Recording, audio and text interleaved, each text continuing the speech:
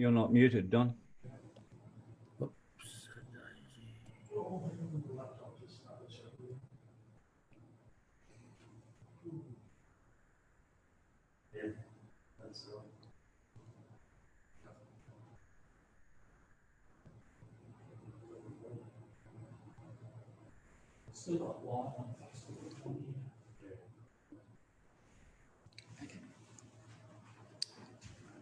Good evening and welcome, councillors, executive leadership team, community members and council staff to tonight's ordinary council meeting.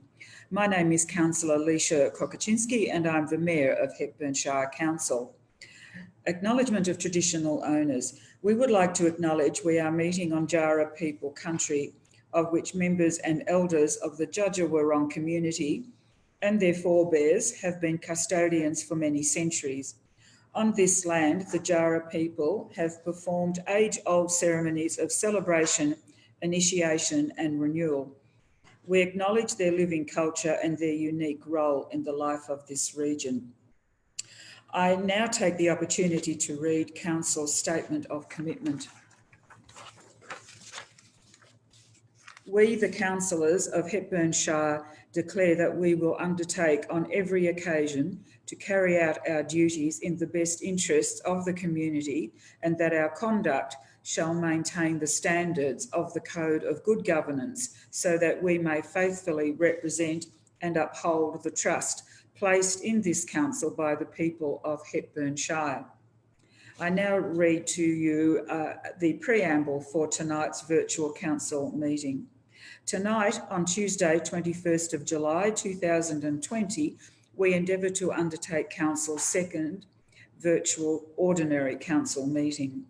Council continues to be guided by the government directives and wants to do the right thing for the health of our community during the COVID-19 pandemic. In the spirit of open, transparent and accountable governance, this ordinary council meeting is being streamed live on council website and you will be able to view the proceedings of the meeting, councillor deliberations and voting. The meeting is also being recorded and will be made available on the council website as soon as practicable after the meeting. Pursuant to the ministerial guidelines, should technology problems be encountered by the council where there is an inability to be able to broadcast this meeting to the public, then the meeting must be adjourned until resolution or postponed. Council's meeting will be conducted tonight in accordance with the following: the Local Government Act 2020, the COVID-19 Omnibus Emergency Measures Act 2020, the Minister's Good Practice Guideline MGPG-1 virtual meetings, Council's meeting procedure, local law number 1, and finally the Hepburn Shire Council Councillor Code of Conduct. A priority for Council was to continue to allow for the opportunity for our community to engage with Council via public participation time. For tonight's meeting, Council received 31 questions and 3 requests to address Council. In accordance with Section 13 of our meeting procedure, local law, a person, including any representative of the media, must not operate photogenic audio or video recording equipment or any other recording device at any council meeting without first obtaining the consent of the chairperson. At this point, no one requested that they would like to record this meeting. Permission does need to be sought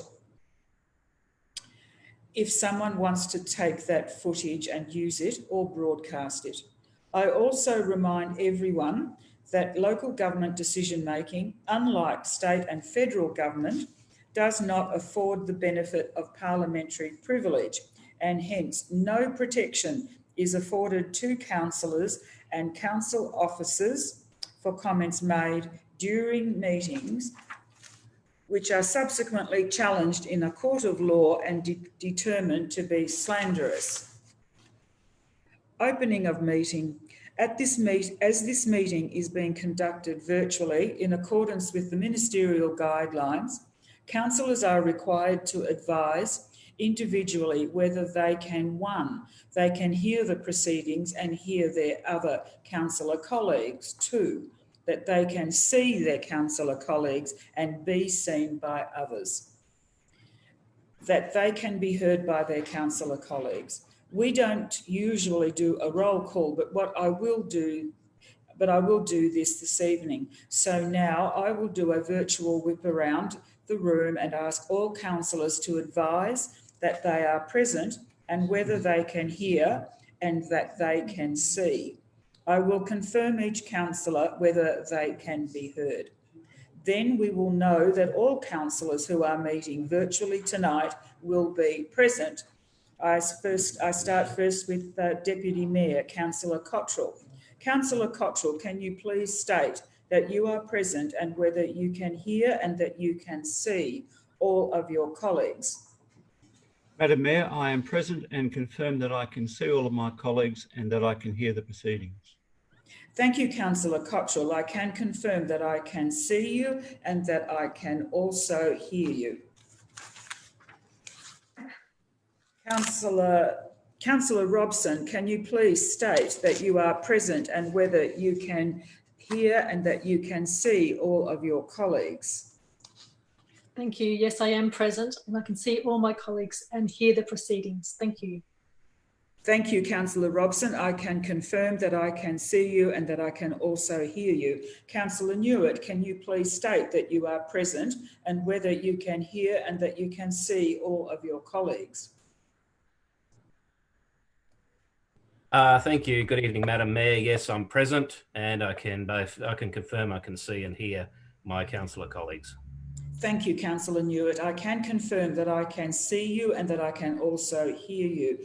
Councillor Henderson, can you please state that you are present and whether you can hear and that you can see all of your colleagues? Madam Mayor, I can confirm that I'm here and I can both see and hear my councillor colleagues. Thank you, Councillor Henderson. I can confirm that I can see and that I can also hear you. Councillor May, can you please state that you are present and whether you can hear and see all of your colleagues? Yes, Madam Mayor, I am present and I can both hear and see all my councillor colleagues. Thank you, Councillor May. I can confirm that I can see you and that I can also hear you. Councillor Redwood AM, can you please state that you are present and whether you can hear and that you can see all of your colleagues? Madam Mayor, I am present and I can see all my colleagues and I can hear all my colleagues.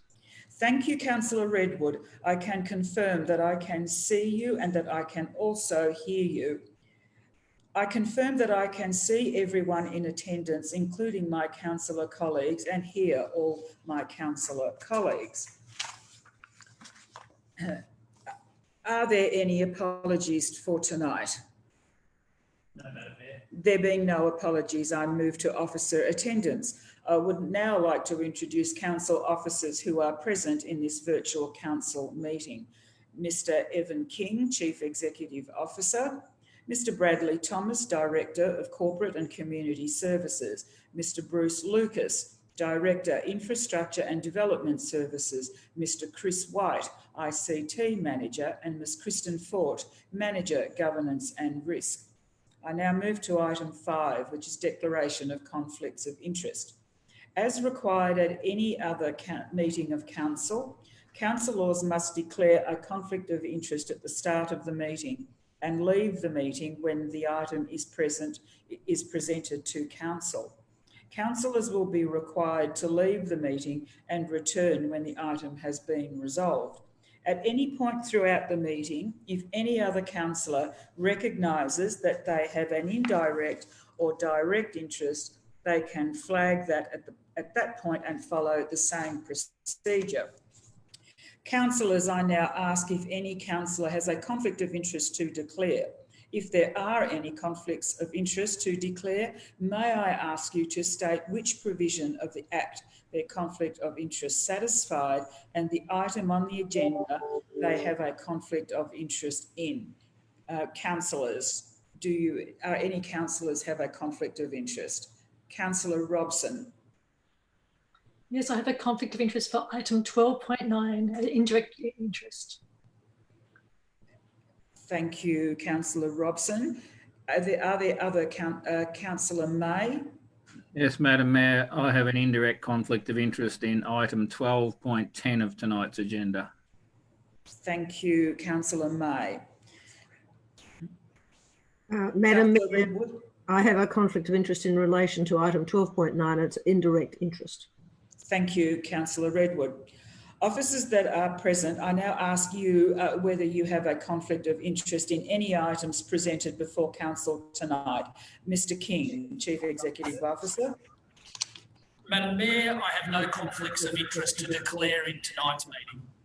Mr Bruce Lucas, Director of Infrastructure and Development Services. Through you, Madam Mayor, I do not have any conflicts of interest in items being presented to tonight's meeting. Mr Bradley Thomas, Director of Corporate and Community Services. Madam Mayor, I do not have any conflicts of interest with tonight's proceedings. Mr Chris White, Manager of ICT. Through you, Madam Mayor, I do not have any conflicts of interest in any items on the council agenda tonight. Ms Kristen Fort, Manager of Governance and Risk. Thank you, Madam Mayor. I do not have any conflicts of interest in any items presented at council tonight. Mr Nathan Ackerman, Coordinator of Planning. Through you, Madam Mayor, I advise that I do not have a conflict of interest in any of the reports presented at tonight's council meeting. And finally, Ms Bronwyn Southey, Manager, Development and Community Safety. Through you, Madam Mayor, I do not have any conflicts of interest to declare on any of the items detailed in the agenda of this evening's meeting. Thank you. Confirmation of previous meeting minutes. Councillors, I have a recommendation before us to adopt a range of previous meeting minutes. I have a recommendation that the following minutes, as previously circulated to councillors, be confirmed. 1, minutes from the ordinary meeting of council held 16 June 2020. Minutes of special meeting of council held 7th of July 2020. And finally, minutes from the special meeting of council held on 14 July 2020. I am in search of the motion, and do I have a mover and seconder, please? Move Councillor Redwood, second Councillor Newitt. Is there any debate on this motion? Councillors, I will put this motion. All those in favour of the motion, please raise your hand so I can see it clearly. All 7 in favour, there being no objections. I declare it carried.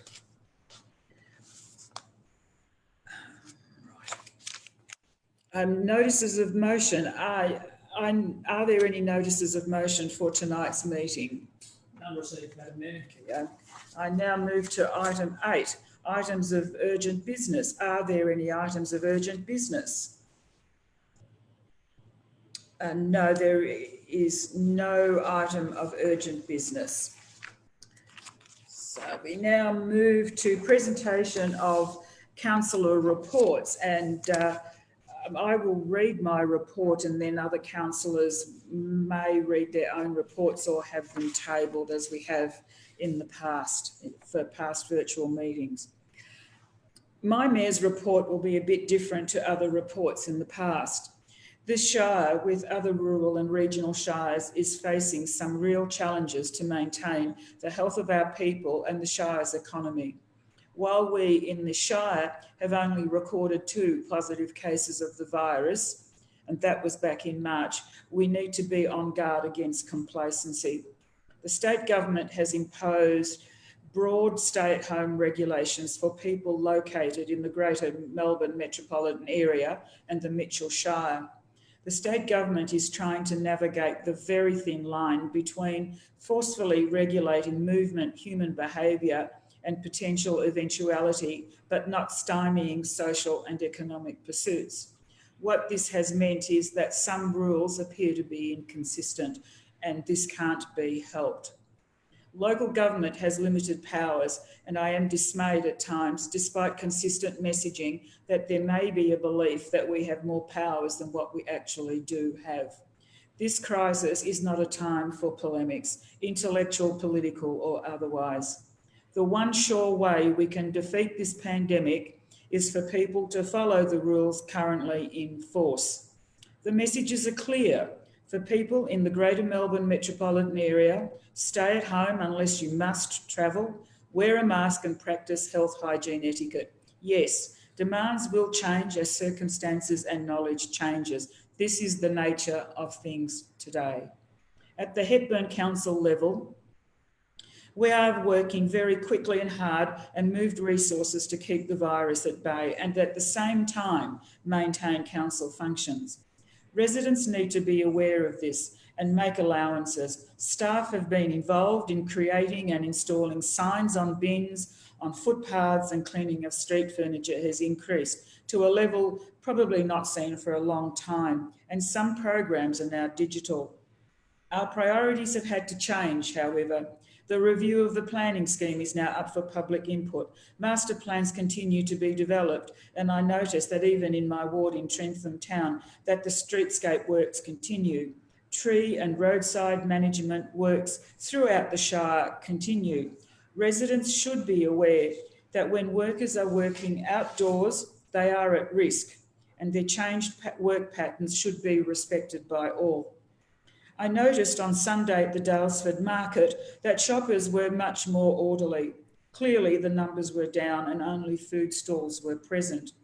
The volunteers and council staff present staffed the entry and exit lanes. At the market in Trentham, people generally adhere to the new rules. This will have to be the new normal until our medical experts believe the emergency is over. While all this is going on, this council, like all councils across Victoria, is required to implement various aspects of the new Local Government Act, many of which need to be implemented by 1st of September 2020. Residents may have noticed that at last week's special meeting, Council resolved to place 2 important reforms out for public input. These are new government rules and public transparency rules. We would have preferred to spend more time developing these new rules with greater input from you, the community. However, the legislative demand that new rules need to be in place by the 1st of September has meant that public consultation processes have been truncated. To aid recovery, Council at its last ordinary meeting resolved to establish 2 important committees, one for social recovery and the other for economic recovery of the Shire. The details are being finalised and advertising for participation will occur pretty quickly. These 2 committees will provide the basis for recovery activities in the Shire. So to finish this report, I acknowledge that this Mayor's report is different to past reports.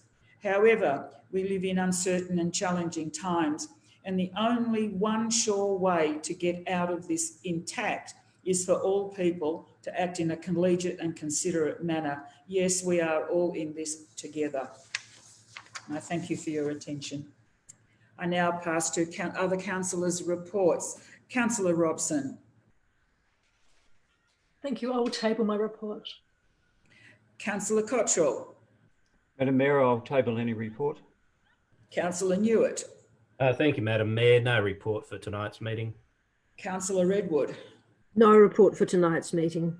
Councillor Henderson.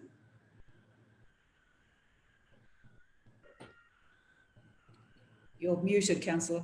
No, no report for tonight. Thank you.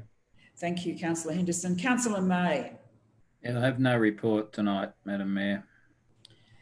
The recommendation is that Council receives and notes the Mayor's and Councillors' report. I am in search for this motion, and do I have a mover and seconder, please? Move Councillor Newitt, seconded Councillor Henderson. Is there any discussion or debate on the motion? Is there any objection to the motion? So I will now put the motion. All those in favour, please raise your hand clearly so I can see it. There being 7 in favour and no opposition, I declare the motion is carried. I now move to item 10, which is public question time. So we have a number of questions tonight. We have 31 in total. So because we only have a very limited time, what I have done is I have taken the question part and where possible, left out the preamble. Yes, Councillor. Point of order. Yes. We have a petition, I believe. Oh. Okay. Well, sorry, I have public question time as an item 10. Okay. Petition. We have received one petition this evening, and that is the objecting to planning permit 2703 at 153 Charlies Road, Elevated Plains, which is for the use and development of land for tourist accommodation. The petition is titled Protect a Community's Way of Life from an Intrusive Commercial Development and contains 30 unique signatures. The petition states, the Elevated Plains community stands united in opposition to the development proposed by PA 2703.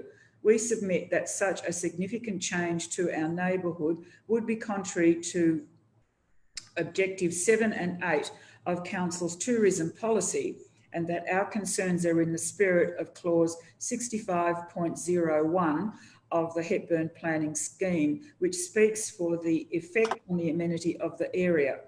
The change in land use from agriculture to tourism can only mean an immediate and permanent reduction to our amenity and lifestyle, and on this basis we request that the changes be declined.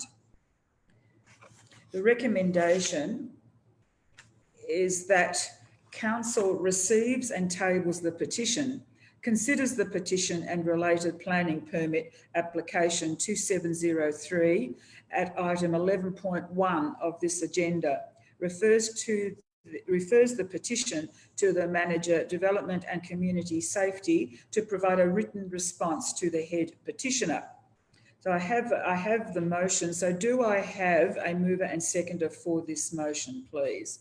Move Councillor Henders, seconded Councillor Redwood. Any discussion on this motion? Any opposition? I will now put the motion. All in favour, please raise your hands. There being 7 in favour and no objections, I declare the motion is carried. I now put questions. As I have stated, I have received 31 questions this evening, including 4 late questions. 2 late questions received from Mr. Ullman and 2 from Mr. Devon Tisdale. We have also received 3 requests to address Council. Council ordinarily allocates 30 minutes for public participation question time. Due to the large number of questions submitted, I recommend to my councillor colleagues that consideration be given to an extension of time be resolved by Council of an extra allocation of 15 minutes to provide for further time to hear and respond to questions. This is in line with clause 5.11.13 of Council's meeting procedure, local law number 1. Councillor, I am in search of a motion. Councillor Cottrell. Mayor, I move the motion that question time be extended. For 15 minutes? For 15 minutes. Yeah. And do I have a seconder, please? Does I'm happy to second the motion. Councillor Redwood second. Do I have anyone voting or wanting to oppose this motion? Okay, I will put the motion to the vote. All in favour, please raise your hand. And 7 in favour, there being no opposition, I declare that motion to extend carried. Here. Okay, we now have the questions, and as we have a lot of questions, I will not be speaking to the preamble because we will be here longer than the 45 minutes. So the first question is from, I will read the question and the answer, and these will be conveyed to the questioners. The first question relates to PA 2703, which is 153 Charles Road, Elevated Plains, and it's from Patrick and Nagia Centurion. Does Council consider a significant change of use of land within a settled residential area to be setting a dangerous precedent if the purely commercial interests of a non-resident party are allowed to prevail against the unanimous abhorrence of the neighbourhood. And the response is, the subject land is zoned farm zone, which allows for a variety of uses, including tourism, uses subject to a planning permit being issued. Whilst it is acknowledged there are a number of houses in proximity to this site, there are also several tourist accommodation businesses located in the vicinity. Part of the planning officer's assessment is to assess all objections submitted to determine whether there is an unreasonable impact on amenity or conflict in land use proposed. This item will be considered by Council as item 11.1 of tonight's agenda. Question 2 on a similar issue, again from Patrick and Nagia Centurion. Clause 65.01, approval of an application or plan of the Hepburn Planning Scheme, states that the following criteria must be considered. The effect on the amenity of the area. Given that the proposal represents a significant change in the usage of this piece of land, which entails significant changes being brought upon a small community, does Council consider the inevitable change in the amenity of the area to be appropriate? And my response is, it is acknowledged that the proposed application does represent a change to the existing land use of 153 Charles Road, which has been previously used for grazing. In assessing the application, officers have considered the requirements of clause 65.01. The proposed alteration to the land use to allow for tourism accommodation will be considered by Council at agenda item 11.1 of tonight's agenda. Question 3 on a similar issue from Mr. Steve Smith. Traffic exiting Charlie's Road is blind to all traffic travelling north up the Breakneck Gorge Hill. For vehicles making a right turn out of Charlie's Road, there is no time to react if another vehicle comes up the hill from Hepburn. Does Council consider the increased risk of a serious accident on this intersection, undoubtedly exacerbated by first-time users of the road who are unaware of the risk, to be acceptable? The response is, Council's Engineering Department have reviewed the proposed development in regards to aspects such as road access, drainage, signage and car parking. No concerns were raised as to the adequacy of the intersection of Charlie's Road and Hepburn Newstead Road. Whilst it is noted that the intersection is situated at the top of a crest, this section of Hepburn Newstead Road was reconstructed in 2016. This work included widening and minor level changes to increase sight distances, plus additional advanced warning signage to alert motorists of the upcoming intersection. The area speed limit has also been reduced to reflect the nature of the road. Question 4, again from Mr. Smith, and I will not read the preamble. Has Council considered the liability issues that might arise if this development were to be approved, either for 1, in the instance of loss of life due to entrapment, either within the site or on Charlie's Road in bushfire attack from an external source, or 2, in the instance of loss of property of life in Hepburn and or Dalesford should ignition of a bushfire occur within the site, given that the facility will be situated in dry bushland on the northern fringe of town? My response is, patron vulnerability through lack of site familiarisation was raised as a concern by officers to the applicant and CFA. The applicant has included a bushfire management plan and emergency management plan, which details a response for patrons in the event of risk. There is also a proposed fire bunker on site in case of extreme risk of patrons unable to leave the site. CFA provided Council with a formal response requiring that the development is only permitted where the risk to life and property from bushfire can be reduced to an acceptable level.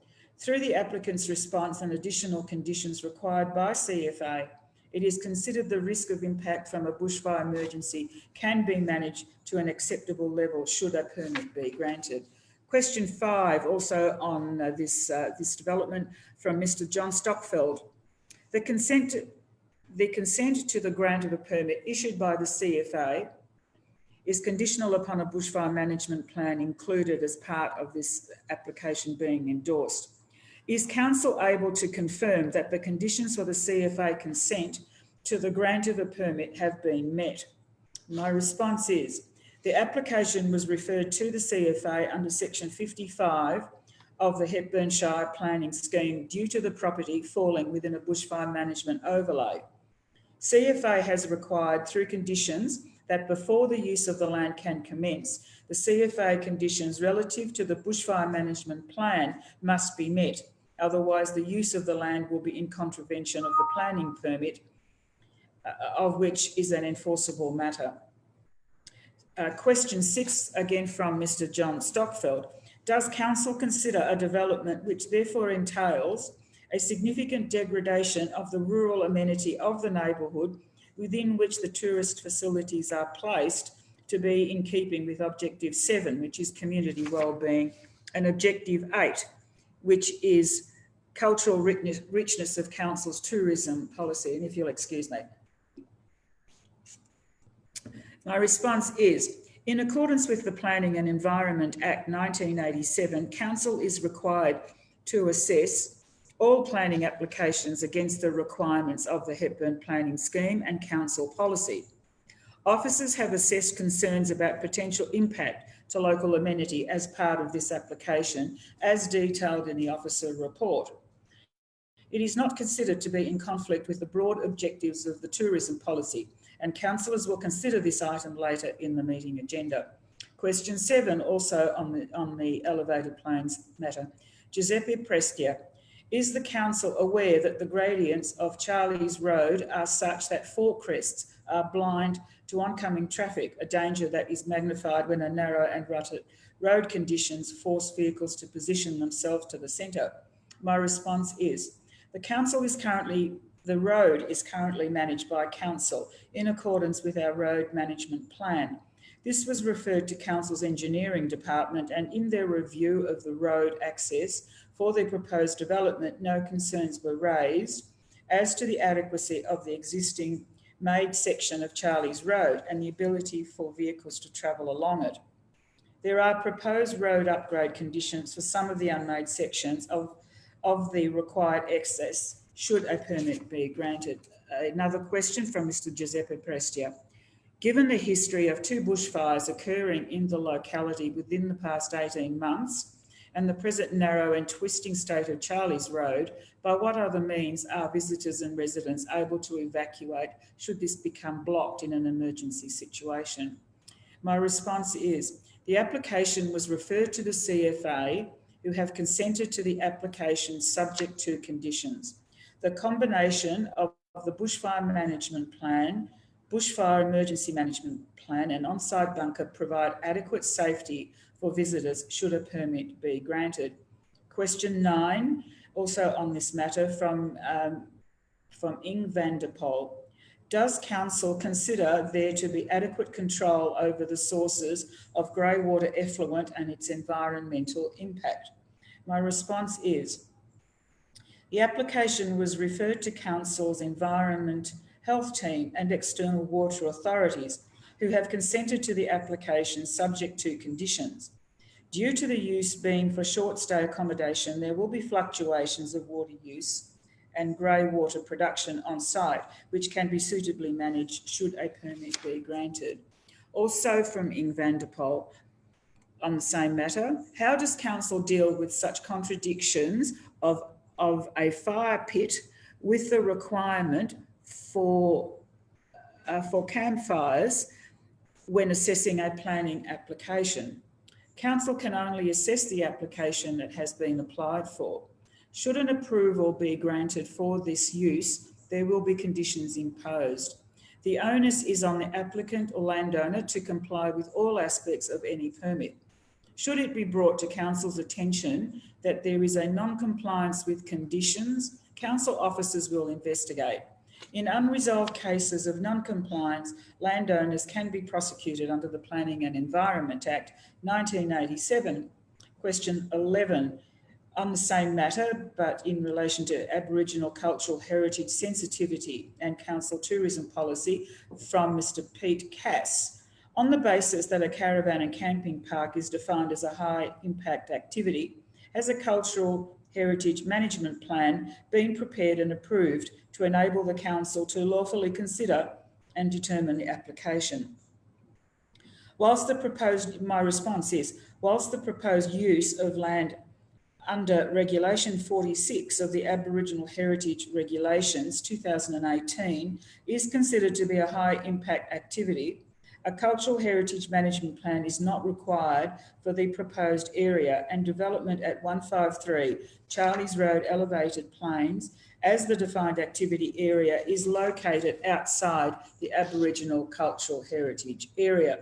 On the same matter, again from Mr. Pete Cass, does council consider a proposal that would see the local residents outnumbered by the guests to be in alignment with Objective 7 of Council's tourism policy? My response is, Council's planning scheme and Council's tourism policy assesses amenity impact based on the proposal. It is considered that this proposal will not have an undue impact on the local amenity should a permit be issued. Question 13, again on this matter from Ms. Debbie and Mr. Jerry Rawber. I will not read the preamble. How can council be sure that fire regulations will not be breached by guests at the Woodstock glamping who also will only be minimally supervised? And my response is, the application was referred to the CFA, who have consented to the application subject to conditions. If a permit is granted, it would have a number of requirements, conditions for the landowner to adhere to. The onus is on the landowner and site operators to ensure that its patrons are compliant and do not put anyone's life or safety at risk. It is proposed that if a permit were to be issued on extreme bushfire risk days, the site will not be permitted to operate. Question 14, again on this matter, from Ms. Debbie and Mr. Jerry Rawber. How can council be assured that the integrity of the management and use of wastewater the integrity of the Dry Diggings Creek will never be compromised? My response is, the application was referred to the relevant water authorities who have consented to the application subject to conditions. Council assessed the application as presented, which included a land capability assessment. Should the application be approved, it will be for the systems and structures as specified in the application. Should the applicant landowner wish to vary its wastewater requirements, they will need to apply to amend the application. Based on the information supplied to date in the land capability assessment, the proposed use and supporting wastewater systems will not impact Dry Diggings Creek. Question 15, Public Art and Glen Lyon Charter Group from Ms. Margaret Lockwood. Please give us an update on the proposed Public Art Commission for Glen Lyon and the proposed schedule. My response is, the project timeframes that are subject to amendment if required, especially in response to the COVID-19 pandemic, these meeting requirements are: site meeting 29th of June 2020, which has been held, developed concepts presented to the Public Art Advisory Committee via Zoom, online conferencing on the 10th of August 2020. Notification of the artist appointment via committee recommendation at council ordinary meeting 16th of September 2020. And finally, timing of installation, then subject to the artist selected. I now move to question 16, again on Public Art and Glen Lyon Charter Group from Ms. Margaret Lockwood. Since the responsibilities of the Charter Group will be considerable for 4 years, what support can council guarantee to the group for the next 4 years? And my response is, council has a commitment to community planning through the council plan. The current council plan expires in 2021. However, active and engaged communities is a key strategic pillar for our council, and our community will be considered by council in future council plan development. Council was briefed in October 2019 on the status of current plans and agreed the process to progress community planning. Community planning guidelines 2020 to 2021 identify the community planning process and both community and council's role. The role of council is to partner with the community throughout the community planning process. Communities will develop their community plan and engage with their communities with the support of council. Over the life of the plan, council will uphold its responsibility to 1. Support the local community to review and create their community plan. 2. Support the community to create a community planning charter group. 3. Contribute funding to community plans through the Community Planning Implementation Fund. And finally, provide administrative support, advice and connection where needed. The community planning guidelines for 2020 to 2021 are available on council's website. Question 17, again on the elevated plains matter, from Ms. Georgina Nunn.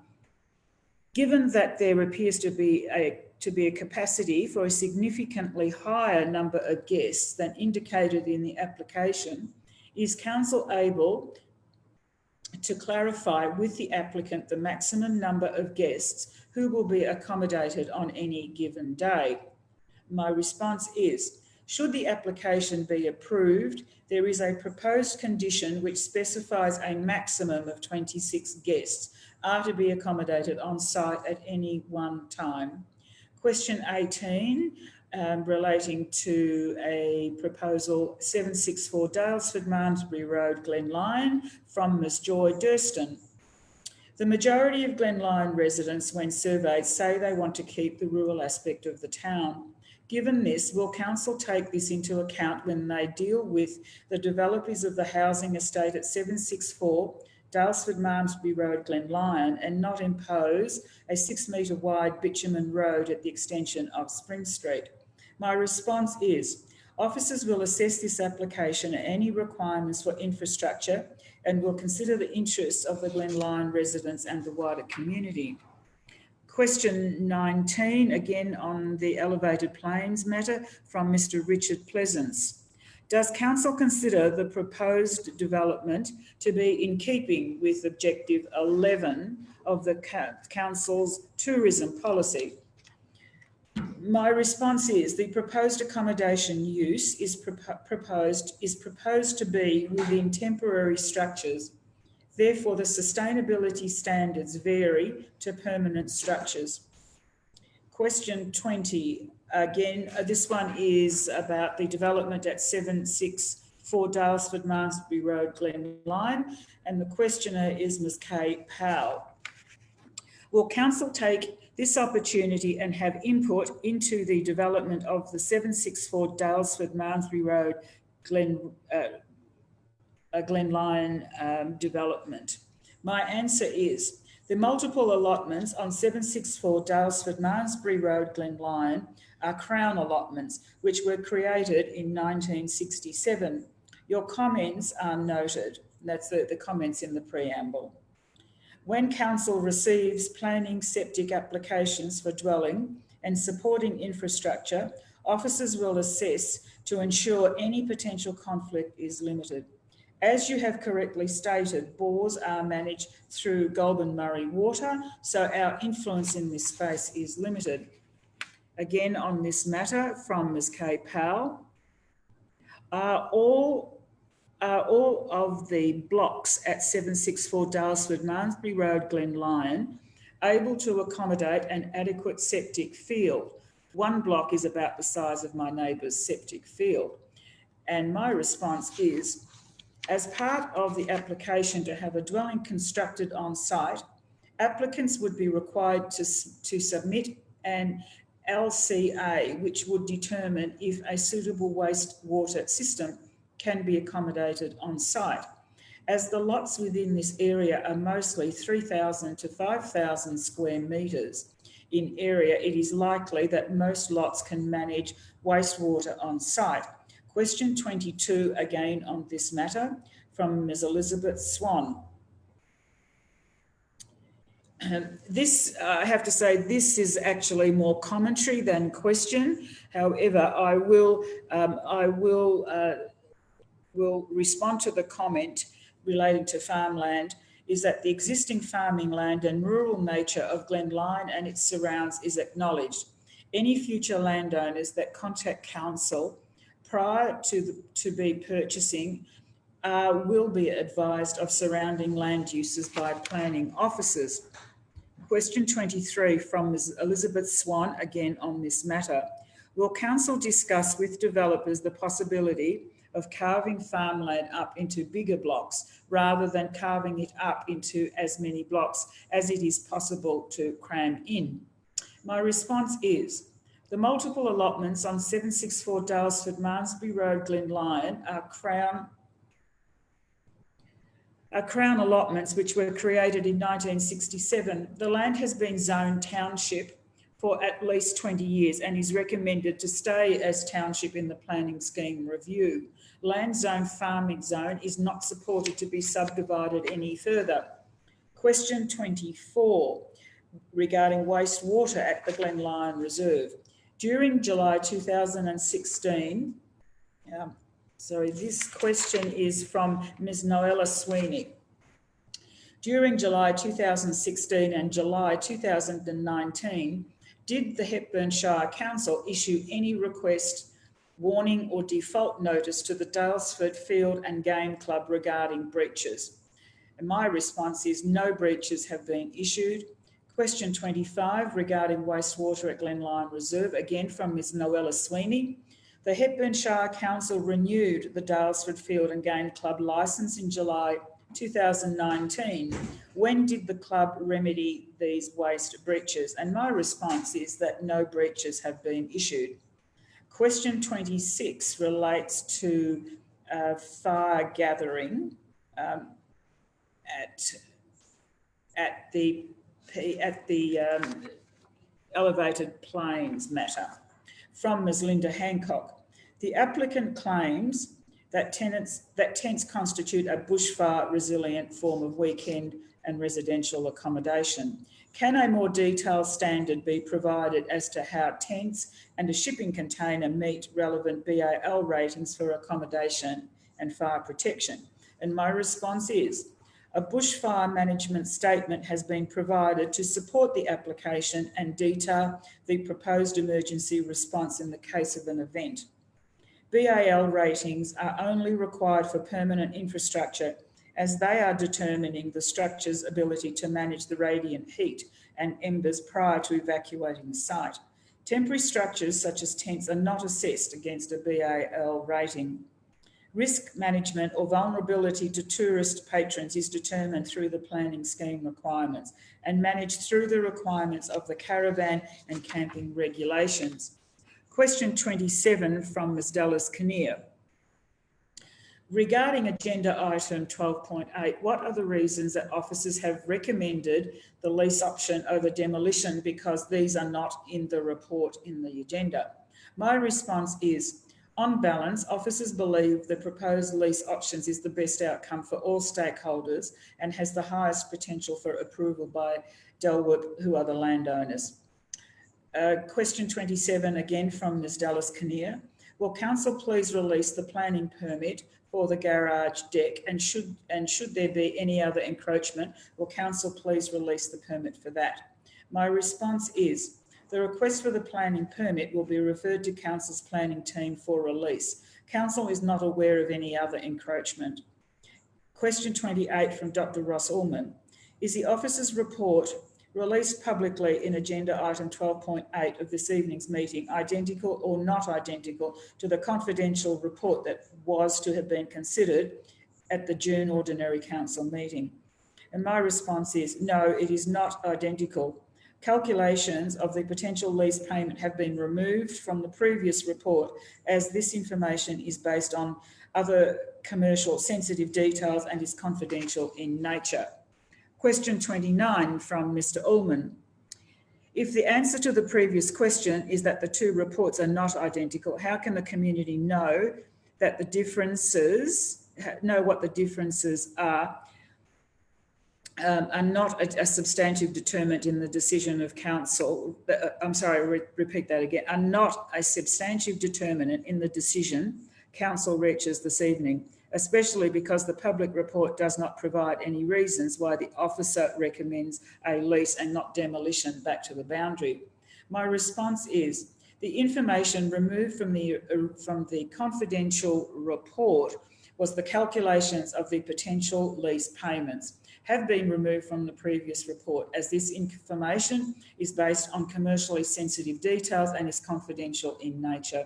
On balance, officers believe the proposed lease options is the best outcome for all stakeholders and has the highest potential for approval by Delwood, who is the landowner.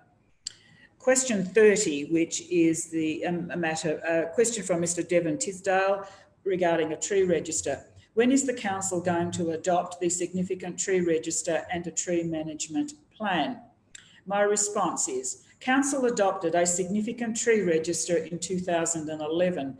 Council is in the process of preparing a tree management plan, which is expected to be completed in late 2020.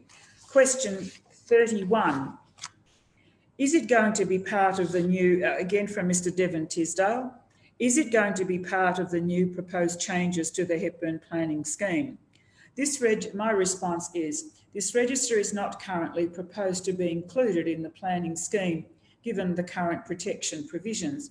However, the planning scheme is currently on exhibition and you are welcome to provide a submission on this matter. That concludes the questions, and we now have 3 requests to address council. The first one is Dr. Ross Allman. I ask him to be admitted into the meeting.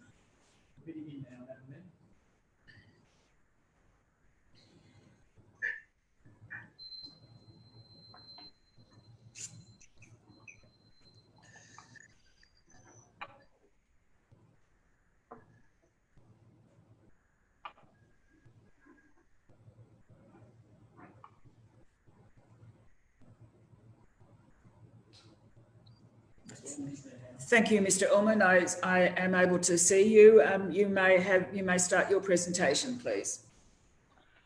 Thank you, Madam Mayor and Councillors. My name is Dr. Ross Allman. My address is Nuttvale, and I address Council about the Lake House boundary issue at item 12.8 of this evening's meeting agenda. My address is in 2 parts, one regarding why item 12.8 should be deferred, and the other outlining pertinent issues to consider if the item is not deferred. In my opinion, there are clear, strong and compelling reasons why councillors should not deliberate and decide the boundary issue this evening. First, there's been no release of the survey report and no boundary walk as promised by council over a year ago. This is a persistent denial of transparency and natural justice. Secondly, there's been no evaluation of reasonably likely second breach. There's been no evaluation of a probably relevant VCAT determination that councillors are aware of.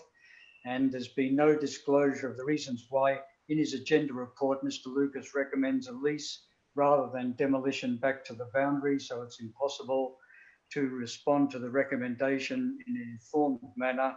And I don't accept the Mayor's response to my question a couple of minutes ago.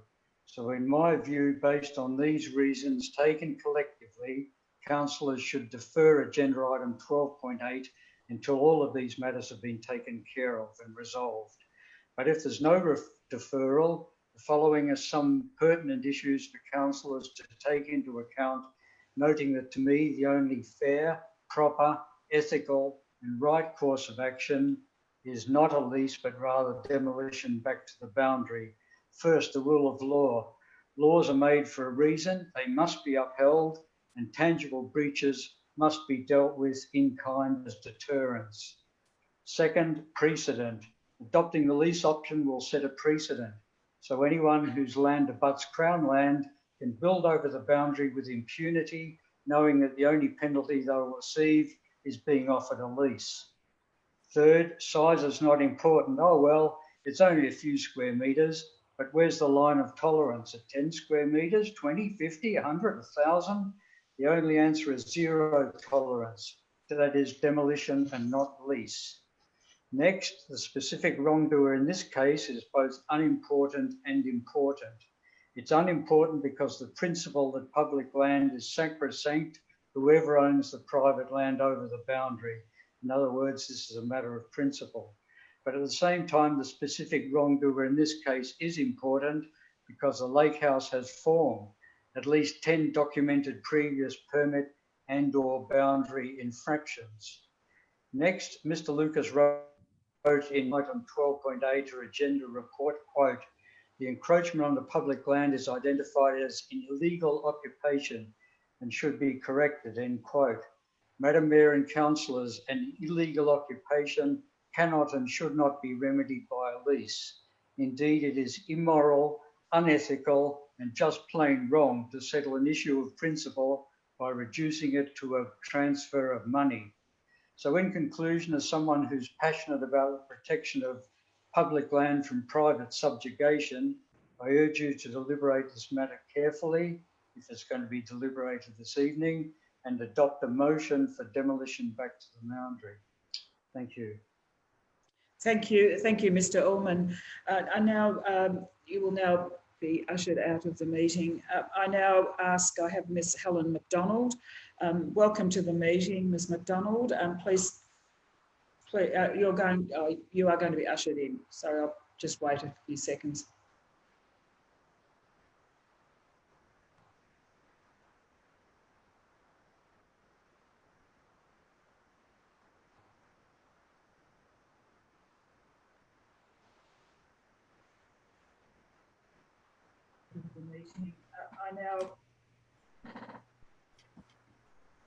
Okay, thank you. Ms. Helen McDonald, welcome to the meeting. Please state your name, address and subject title of your presentation to council. You will be given 3 minutes to address council. Thank you. Proceed. Thank you very much, Madam Mayor, councillors and council officers. My name is Helen MacDonald. I'm actually very recently Helen van der Werf of Trentham, and I am the current president of the Trentham Forum. So I acknowledge that you're going to be addressing our community plan at item 12.11, and I wanted to just take this opportunity to make a few thank yous and a request to the council. So I would like to publicly thank the Forum Committee and the Trentham community for the work over the last 9 months in the development of the 2020 to 2024 Trentham Community Plan. I'd also like to thank council officers and councillors for their support and input into the process of developing the plan, in particular Inga Hamilton, who has been an incredible resource for us and has done an amazing job in supporting us and helping us, guiding us down the process. I just wanted to emphasise that in the communication about the plan, the purpose of the plan is identified as not to try to talk about everything that Trentham could be, do and have in the next 20 years, but to focus on items and improvements to our life in our town over the next 4 years. So it's a very narrow focus, and I know that it'll be mentioned later on that the vision is that Trentham will be an aware, adaptable and active community, proud of its past and confident in facing the future. So I just wanted to point out that the goals for Trentham, so there are 7 goals articulated in the plan, and those are the focus from our community, the things that they see as the highest priorities. They're not everything that everyone wanted on their list, but they are the ones that people saw as most important, and therefore they have been given priority. There are 7 of them, including the community centre, which is an ongoing, I'll talk to some of these in a minute, environmental sustainability and climate change, childcare, infrastructure and planning, fire safety, sport and recreation, and community and support services. And I'm really proud about the fact that that is a very diverse list that covers all kinds of elements of our community. The focus of the action plan priorities for the next now 3.5 years, given that we're now halfway through this very, very weird 2020 year, is really around a focus on collaboration between the community and the council. The forum believes that together we can achieve much more than we can separately, and I'm really pleased to report in a way the number of people in the town that I'm talking to who are talking about an increase in collaboration between the council, and we're looking forward to that continuing. So the good news is that a number of the items that are action plans are well in train. The community centre is about to move into consultation phase. I know that the the project advisory group has been working very hard in partnership with our mayor and councillor, and that we're about to go into consultation phase on that. The childcare centre is in build phase. Obviously, infrastructure and planning is an ongoing scenario that's going to be ongoing throughout the 4 years. The next one is infrastructure with water, which is more of a communication connection piece. The infrastructure facilities, which is the third of the infrastructure pieces, has a diverse range of projects, and so there are all kinds of people working on those. In environmental sustainability and climate change, our action plan focus is on support and collaboration with mostly the Trentham Sustainability Group, ZNet and council officers in these areas, and there's some fantastic things happening in that space. And number 7 of 8 is our sports and recreation and tourism areas, obviously a big focus for our town. And there's a number of big projects in there, including our sports complex, the sports ground management committee that are doing a great job down there trying to sort out how do we go forward.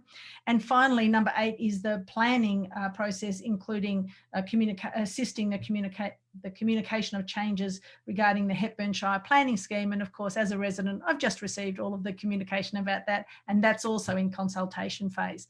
So this for us is a great chance to step into an implementation part of this very painful process over the last 9 months.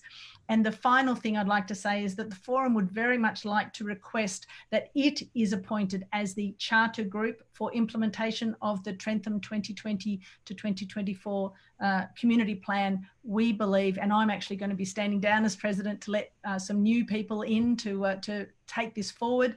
And I look forward to encouraging and supporting that group in working in collaboration with the community and the council to implement as many of these things as possible for the people of Trentham. Thank you very much for your time. Thank you very much, Ms. McDonald. I will now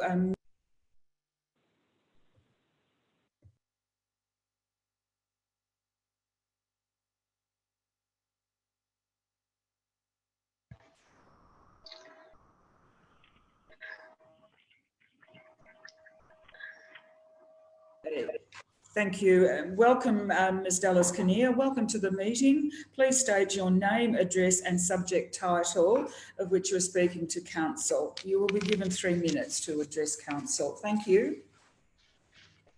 Thank you, Madam Mayor, councillors, CEO and council officers. I'm disappointed. My name's Dallas Kinnear, Lakeside Farm, Jubilee Lake Lane, Daylesford. I'm disappointed to find that Lake House doesn't seem to have learned from the VCAT appeal some 20 years ago that this community loves and values this reserve and wants no private encroachment on it. Lake House's actions over many years are, I believe, helping to destroy our faith in human nature. I can't believe that they're apparently still driven by their hip pocket nerve, putting their own private interests above the community's public interest. And I find that profoundly disheartening. Council officers at the time have to take some responsibility for not carefully checking the garage and deck construction to see that these were within the boundary and met the permit requirements. During our research for the appeal, we discovered that the pool drawn on the permit ended up actually facing a different way when it was constructed on the deck. I've complained to council over its secrecy on this boundary issue. Officers seemed disinclined to consult. The community needs to be seen by council as being the eyes and ears of it. Our council officers cannot possibly always pick up things when they're being done illegally, especially when they're being done without a permit. But we, the ratepayers, can. It's locals who notified council of the boundary markers being illegally removed.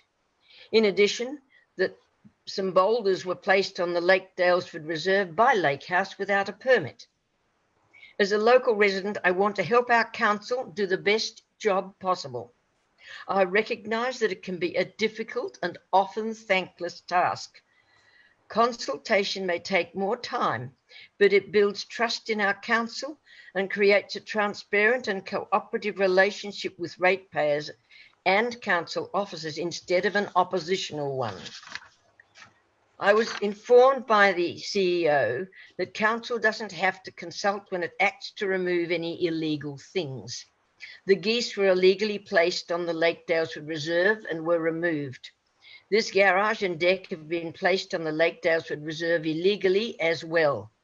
To be consistent in its decision processes, council must act to get Lake House to demolish this illegal structure mentioned in the officer's report and remove it back to the boundary. If they do so, council doesn't need to consult the public. If they decide to leave it and lease it, which we believe would breach VCAT order clause 10, then they most certainly do. I request that council mandates that Lake House moves this wall back to its boundary and also removes any illegal infrastructure which is later found to be over their boundary and restores the areas back to lawn. Finally, I want to thank you all for the time and effort you put in to serve this community. Thank you very much. We appreciate it. Thank you. Thank you very much, Ms. Kinnear. We certainly appreciate the time you've taken to put your presentation together, and thank you again for this evening. Councillors, I now move to statutory planning reports, which is item 11. Next item is 11.1, planning application 2703 for the use and development of land for tourist accommodation and business identification signage at 153 Charlies Road, Elevated Plains. I'd like to introduce Mr. Nathan Aikman, Planning Coordinator, Ms. Bronwyn Southey, Manager, Development and Community Safety, to introduce the report. Thank you, Madam Mayor. The subject site is a relatively rectangular parcel of land and has a total area of 8 hectares and is located on the northern side of Charlies Road. The site's approximately 10 kilometres north of Dalesford and 2 kilometres north of the township of Hepburn Springs. The site is currently vacant of structures, is partially vegetated along the northern and eastern property boundaries. The land itself incorporates a steep gradient of fall from the southwestern corner of the land toward the northeastern corner. The site is located within the farming zone and is subject to the bushfire management overlay and the environmental significance overlay. It's proposed to use the land for accommodation purposes, which includes a number of what they're referring to as safari tents and yurt tents. A total of maximum of 26 persons are proposed to be accommodated on the land. The application was referred to the Country Fire Authority, Goulburn Murray Water, Council's Engineering Department and Council's Environmental Health Departments, who have all provided their conditional consent to the application. The application was notified to surrounding properties and a total of 19 objections were received. The concerns raised by these objectors are predominantly related to the bushfire threat and risk as a result of the proposal, the impact of an increase of traffic along Charlies Road, the loss of amenity as a result of the proposed use, vegetation removal and conservation, and also the impact of wastewater generation and removal of agricultural land and concerns relating signage that is proposed being out of character. So despite the opposition to the site, officers believe that on purpose, on balance, the subject to relevant conditions on any permit issued, that it considered that the proposal is appropriate when assessed against the relevant planning policy. The officer recommendation is for council to issue notice of decision to issue a planning permit subject to the conditions detailed in this report. Thank you, Mr. Ackman. Are there any questions from councillors to the officer? No questions from councillors to the officer?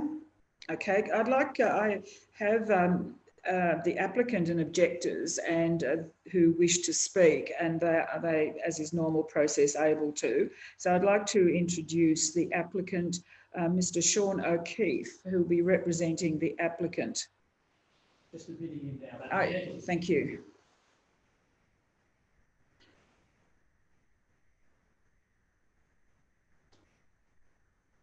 Mr. O'Keefe, can you hear me?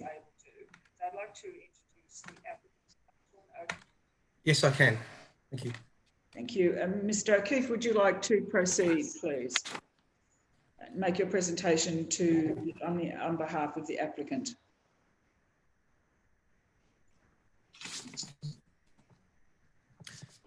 Thank you for your consideration of this matter and inviting my comment. My name is Sean O'Keefe of Southern Crosstown Planning, and I represent the owner of the land, and I speak in support of the proposal. The application involves developing the site for tourist accommodation. Consider the objections raised and note their concerns revolve around three key issues: bushfire, infrastructure, and amenity. Now, Woodstock glamping will be a low-key, nature-based experience with minimal disturbance to the land. No existing trees or vegetation will be removed.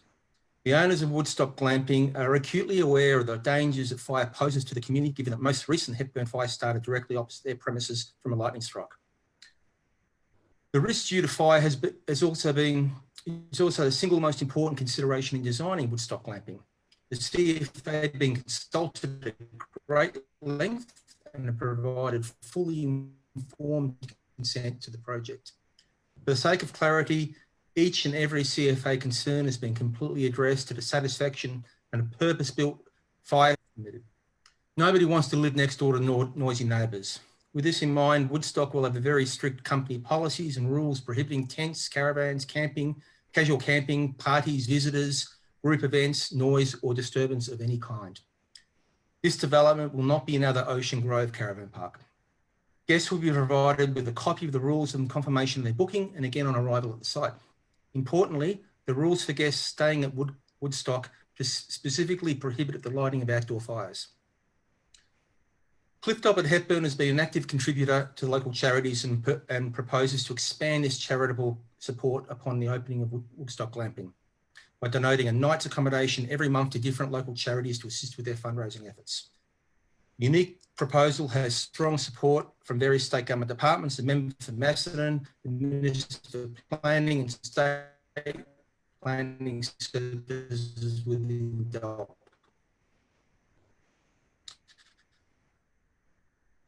Members of the Daylesford and Hepburn community are welcome to visit the site of the land and rates. With specific considerations to the objections received, we note the CFA supports the proposal. Council engineers also support the use of the public road and wastewater systems. The relevant water authorities are also offer no objections. Importantly, I note that the site and surrounds are within a farming zone where neighbouring amenity concerns cannot be considered in the same way as within a rural residential zone. In closing, my client has a proven track record of developing and running high quality and sympathetic tourism developments that significantly contribute to the local economy. The proposed facilities, which includes 11 boutique tents, will have a low impact upon the environment and offer direct and in Shire. The proposal is also in keeping with policy directions of the Hepburn Planning Scheme. I note that council officers have carefully considered the proposal and offer their full support, subject to conditions. I urge councillors to also support this proposal. Thank you. Now, councillors, you have an opportunity to ask Mr. O'Keefe any questions. Yes, Councillor May, unmute. Thank you, Madam Mayor. Yeah, Mr. O'Keefe, one of the concerns that has been raised by a number of objectors is around the fire issues, I guess, at this proposed development. We've been told that there'll be what's referred to as a shelter in place for to shelter from fire, and it's to a standard BAL 40, which I'm not absolutely sure BAL 40 is. But if you check out on the CFA website, it talks about shelters in place and mainly talks about it being a short-term shelter for airborne chemical hazards and makes very little mention of protection from fire. So, I mean, I'm concerned about this, that having a shipping container on the premises as a shelter from fire might end up being a death trap rather than a shelter. Can you comment on that? Mr. O'Keefe. Thank you, Councillor. Thank you, Councillor, and through you, Madam Mayor. The shelter in place was a requirement of the CFA, and we worked with the CFA on this requirement with careful consideration of its design and its placement on the site. The shelter in place is a common emergency place of last resort if needed in an event of a fire and people cannot safely evacuate. In any fire situation, the first thing is, on a day of extreme danger and so forth, don't be on the site, and the businesses will be closed on such days. If, however, a fire is coming and the emergency management plan says evacuate the night before or when the first sign of a fire in the locality, and if you read through the emergency the bushfire emergency management statement plan, it talks about that. The shelter in place is a place of extreme last resort. The common sense is if you can get out, you get out. You don't go into a building when a bushfire is coming. And like I said, it's a normal requirement of CFA. It's just to withstand the initial flame front. That's the purpose of the building. You're in there, a flame front goes past, and then once the heat of the fire goes, then you can get out. Thank you. Just to add to that, if it's all right, Madam Mayor, if there's a fire front coming, I think the last place I want to be is in a shipping container. Anyway, thank you for your answer. Councillor Henderson, and then Councillor Redwood. You're muted, Councillor Henderson. So through you, Madam Mayor, I'm concerned about the fire. I'm also concerned about the condition of the road, and Charlie's Road is a very rough road, and if we have 26 people there, assuming we've got 5 or 6, maybe 10 cars trying to exit from a BAL 40 area. Now, BAL 40 is pretty high. It's one of the highest ratings, and on occasion we would say you don't build in those areas because they're quite dangerous. So you would be required to build any structure, would we not, to a certain rating. So I know that's the last resort, it's going to be BAL 40, but we've got not only the people getting out of Charlie's Road at 143, we've got all the other people. There are other places in there, and I can envisage fires don't just come and give you warning. Sometimes they start and they get driven. They might be some distance away, and some kilometres away, in fact, and then suddenly light up and go. So the opportunity to get out isn't that good. Is there any other way out of this premises other than down Charlie's Road? Mr. O'Keefe. Thank you, Councillor. Thank you, Councillor. Through you, Madam Mayor. My client was working with the landowners opposite the site to develop an alternate escape route across the private land directly to the south, through to the road to the south.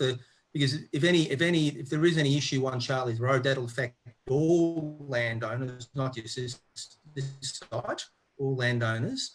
So any alternate way out of a piece of land is always a positive outcome.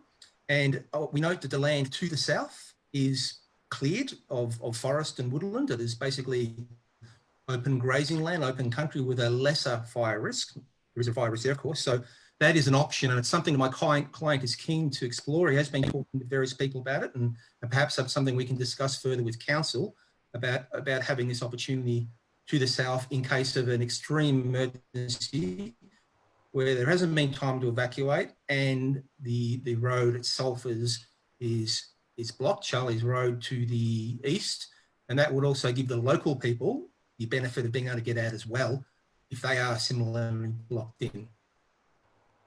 Okay, just a further question, and just to let you know, I've actually driven down Charlie's Road to make sure of what I'm talking about. Not quite as rough as the one I drive on, but nevertheless, it's a very rough, narrow road. Would your client consider, as part of this development, the need to upgrade that road?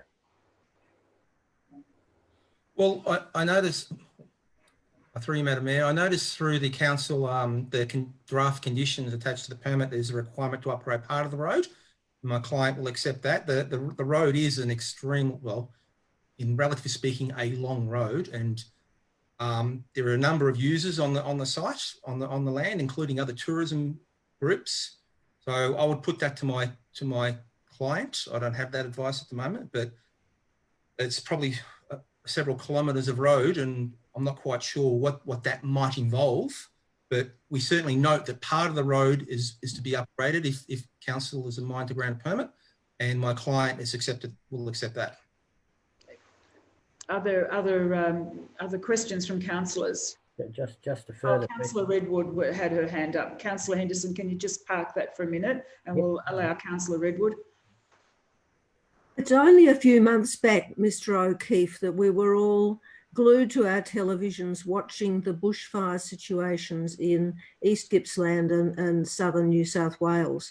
And so I want to put you a scenario where, as you've suggested, the 26 residents staying at the resort are trying to exit, and at the same time you have the emergency vehicles going the other way coming in.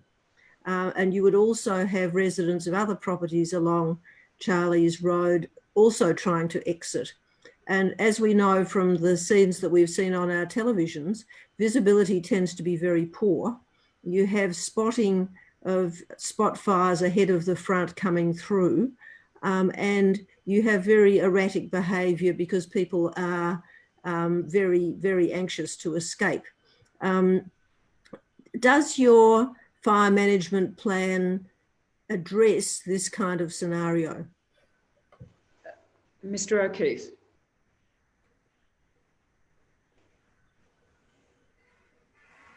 Thank you, Councillor, and through you, Madam Mayor. I'm afraid you broke up a bit then, but I think the crux of it is emergency escape routes and potential challenges on Charlie's Road when evacuating. I've assessed. I'm a registered Fire Protection Association member, and so I prepared the planning permit and the bushfire thing. So I've done a lot of bushfire planning. Charlie's Road has ample opportunities for overtaking lanes and so forth. The fire, and as has been noted several times in this meeting, the CFA have assessed it. This is one public road access and so forth into a site. I considered to be suitable, and I know that the council, the CFA has assessed the same concerns you've raised and considered to be suitable. And I also note the council officers who are ultimately and considered to be acceptable in this instance. Okay, Mr. O'Keefe, your internet is not very good, I have to tell you, because you do break up. Now, other questions from other councillors before? I know Councillor Henderson, you had another one, but Councillor Newitt and then Councillor Cottrell. Councillor Newitt.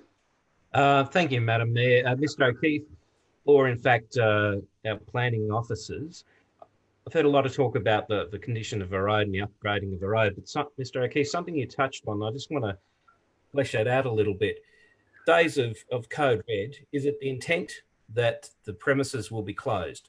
So before we get to a situation where people are trying to evacuate on Code Red days or leave, I guess what I'm looking for, and correct me if I'm wrong, but I thought I picked up in what you were addressing, and in fact whether this is covered in the conditions, but days of Code Red, will that facility be closed? And any customers or any people camping there, glamping there, will they be asked to leave on days of Code Red? Thank you, Councillor Newitt. Mr. Definitely. They'll Go on, Mr. O'Keefe. Thank you, Madam Mayor. Thank you, Madam Mayor. Yes, definitely. The building, the site will be totally closed on days of Code Red. The attached bushfire emergency management plan, which will be endorsed as part of any permits, states that clearly. It's the ideal situation is people leave the site the night before, and if not by latest at 10 o'clock in the morning of a day, you'll be advised of this. Mr. O'Keefe, can I just interrupt? Could you possibly switch off your video? Because sometimes poor internet connection can actually be helped by switching off your video, and we'll just have you by sound. Let's just see how we go. Okay, how is that sounding? Sounding okay. Is that any better? Let's just keep ploughing on. All right, sorry. Yep, go ahead. Okay. The premises will be closed on days of Code Red, and all guests will leave the site, if not the night before, then before 10 o'clock in the morning. And that is a condition of that will be a condition of any planning permit issued by council. It'll be included in the bushfire emergency management plan. Thank you. Okay, and now Councillor Cottrell, you had a question. Thank you, Madam Mayor. Mr. O'Keefe, glamping is quite a different accommodation proposition to housing, and I'd argue somewhat different to caravanning as well. This appears to be a self-regulated camping ground where the occupants of a night time will need to preoccupy themselves. How will they be controlled, particularly if you get a group that attend the site and decide that they want to be on a night time, or drink, or light a fire, or do things that probably people would be enticed to do sitting around on a balmy evening? Mr. O'Keefe. Thank you, Councillor, for your question. Through you, Madam Mayor. Yes, I appreciate those concerns. The type of business, first of all, it's a little quip that it's not Ocean Grove or anything like that. It's a different style of camping, attracts different type of clientele. Very, very quiet. Now, it's a business model. My clients very much interest in not having anyone disturbed when they're at their premises, because that is not good for business and not good for future business. What we'll do to have that, the client will have a series of cameras and noise detectors in a site. And if you remember, it's an upmarket venue. So it's part of the business, obviously respecting people's privacy and so forth, but it will detect noise of a certain sound or size, and also cameras to observe potentially what is going on. Those sorts of activities, those outdoor activities, for the most part, as I said before, outdoor fires are certainly banned. Sitting outside on the deck having a quiet drink, nothing problem with that, and that'll be actively encouraged, I assume. But any noise, the accommodation units are designed for generally speaking, 2 people or 4 people. We don't anticipate any issues like that. My client has a history of running these sort of venues within the Shire, and from my understanding, this is not an issue with these venues, and we don't foresee it being an issue with this development. Thank you. And Councillor Robeson, you had a question. Unmute. Thank you. And through you, I'm interested in the cultural heritage of the area. Goulburn Murray Water talk about it being in a cultural heritage sensitivity area. So I just wanted to hear your understanding of how you're going to manage that. Mr. O'Keefe. Thank you, Councillor. Through you, Madam Mayor. The site itself is part of the site is within the cultural heritage area. The mapping is prepared by the local government or the government authority 150 metres from the waterway, which is on the northern part of the site. All the development is confined to the areas outside the cultural heritage area. The balance of the site will be protected as is. It may be revegetated we've got to remember this site caters for a lot, will cater for international, domestic and local visitors who want to see nature. We encourage people to go for a walk down to the river through the trees and so forth. So we are certainly trying to respect the local environment. Yes, thank you, Mr. O'Keefe. Now, other councillors, would you like to ask any further questions? Otherwise, I have Mr. David Penman. I'm not too sure if he's going to. No, Mr. Penman is not appearing. Councillor Henderson. Yes, through you, Madam Mayor, the question of Councillor Cottrell raises about who will police the noise and people who get a bit boisterous. And so in the matter of the fire, getting back to that, who will be the fire warden on site? If there's not going to be anyone on there other than a camera, cameras that are monitored, who will police any business about fires? And so the requirement will be that we have a fire warden. Will there be a fire warden on site or somebody on site to supervise what goes on there? And secondly, are you aware that if a proper fire bunker is constructed, there is an Australian standard to construct one of those? And is your client prepared to install a proper fire bunker to the Australian standards? Mr. O'Keefe.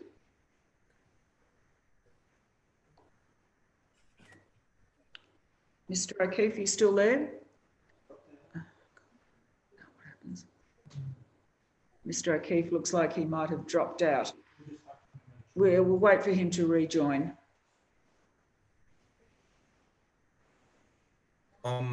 Yep. Back. Good. Did you hear the question from Councillor Henderson? I heard part of it was about once again the management of the site and during a fire emergency. It was about the construction or an establishment of a fire bunker according to Australian standards, and whether your client, Mr. Penman, would be prepared to go to that level. Well, the building, as shown on the endorsed plans, will be built to BAL 40, which is a CFA requirement. So that's the agreed position when we had discussions with the CFA on the bunker. That was the agreed BAL standard. So it will be built to a high bushfire protection standard. Okay. Now, are there other questions to Mr. O'Keefe? Well, there was still the question about the fire warden. What's the position of having a fire warden on the site? Thank you. Thank Mr. you, O'Keefe. Mayor. Did you get that? It was about a fire warden. There is a nominated fire warden. That's the requirement to the Bushfire Emergency Management Plan. It's nominated in the start of the plan. A copy of this information we put in every room as it's standard with any similar type planning permit application for tourism industry. The fire warden will be on site when required in days of high fire danger if the premise is operating, because if the decision is made to evacuate the site, or if the day before, the fire warden needs to make that judgment call and move people out and safely, if it's safe to do so. Okay. Yep. Thank you. Now, Councillor Robson. Thank you.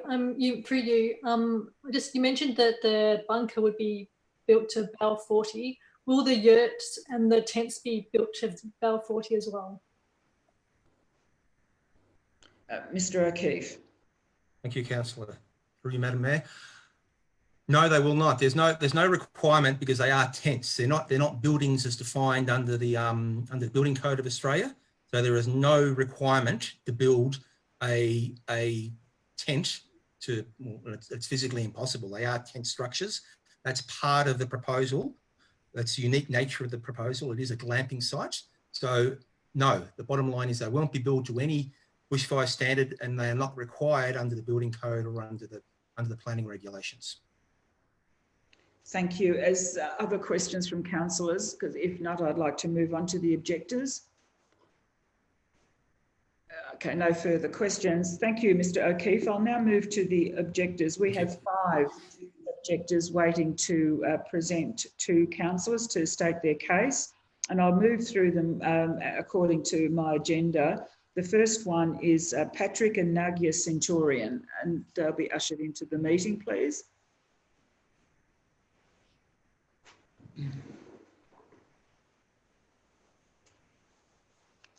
We have 5 objectors waiting to present to councillors to state their case, and I'll move through them according to my agenda. The first, if you could just thank you. Okay, thank you. Now, welcome to the meeting, Nagia, and would you like to state your objection, please, to this proposal? Sure. We have 5 objectors waiting to present to councillors to state their case, and I'll move through them according to my agenda. Centurion, I think you've got the live feed playing in the background. Are you able to pause that? Welcome to the meeting, Nagia, and thank you very much. thank you. Okay, I'm ready to go. Yes, go ahead. Yes, welcome Right. to the meeting. Thank you. Good evening, Madam Mayor, CEO, councillors and Hepburn Shire staff. My name is Nagia Centurion and I'm from Charlie's Road in Elevated Plains. Thank you for the opportunity to present my objection to the proposed development PA 2703. I'm sure that everyone here this evening would like to have sufficient notice of any proposed development in their street. Unfortunately, we in Charlie's Road didn't get this opportunity. The big yellow advertising sign was placed approximately 200 metres behind a locked gate, where it was essentially out of sight. You heard that correctly, a locked gate.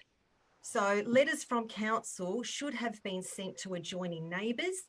To my knowledge, this did not happen, nor was a public notice placed in the Advocate newspaper as publishing ceased during this time.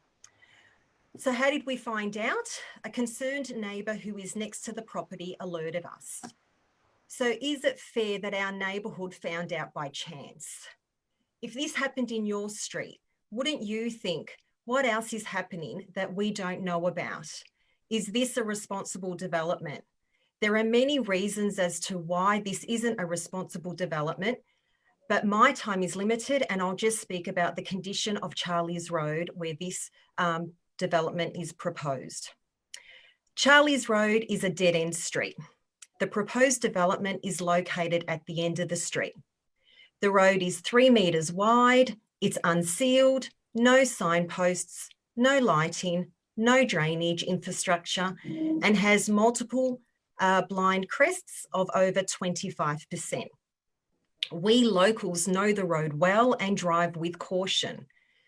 The proposed development is simply not an Airbnb with limited guests. The proposed development has the provision of approximately 26 guests at any one time, and add to that all the service vehicles to maintain the site.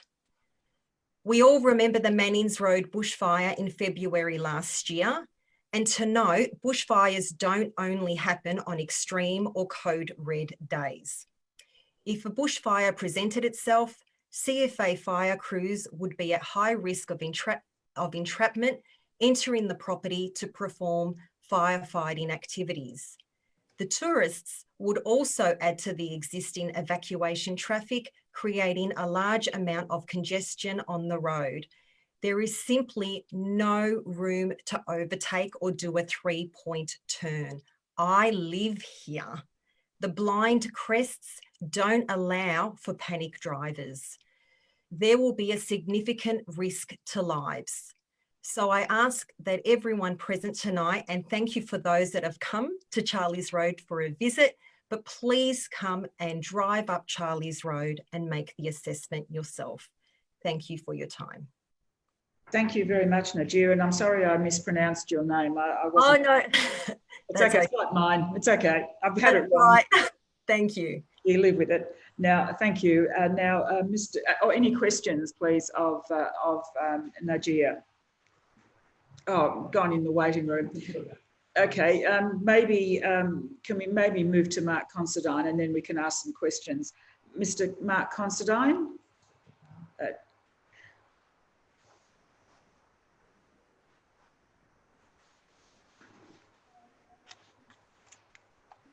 limited guests. Mr. Considine, you're with us? Development. Could you... approximately 26 guests at any one time. Now, could you please make sure that your recording or video is off, please, so that we can, because otherwise you're getting feedback. Okay. Significant delays. That's right. Now, would you like to make your presentation, your objection, please? Okay, you ready for me? Yes, go ahead. Thank you very much, Madam Mayor and councillors. You've already heard through the petition process a number of the concerns. I wanted to alert you to two problems, I think, with the officer's report. The first one concerns the loss of agricultural land in a farming area. The current version of the report seriously undervalues the land in this area. We've been farming the next door block for more than 20 years. We have an olive grove, commercial olive grove there, and we think that the officer's claims that this is a low-grade area for agriculture and farming is a serious error. And it goes to a basic planning question that you guys have to weigh up, which is, do we really want to have a farming zone? And do we want to make sure into the future that there is a farming zone? And secondly, I'd like to raise the question of what happens when you put a tourist development right up next to existing active farming activity. We're regularly in the business of spraying, of mowing, occasionally of burning off. We're sometimes very noisy. We're often quite dusty. We're going to be only about 4 or 5 metres from these yurts, and we don't want to be pushed into a conflict with our neighbours. This is a farming zone for a reason. It's quality land. It needs to be protected. And I think the overall sense of the planning scheme is that you guys really have to weigh these balance issues. It's not a clear-cut case that anybody has a right to come and do this. So we'd like you to weigh them carefully and to think about the impact of taking valuable land out of agriculture at a time when the overall interest of the community is to develop that side and to make sure we have viable farms and horticulture projects into the future. So please weigh that carefully. You've heard all the other concerns about bushfires and so on. I won't go over those, but I really did want you to understand that the current version of the officer's report is seriously deficient in weighing the values and the importance of agriculture and farming in this part of the municipality. Thank you very much for your patience. Do other councillors have any questions for Mr. Considine? Yeah, because I have one as well. So Fiona, Councillor Robson. Thank you. I do have a question about the agricultural value of that land, because as you said in the report, it does say it's low value. Do you know of it actually having been farmed in the last 20 years since you've been neighbours? Yes, the previous owner had an essential oils horticulture business. He turned various kinds of eucalypt into essential oils and sold those. Unfortunately, he developed serious cancer, and that's why the property went on the market. Before that, it's been regularly farmed, mostly for cattle, over more than 50 years. When the previous owner had it assessed for horticulture, the soils, particularly to the Hepburn side of the property, away from dry diggings, were assessed as very high value. They're part of the volcanic spill from that side of elevated plains, and ideal for horticulture in particular. And I think they'll be lost if this goes out of production. Yeah. I've got a question that I'd like to ask you, and that is, there are other tourist developments within vicinity of this proposal. How does that square with the farming and the current neighbourhood? How does that do? What is there a relationship? How did that work together? So at the moment, the other accommodation options are very much on the low scale B&B attached to existing households and small farms. There's nothing of this kind currently in our district. That is a tourism only focus with no other farming or agriculture elements.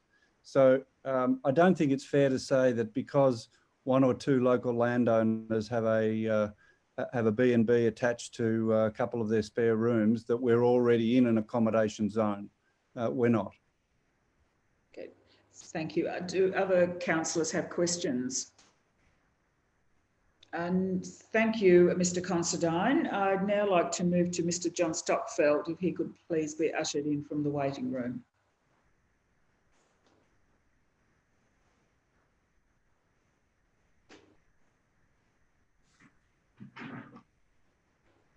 Mr. Stockfeld, welcome to tonight's meeting.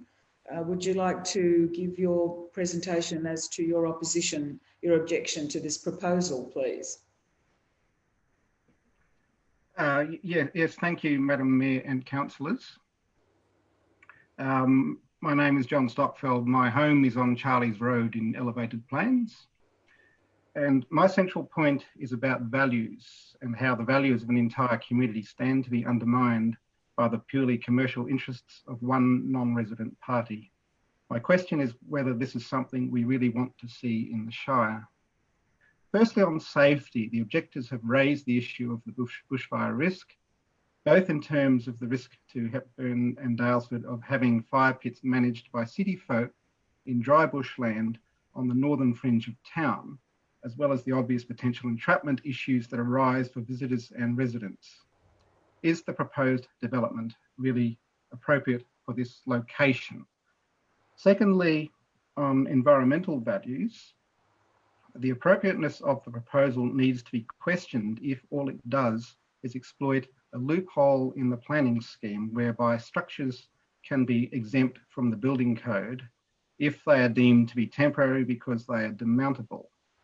I ask, should we just overlook the environmental footprint incurred by having log fires and hot baths in a tent?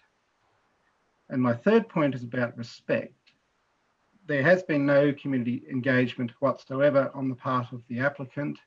This in spite of the fact that an entire community will be impacted. 100% of the neighbourhood has objected, and 100 of the objections they raised were given short shrift by the applicant. Responses to the objections tell one story, online promotions tell another. I ask, is this just the thin edge of the wedge?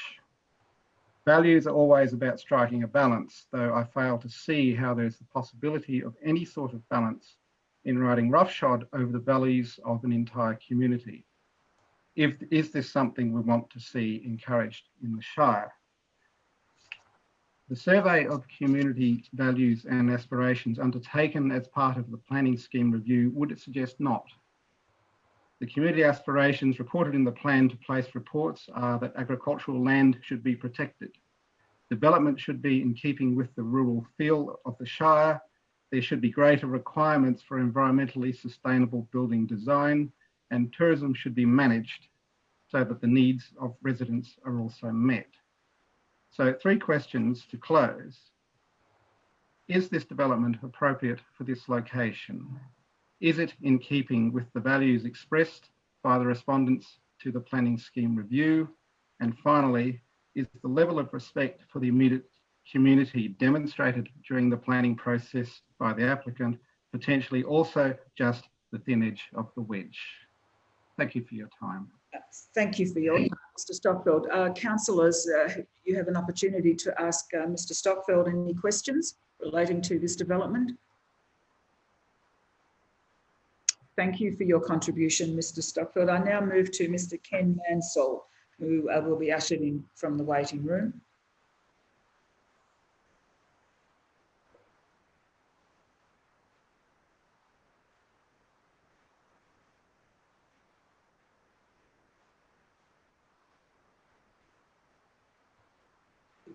Ask Mr. Stockfeld any questions related to this development.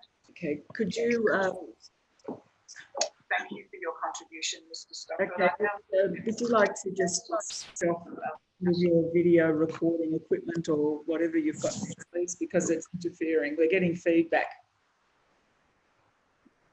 Turned it off. Turned it off. Turned it off completely. Right, where are we?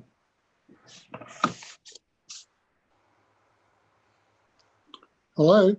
Okay, yes, are you ready, Mr. Mansell? I certainly am. Okay, welcome to this meeting, and please state your objections.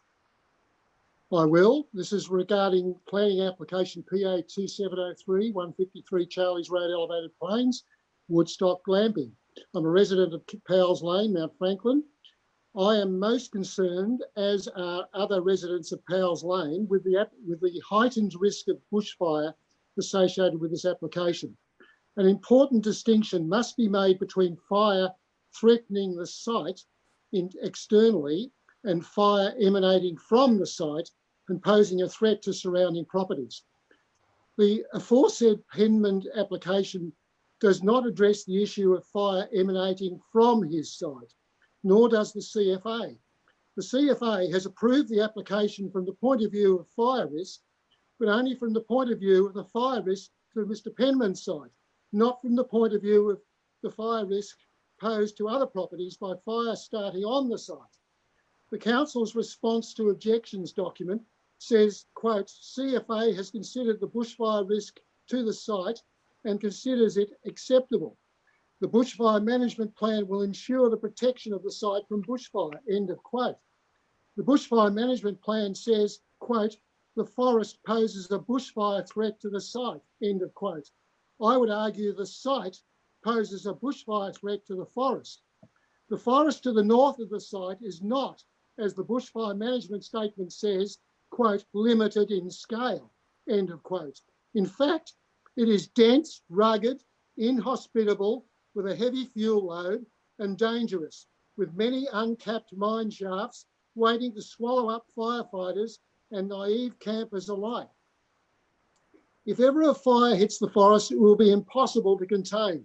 CFA would only fight it, or rather could only fight it from the other side, that is Powell's Lane, but they would be putting their lives at risk on a one-way road, which is what Powell's Lane is. Powell's Lane houses are only 1 kilometre north of the site. Every summer we live in fear of fire in the forest, although not just in summer. Strong southeast winds are experienced at all times of the year. Longer fire seasons have added to our anxiety and vulnerability.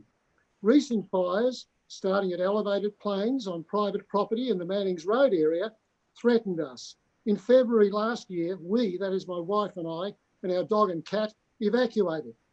All the fire-related information in the applicant's documents is about his campers evacuating safely.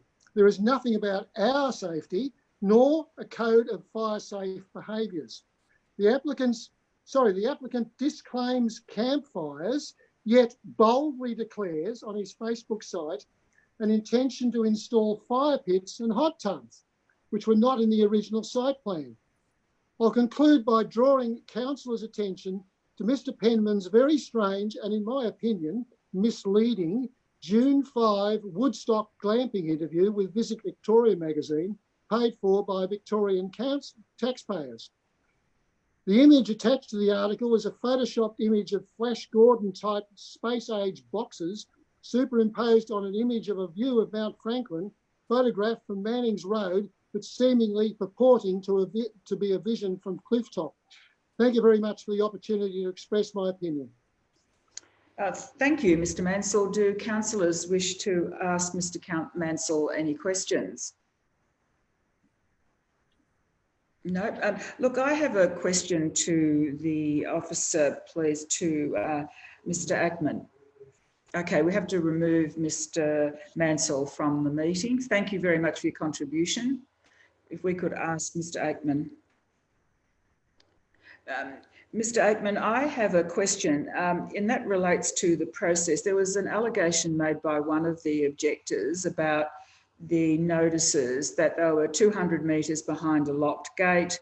I think someone said pinned to a tree, that there were no letters sent to adjoining neighbours, which you know, as we all know, is mandatory, and there was no advertising in the local papers. Can you explain, please, what the process was? Thank you, Madam Mayor. So the application was advertised to all adjoining properties, and also a sign was displayed on the front gate to the property.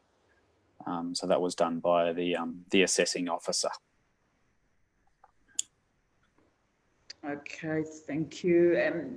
Okay, I have no further questions. Do other councillors wish, or can we just move on to a debate? Councillor Newitt.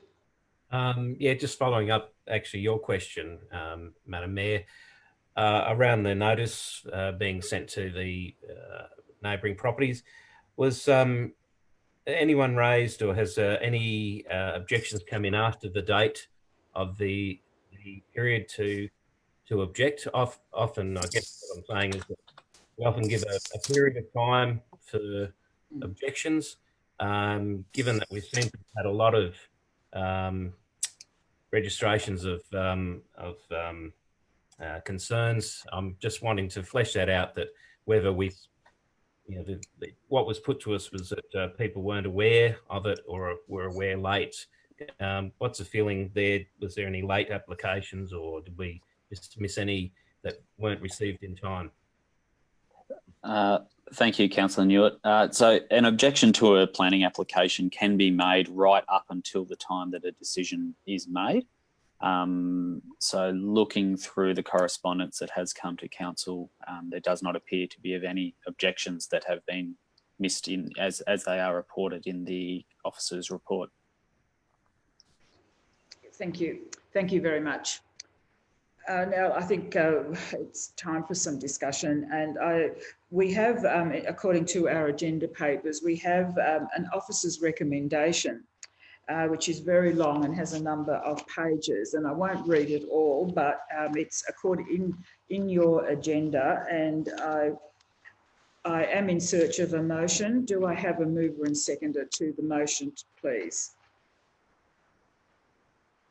Madam Mayor, I wish to move the alternate motion which recommends that an NOD not be issued, and I believe that this has been circulated and that you have it. I'm not sure whether it's possible for you to read out the first paragraph or so, but basically what I want to move is that motion because, and I will explain why when I get a chance to talk if there's a seconder. Okay, is there a seconder to this alternate motion, Councillor Cottrell? Okay, do you want me to read the first paragraph of the motion? If you wouldn't mind, yes, please. That council, having caused notice of planning application PA 2703 to be given under section 52 of the Planning and Environment Act 1987, and having considered all the matters required under section 60 of the Act, determines to refuse to grant a planning permit for the use and development of the land for tourist accommodation, bracket camping and caravan park in bracket, and business identification signage at 153 Charlies Road, Elevated Plains for 8 reasons. Thank you very much, Madam Mayor, and I'll explain why I'm moving this, and I think that it's very, very important. And I want to acknowledge that the officers have worked very hard on putting together their report for tonight, but I believe that the concerns that I see that are overriding are the interaction between the fire risk and the access issues. And the two of them taken together, I believe, place inordinate and unacceptable risk to people who might be patrons of this proposed facility and to other people who live along Charlies Road, and indeed to the emergency service providers in the event that they have to respond in that area. We know that fire doesn't only come on code red days, and that the fire season extends out now from basically September through till April. We know that it's unpredictable. We know that with the best will in the world, planning arrangements ahead for fire can never entirely predict what circumstances are going to arise. We know that Charlies Road is relatively long and would be very expensive to make wider and safer, and indeed it's questionable as to whether that would be a good idea under any circumstances. I believe that in introducing many additional people into that area driving along that road who are not familiar with it would place themselves and other people at risk in these circumstances. Thank you. Councillor Cottrell, I understand you're seconding the motion. Yes, Madam Mayor, thank you. Would you like to speak now or here? No, I'll speak now, and my comments mirror those of Councillor Redwood, and it's always difficult to move or support a motion that goes against the officer's recommendations, given the enormous amount of work they have put into this.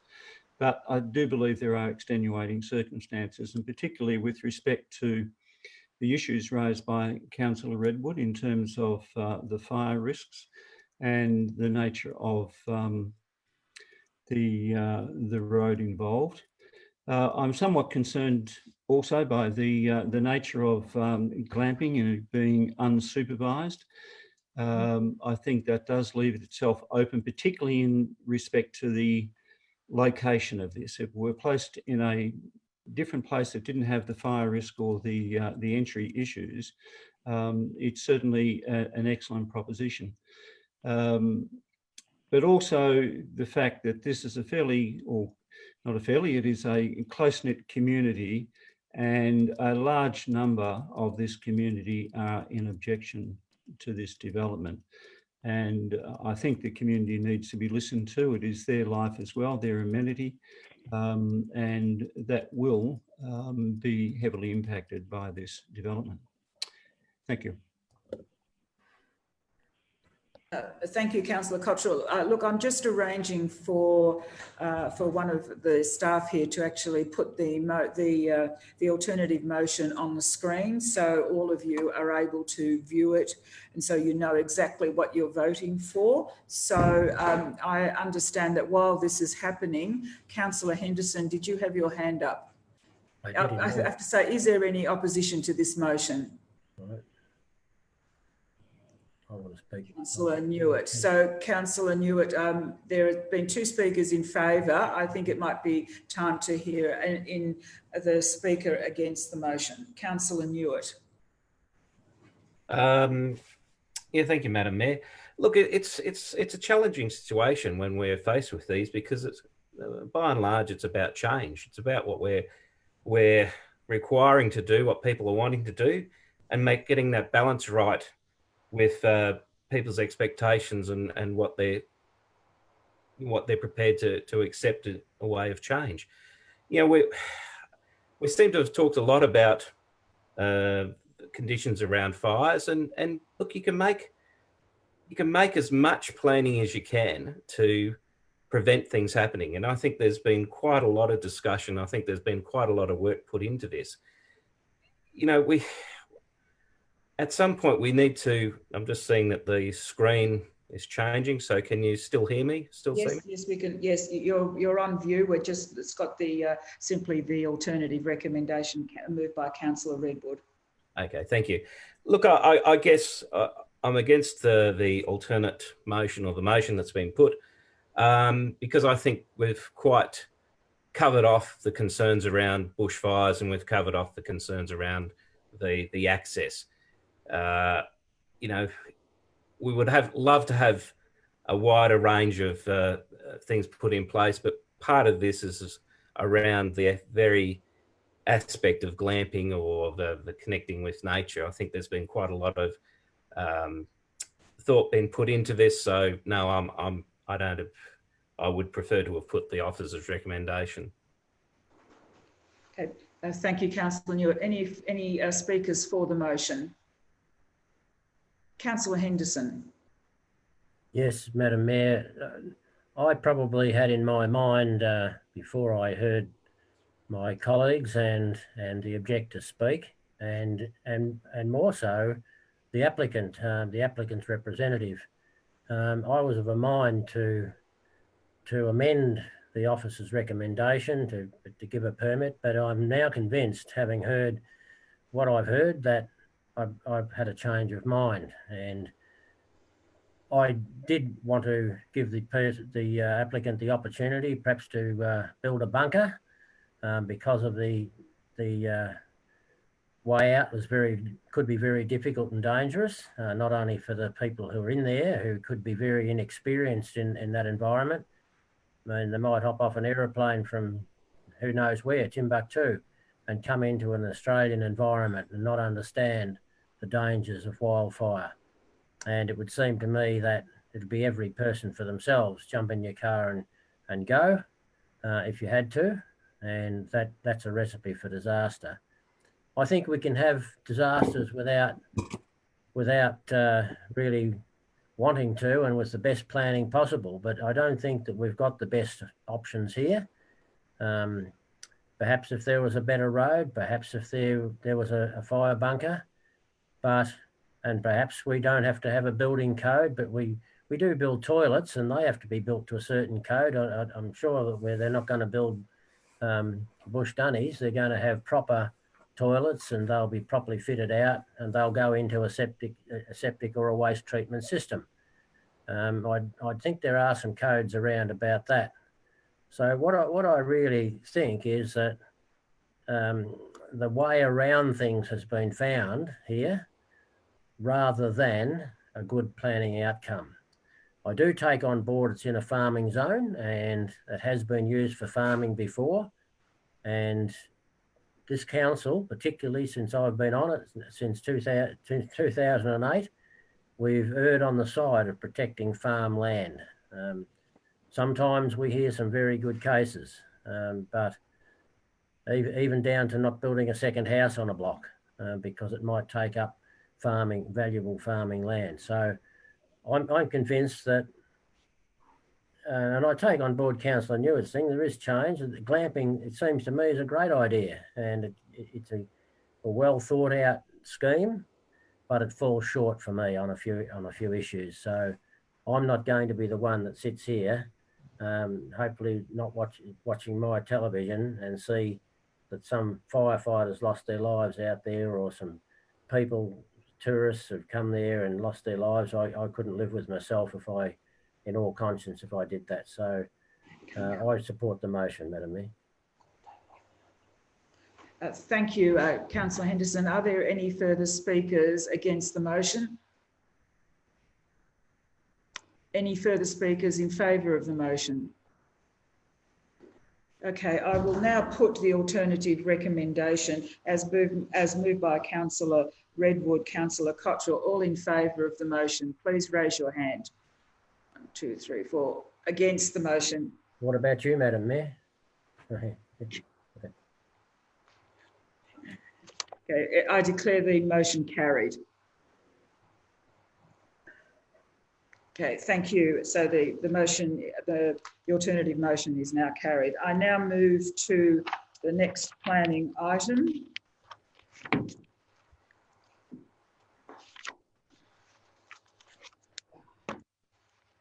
I now move to planning application 2701 for use of the land for materials recycling at 258 Wrigley's Road, Broomfield. I now ask the Director of Infrastructure and Development Services that report, and I'd like to introduce Mr. Nathan Ackman, Planning Coordinator, and Ms. Bronwyn Southey, Manager, Development and Community Safety, to introduce the report. Thank you, Madam Mayor. As you explained, this report is with respect to an application to use the land at 258 Wrigley's Road, Broomfield, for materials recycling. The site itself is approximately 15 hectares and is made up of 2 equally sized titles of about 7.6 hectares in site. The site is currently grazed with sheep, and in the central portion of the site there is attractive native vegetation where there is a large congregation of motor vehicles that the applicant seeks approval to recycle as part of his materials recycling business. Land surrounding the site is predominantly rural residential, with dwellings on the vast majority of surrounding properties. With respect to the proposed use, the applicant has advised that vehicles are to be brought to the site via car and trailer. The engine will be manually removed from the site using hand tools, and then cars and engines will be transported to a larger scrap metal business. The applicant has advised that no petrol oils or batteries will be stored on the site.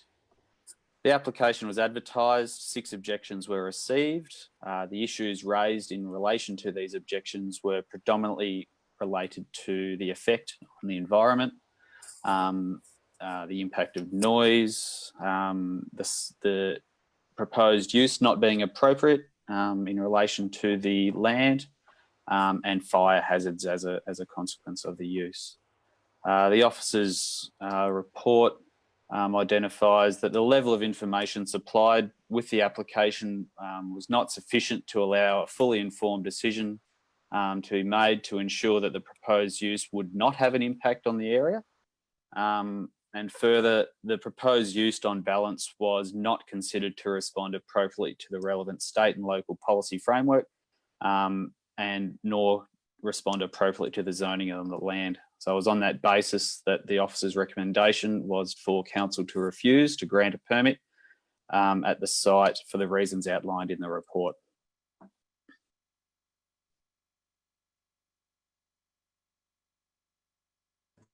Thank you, Mr. Aikman. Do I have any questions to Mr. Aikman by councillors? Councillor Henderson. Yes, through you, Madam Mayor. Has the applicant in this been given any direction from council pending this application being dealt with, Mr. Aikman? What exactly do you mean? Sorry, Councillor Henderson. I mean, did we say that the place didn't have a permit and therefore no more cars or scrap metal should be brought to the site whilst this application was in train? Yes, Councillor Henderson. Through you, Madam Mayor. On 2 occasions, letters have been sent to the owner of the land identifying that a planning permit is required for the proposed use, and that until such time as a permit has been granted, that they are unable to undertake that use on the site. And just a further question, do we have any evidence that further vehicles or scrap metal have been taken to the site during that time?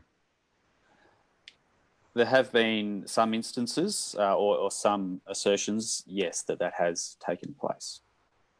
Now, the other clarification I wanted, Mr. Aikman, you said... Councillor Henderson, can I just, have you got just one more, because I'd like other councillors to also have their turn. Yeah, well, I'm happy to take all night because it's a very important matter, Madam. Absolutely, I agree with you. I couldn't agree with you more. However, I think everybody needs to have a chance. That's all right. So, Mr. Aikman, you said it was rural living or rural residential area there, but is it rural residential where this property is, or farm zone? Just for clarification.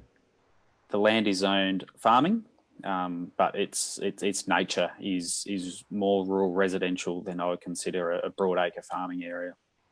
Okay, thank you. Yep. Other councillors, do you have any questions for Mr. Aikman?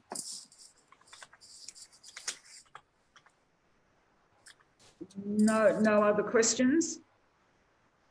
I have I have an officer's recommendation. Oh, sorry, yes, I have the applicant, sorry about that. The applicant waiting to address council, Ms. Maureen Coward of Fisher McRae, who will represent the applicant. Would Ms. Coward please be ushered in? Hello. Good evening, and you are acting on behalf of the applicant, yes? I am Maureen Coward. I'm sorry, I couldn't understand that. I'm Maureen Coward. Yes, thank you. Okay, would you like to make your presentation, please? Okay, thank you for the opportunity to give me the time.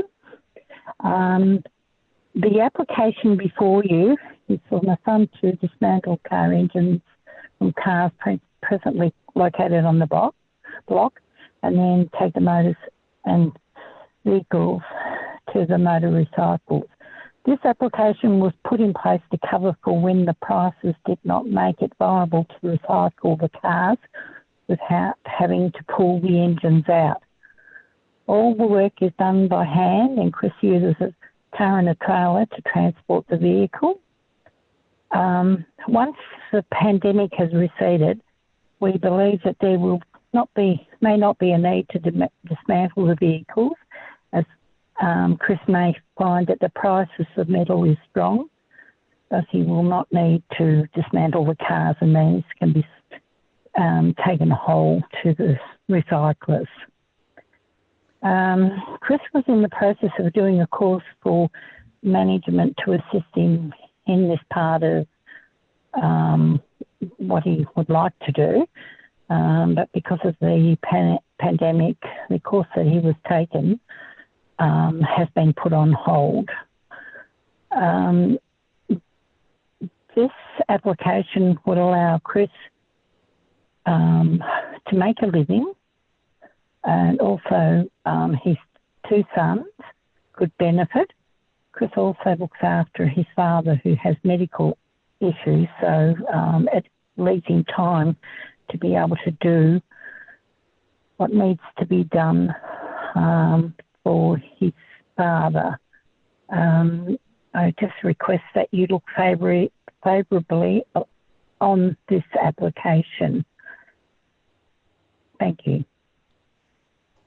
Thank you, Ms Coward. Do councillors have any questions for Ms Coward?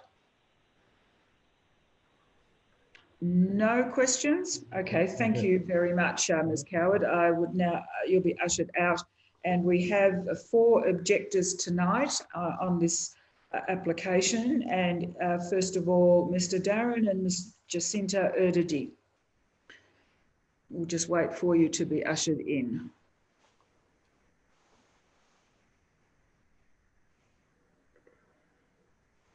Good evening. Can you connected? Yes. Good evening. Good evening, Ms Erdedy. Would you like to state your objection to this permit, this application? Yep. Thank you. Thank you for giving us the opportunity tonight. Obviously, we're objecting to this permit. We've lived at Broomfield Creswick, directly adjoining the applicant's property, for the past 20 years. And we've got 3 children that we've raised here. So I acknowledge that Nathan says, although we're in a farm zone, it is a rural lifestyle area. But keeping in mind that we are in the farm zone, the legislation does state that any permit within that zone should not adversely affect the land or surrounding area. And it is to provide, encourage and retain and use for agricultural purposes, which is obviously against this permit process. In saying that, it's been very interesting through this process to get a small insight into the planning provisions, the processes and approach, and would suggest there seems to be some significant shortfalls in relation to what can and cannot occur within a farm zone in comparison to, say, a residential zone. It seems a number of the planning securities that are provided within a residential or even mixed zone don't appear to be well defined when we talk about things in the context of a farm zone. And this too goes for what involvement the EPA would have in relation to a planning process that affects a farm zone property. It would appear that to the general community that if Hepburn want to live by some of their principles of green options, reduced emissions and pollution, that a good piece of advocacy work that they could do in relation to putting some better protections in place for properties within a farm zone. Although the legislative framework is significantly bigger than Hepburn, and advocacy for change or improvement within any legislative context can be lengthy and not always accepted or implemented, I would have thought there is an opportunity for Hepburn as a council to develop some high-level policies which would provide some improved outcomes for planning permits within the farm zone and provide better coverage of what can and can't happen within that area. The application states there are no emissions associated with the activity. Yet the submission does not address the gas tanks, the air conditioning gases, or the reality of pulling a motor out. When you remove a motor, you disconnect hoses from the radiator, resulting in any coolant needing to be appropriately extracted. This could be difficult on the grounds there is no development costs associated with the permit to appropriately extract, capture, and dispose of such chemical waste. Air conditioning extraction requires a licensed operator with specialist equipment. None of this is referenced within the application. Submission references batteries within cars, but it doesn't reference the 2 trailer loads of batteries that are being brought out to the property, and therefore the submission should reference a battery storage plan due to the high level of lead contained within batteries. Again, that would have a financial implication to the planning permit though. When we consider the proposed operation, one of the key consideration on WorkSafe Victoria's side is in relation to the exposure to chemicals associated with the motor car industry and the injuries and health effect that these chemicals can have. Their guidance is very clear in that some chemical exposure can be immediate, whilst there can be longer term side effects, which include cancer, birth defects and diseases of certain organs. That risk doesn't even consider the effect to neighbouring property owners should a fire event occur at the property again, which has happened in the past, with all the carcinogenic fumes from the burning plastic in the commercial volume of car bodies that sit at the property. In closing, I'd just like to say I obviously support the officer recommendation to reject the permit progressing at the site, and thank you for your opportunity to speak to this tonight. Thank you very much. Would councillors wish to ask Ms Erdady any questions? Councillor Henderson. Yes, Madam Mayor, through you. We've heard the Ms Coward say that really this has happened since the COVID-19 pandemic. Can you tell us from your experience how long the stockpile of cars has been going on this property? Certainly. So the business was promoted on Facebook from September 2019, and since that time the footprint and the density of the growing car bodies has significantly increased. It certainly didn't cease through COVID-19 when there was restrictions in place for people to travel around and do what they needed or wanted to do. There continued to be car bodies delivered to the site. Thank you, Ms Erdady. Other councillors have any questions to ask? Councillor Robson. Thank you, and through you, I'm just interested in what you said about burning plastic. Can you tell me a bit more about that, how often it happens and how much you would say gets burnt? So in the last few years, there's been 2 different fire events at that property. One event caused significant damage and risk to CFA representatives, who I believe now state that they won't access the property. They will only do fire protection from the boundary at neighbouring properties. Obviously, all of those car bodies are full of plastic, which is carcinogenic when it burns. So anyone in the vicinity is at risk of inhaling or having long-term health issues as a result of that. And the runoff into the waterways is obviously the other concern, being in a declared catchment area, both properties. Thank you, Ms Erdady. Other questions to the objector? Thank you. I have no questions. Thank you, Ms Erdady, for your input this evening. Thank you. And we'll be ushered out. And I have another objectors number 3, which is Ms Anna and Mr Lee Schlues. Oh, sorry, Stacey and Justin Thomas. I beg your pardon. One ahead of me. Just being ushered into the out of the waiting room. And you are Justin, I presume, Mr Thomas. Hello, Madam Mayor and councillors. Good evening.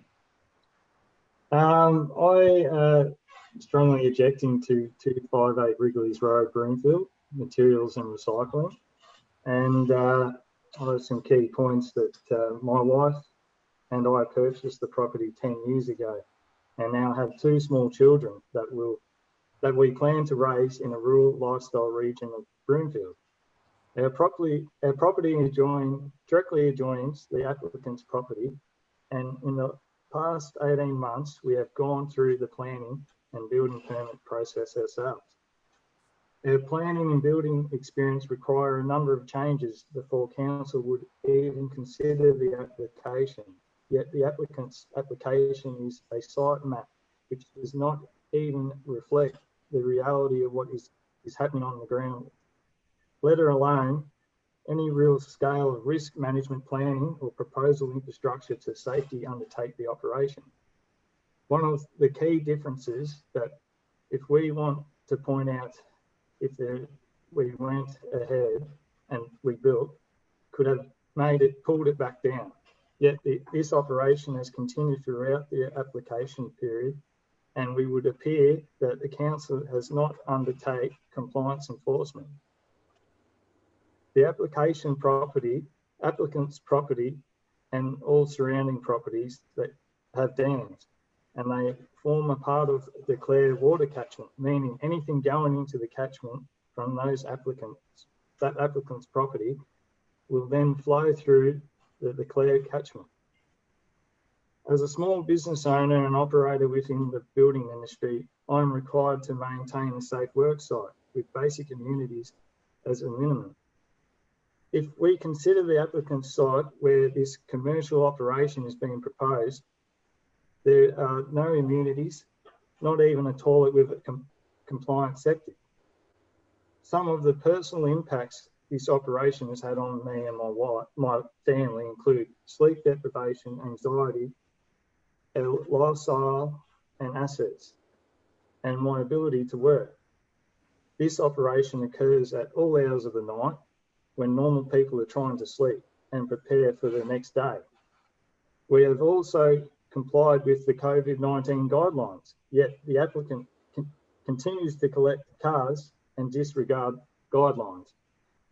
My final point is that the frustration of money being spent on our new home and the impact that Neighbours' operation is having on our property valuation. Thank you, that's all. Thank you very much, Mr. Thomas. Do other councillors have any questions for Mr. Thomas?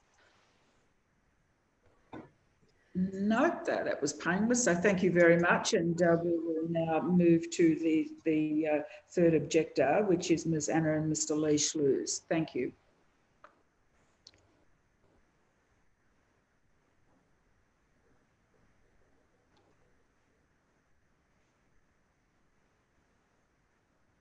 Good evening.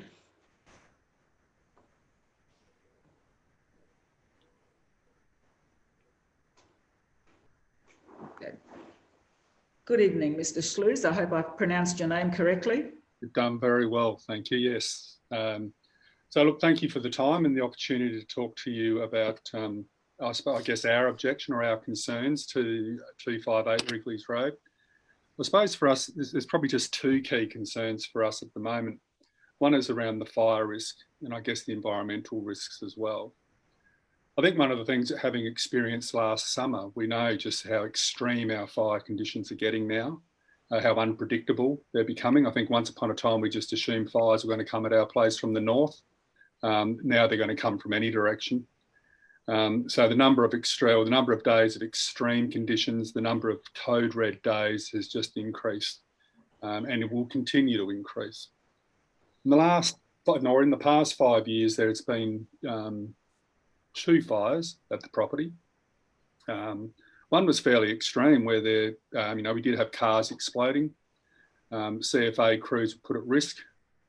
It's interesting looking at the time in the Advocate that they reported, and I'll quote from the Advocate, from the fire, this fire that I'm talking about, was that CFA advice was issued for 36 nearby towns and localities after thick black smoke shrouded the nearby area. Crews remained on the scene until 10:30 p.m, 6 hours after the fire started. As was alluded to earlier, just before, that the CFA have indicated that they will only probably attack the fire because of the danger risks from adjoining properties. And on those days of extreme fire risk, there's a real concern for us, I guess, that may not be possible.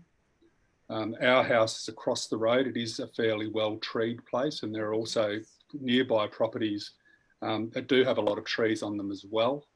And I guess from explosions or ember attack, because there are, again, a treed area on the property at 258, if it gets into some of those well-treed properties, and if the wind's blowing in the right direction, we actually put the township of Creswick under risk as well. So in terms of the fire risk, that's a real concern for us. Environmentally, I would suggest and hazard a guess of there being probably around 5 acres of cars there at the moment. Some of them have been there for a number of years. So again, concerns around chemicals leaching into the soil. Again, in the case of fires, the dangerous toxic fumes that are emitted. And, you know, when you, again, Jacinta alluded to, you know, the toxic smoke from car interiors, but also tyres, cars where petrol hasn't been appropriately drained, gas still remaining in gas bottles. So that whole toxic chemical of fumes there that comes out of that. We are in a water catchment area. And then I suppose there's too that environmental hazard for the animals and that live in the area. We have a number of kangaroos, we have echidnas, we often see frogs. There's a whole range of animals that live in this area as it's becoming more treed. So they too are at risk. I think, again, it was alluded to before, you know, taking a motor out of a car isn't just as simple as undoing a few bolts, unconnecting a couple of hoses. It's far more sophisticated than that. And there's infrastructure that's required. The permit stated that there is no need to spend much money in this situation because of the way the cars are being pulled apart. I would suggest that, there needs to be quite solid infrastructure put in place. So I guess I would just implore the council to perhaps uphold the decision of your own officer there not to allow this permit to go ahead and to have the site cleared within the next 3 months, which would put us out of the fire risk danger as well. So thank you for your time. Thank you, Mr. Schluss. Do councillors have any questions? Nope. Okay, thank you very much. I now move to the fourth objector, Mr. Robert Hockey. I hope I've pronounced that correctly.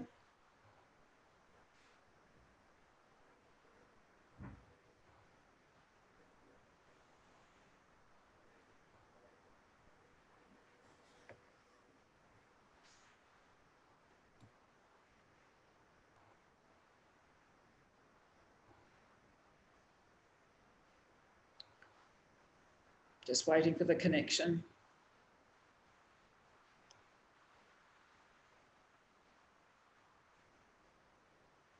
Is he in the waiting room?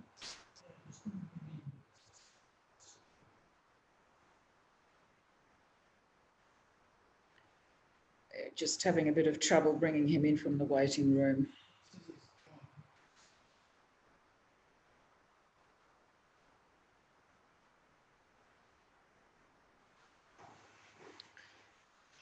Just please, councillors, bear with me. We're just checking where the hold-up is.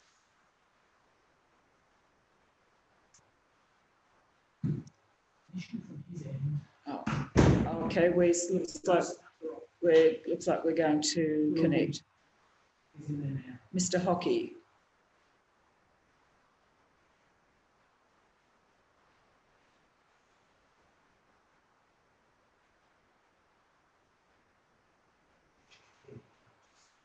Mr. Hockey, can you hear? Can you hear the council?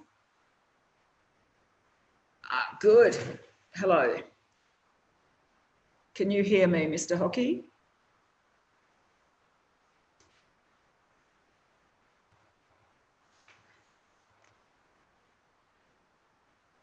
Now, have you got your sound on? No, we can't hear you. Are you unmute? Mr. Hockey, we're having trouble. We cannot pick up your sound. We certainly can see you.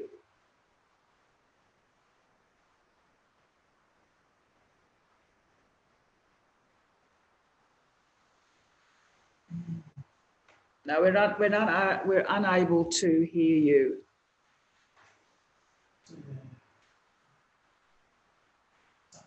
Can you just check the volume of your microphone? That might help us. It's Chris White here, the manager of ICT.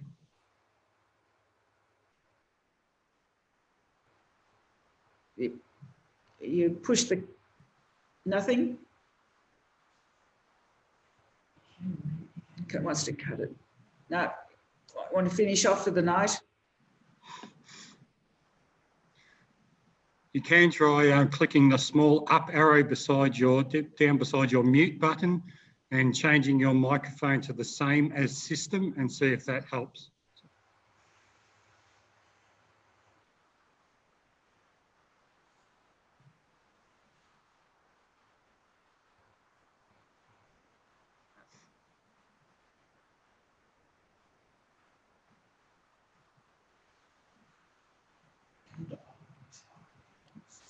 Mr. Hockey, you can dial in on your telephone.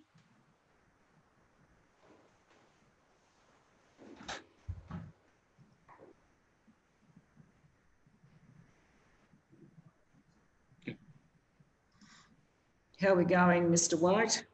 No, nothing as yet. You can dial in on the phone. Stocky, can you see the chat window? I can copy and paste the phone details into the chat window if you like.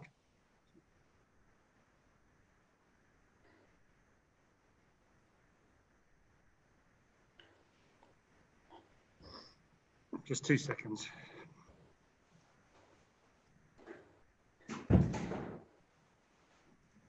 Can you hear me now? Yes. Ah, yes, we have you. Please go ahead. Sound. I'm so sorry about the wait. It's okay. Now, number one, I hope I've pronounced your name correctly. It's Mr. Rot Hockey. No, we've got two. We've got two of you in. Can you unmute now, Mr. Hockey? You've got 2 sessions in and one of them is muted. So I've asked you to unmute that second session. That's better. Go ahead. Chris, so am I on now? Yes. Go ahead. I apologise. My Zoom login logged me out just as soon as I was introduced to the meeting, so I apologise. In regards to the planning application PA 2701 at 258 Wrigley's Road, Broomfield, my name's Robert Hockey. I'm the current captain of Kingston Fire Brigade.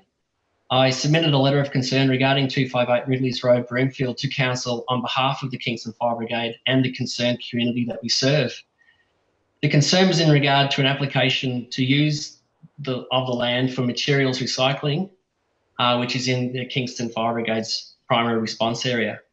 My concern relates to the property's recent fire history and the future fire hazard potential if business operations are approved by Council without strict guidelines being put in place, monitored and upheld by the applicant. 258 Wrigley's Road has for many years been recognised by local fire brigades as a property to approach with utmost caution. This appraisal stems primarily from an incident on the 17th February in 2015, where 4 firefighters on Allendale tanker narrowly escaped serious injury or fatalities as a result of half a dozen or more LPG cylinders, which were stored inside an abandoned van, exploded and demolished the vehicle. The ignition factor on that day was caused by the property owner's son negligently filling a whippersnapper with petrol while it was still running. This lack of judgment ignited the area surrounding him, and the fire quickly spread into the long grass and impacted most of the vehicles stored on the property. The incident report noted that some vehicles had gas or petrol tanks still attached. On that day, the occupiers' initial efforts to suppress the fire included running across the paddock to ask a neighbour for a bucket of water. 2 months later, local fire brigades were once again called to the property, this time for an abandoned outside rubbish fire, a burn-off, during the fire danger period. The incident report notes under problems encountered that there was a lack of cooperation from the owner-occupier, that he was a repeat offender, and also given that it was within the fire restriction period, police were notified and attended. In November 2018, local fire brigades were again called to another burn-off out of control at this property. The incident report states the ignition factor being abandoned discarded material, including cigarettes and cigars. While the cause of this incident was again a concern and police were once more called, the greater concern to the local fire brigades at the time who attended was the extent to which the fire hazard, the abandoned cars, had grown in volume between the 2 incidents in 2015. This year, I viewed the property on the 28th of May at the invitation of adjoining neighbours and saw firsthand the commercial volume of cars now present on the south side of the site, hidden behind trees and away from Wrigley's Road to the north. I explained to the neighbours the position that the local fire brigades had adopted if called to this property, that one being of extreme caution due to the previous encounters. I have, however, recognised that this approach, although in the interest of firefighter safety, is of no benefit to the community and the landscape when the landscape is impacted by the carcinogenic smoke that will undoubtedly be associated with the fire starting on or impacting this property. If the application is approved, my questions to Council are, and of course this is written a little while ago, what measures or conditions are in place to minimise or neutralise the fire hazards associated with this business operation. How long can flammable fuels, oils, lubricants, etc. be stored on site, and what volume is permitted, and what hard surface or storage facilities are required? Will the vehicles brought on site be processed and removed within a time frame, and how many vehicles can be on site at one given point? What are council's requirements regarding fire access roads, fire suppression, equipment or reticulated water and extinguishers in the primary place of operation? In the event of fire, what groundwork is required to be done to prevent fire retardant and chemical runoff entering the environment and seeping into neighbouring properties? And will council undertake annual site inspections and or require regular compliance reports for the applicant to continue to operate? At the request of CFA District 15, Kingston Fire Brigade has recently drafted an update to our response tables in relation to perceived risks throughout our assignment area. 258 Wrigley's Road has been provisionally categorised as a significant risk or major hazard facility. This is the same category we have for the Supergas site in Allendale, a site that Kingston Fire Brigade has previously inspected and has coordinated incident training with. In closing, in the CFA's objective of protecting lives and property, we will continue to approach 258 Wrigley's Road with extreme caution and will request an operational response and fire management plan from the business owner. I do believe, however, that if commercial operations on that site are approved by council, we will not only have an industrial eyesore within our rural farming landscape, but a significant fire risk and fire hazard as well. So thank you, councillors, for your time and allowing me to express my concerns, and sorry about the technical difficulties at the start. Thank you, and I'm glad that you made it through, so thank you for your contribution. Do councillors have any questions of Mr. Hockey? No questions? Okay, well, thank you. You'll be ushered out of the into the waiting room. Thank you very much. Now, you have the officer's report and officer's recommendation, and it is to refuse to grant a planning permit. Now, do you wish me to read out the whole of the recommendation, or are you happy to go according to the agenda? Madam Mayor, I move the officer's recommendation. Okay, let's move Councillor Redwood, a seconder, please. Councillor Henderson. Councillor Redwood, do you wish to speak to the motion? Madam Mayor, I think that the arguments are really very self-evident from what we've heard tonight, and I don't think any more needs to be said. Thank you. Councillor Henderson.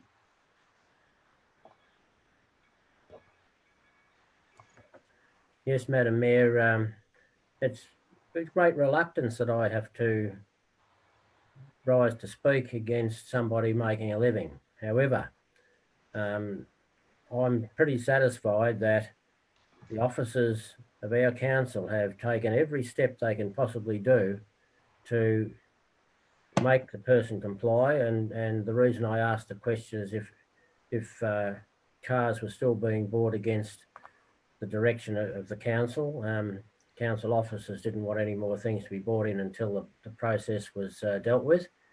That wasn't complied with. I must tell everybody that I do understand the distress that this community is feeling out there, because I do get the calls, and no, I'm not annoyed about the fact that I get them, but the people out there are desperate. All hours of the night, they get woken up and ring me and tell me, they ring the police. Police are at a loss as to what to do, because there's no determination from us about this site. So it's important that we make a determination, and I think we've no option but to refuse this particular permit. Thank you, Councillor Henderson. Are there any speakers against the motion? No speakers against the motion. Any more speakers in favour of the motion? I will now put the motion moved by Councillor Redwood and seconded by Councillor Henderson. All in favour of the motion, please raise your hand so I can see it. There are 7 in favour. There being no objections, I will declare it carried. Thank you, councillors.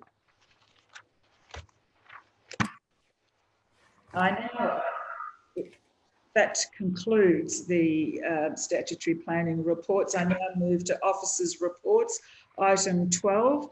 Item 12.1 is Chief Executive Officer's report. Mr. King. Through you, Madam Mayor, in light of the size of tonight's council agenda, I propose that I'll just table the CEO's report for the month of July. Also, given my role as governance support to yourself, we'll get a fair echo if I talk too long. So my report has been forwarded to all councillors and will be contained in the minutes of the council meeting. Thank you. Thank you. Any questions of the CEO? No, then I have a recommendation, and I am in search now of a motion, so could I please have a mover and seconder of the motion? Moved Councillor Cottrell, seconded Councillor Henderson. Do you wish to speak in favour of the motion, Councillor Cottrell or Henderson? Any opposition to the motion? Okay, I will therefore put the motion. All in favour, please raise your hands so I can see them. Or there being 7 in favour and no objections, I declare it carried. Thank you. Item 12.2, which is customer request update, June 2020, Director, Community and Corporate Services, Mr. Thomas. Thank you, Madam Mayor. This report's the standard monthly report where we detail an update on customer requests received and responded to through the customer request system. There is a recommendation on page 52 of your agenda that Council notes the update on customer requests for June 2020. Thank you, Mr. Thomas. I have an officer's recommendation that Council notes the update on customer requests for 2020. I'm in search of a motion to this effect. Do I have a move and seconder, please? Moved Councillor May, seconded Councillor Newitt. Do you wish to speak? Does Councillor May or Newitt wish to speak? Any opposition to the motion? I will therefore put the motion. All in favour of the motion, please raise your hand.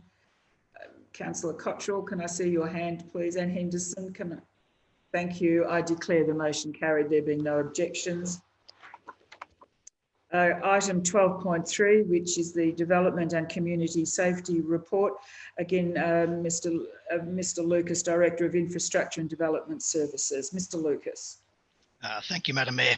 The purpose of this report is to update Council on the activities of the Building, Environmental Health, Community Safety and Planning units of Council. Councillors, likewise to my colleagues previously, I'll take the report as read. The only point that I will highlight is once again our environmental health officers, along with many other officers I might say across the organisation, have been significantly impacted and working very diligently in an emergency response phase in response to our COVID pandemic, and that has impacted on some of their normal routine duties. But otherwise, take the report as read. Happy to take any questions. Thank you, Mr. Lucas. Before we ask any questions, I do want to pass on our sincere, I think I talk on behalf of Council, sincere thank you to all the effort that the staff are putting in to keep this shire safe. So questions to Mr. Lucas. Councillor Henderson. I just noticed, Mr. Lucas, on page 57, on the community and the local laws activity, we have dogs impounded 0, and yet I understand that we've seized the dog. So is there a difference between seizing the dog? I know there's a police investigation around this issue. So I do take it that that dog is in custody. Through you, Madam Mayor, I can confirm that the dog has been seized and is still seized by Council. And you're correct, Councillor Henderson, that the definition of an impounded dog or an impounded animal is different to one that is seized. And we've not listed there the seizure of any animals, and perhaps we could include that in future reports. Thank you. Thank you, Councillor Henderson. I understand Councillor Redwood, you had a question, is that correct? Yes, I do, Madam Mayor. Mr. Lucas, I'm on the same page and the same chart, but my focus is cats. Now, we've had various discussions in this council about how we understand that cats are a menace to wildlife. And as we all read in the media today, the federal report on the Environment Act notes the extraordinary impact of cats on wildlife negatively. I want to know if we can have a report on our programs to control cats could be brought forward to a meeting at some stage before this council finishes, because I'd be very happy to learn whether the measures that we've put in place are having any impact whatsoever. Through you, Madam Mayor, yes, Councillor Rebel, we can certainly bring forward a report that sort of indicates where things are up to and what activities officers are doing and are proposing to do. They are initiatives covered in our domestic animal management plan, so happy to bring a report forward that outlines that for Council's consideration. Thank you. Thank you, Mr. Lucas. Any other questions to Mr. Lucas? No. Okay. Well, look, I have an officer's recommendation and I am now in search of a motion. Do I have a mover and seconder, please? Councillor Newitt moves, seconded Councillor Henderson. Any opposition to the motion? Would Councillor Newitt or Councillor Henderson wish to speak? I therefore put the motion that Council receives and notes the report for information. All in favour, please raise your hand so I can see it. There being no objection, I declare it carried. Thank you, councillors. I now move to item 12.4, which is the annual budget 2020 and 21, by Director Community and Corporate Services. I'd like to introduce Mr. Bradley Thomas to introduce the report. Thank you, Madam Mayor. And the purpose of this report is for Council to consider the adoption of the annual budget for 2020-21. At the ordinary meeting of Council on the 19th of May, the proposed budget for 2021, including the SRP, was endorsed for public advertising and to seat submitters. The advertising and submission process is now being completed, and the budget for 2021 and Strategic Resources Plan now requires formal adoption. As noted at the May meeting, the budget has been prepared on a business as usual basis. Obviously, we're in trying circumstances in relation to COVID-19, and the true financial costs are completely unknown at the moment. Councils, it should be noted that council officers will be able to submit a mid-year review and complete regular quarterly reporting to council over the coming months and year to keep councillors and the community abreast of any changes to the financial situation of council. Following the budget being put out for adjustment, there's a number of proposed adjustments as outlined on page 64 and 65 of your agenda. These particularly relate to council being successful in a number of grant applications and therefore officers are wishing to update the budget to take into these account, particularly the revenue and expenditure items.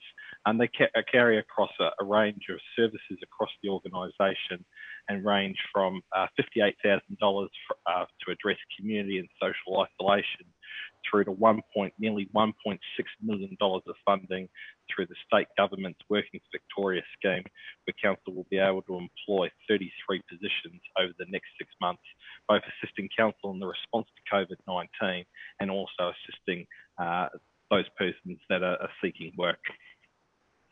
As noted back in May, council officers and councillors have been in a number of briefing sessions to develop this fiscally responsible budget, which includes a rate increase of 2% based on average rates, which is in line with the state government fair go rate system and rate cap.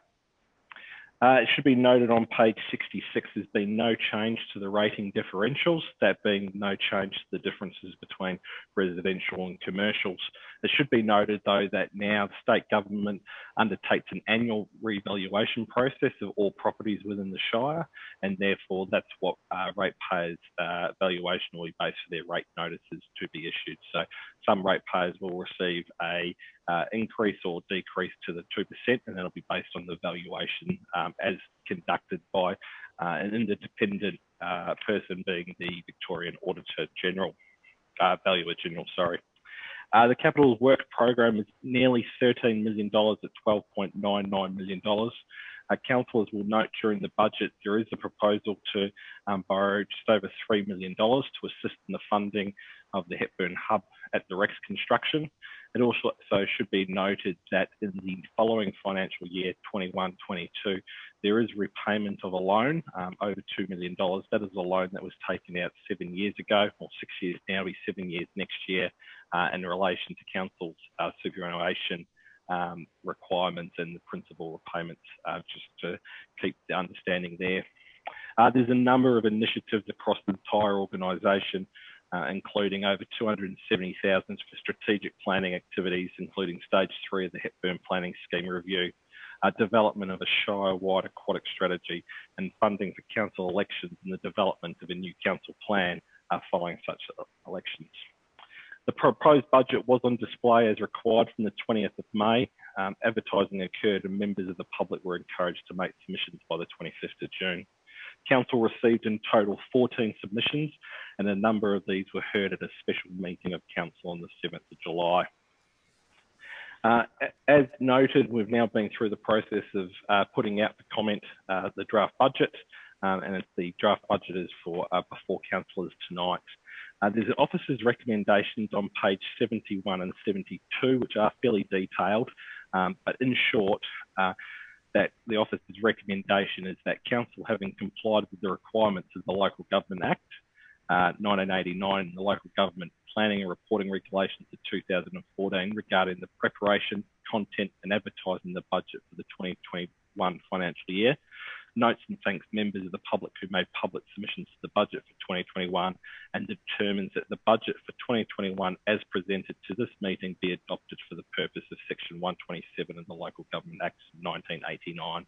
As noted, there's a further part to that officer's recommendation, but I'll take them as read. So in effect, officers are presenting the budget for adoption tonight. Thank you, Mr. Thomas. Now, questions. Councillor Redwood. Question.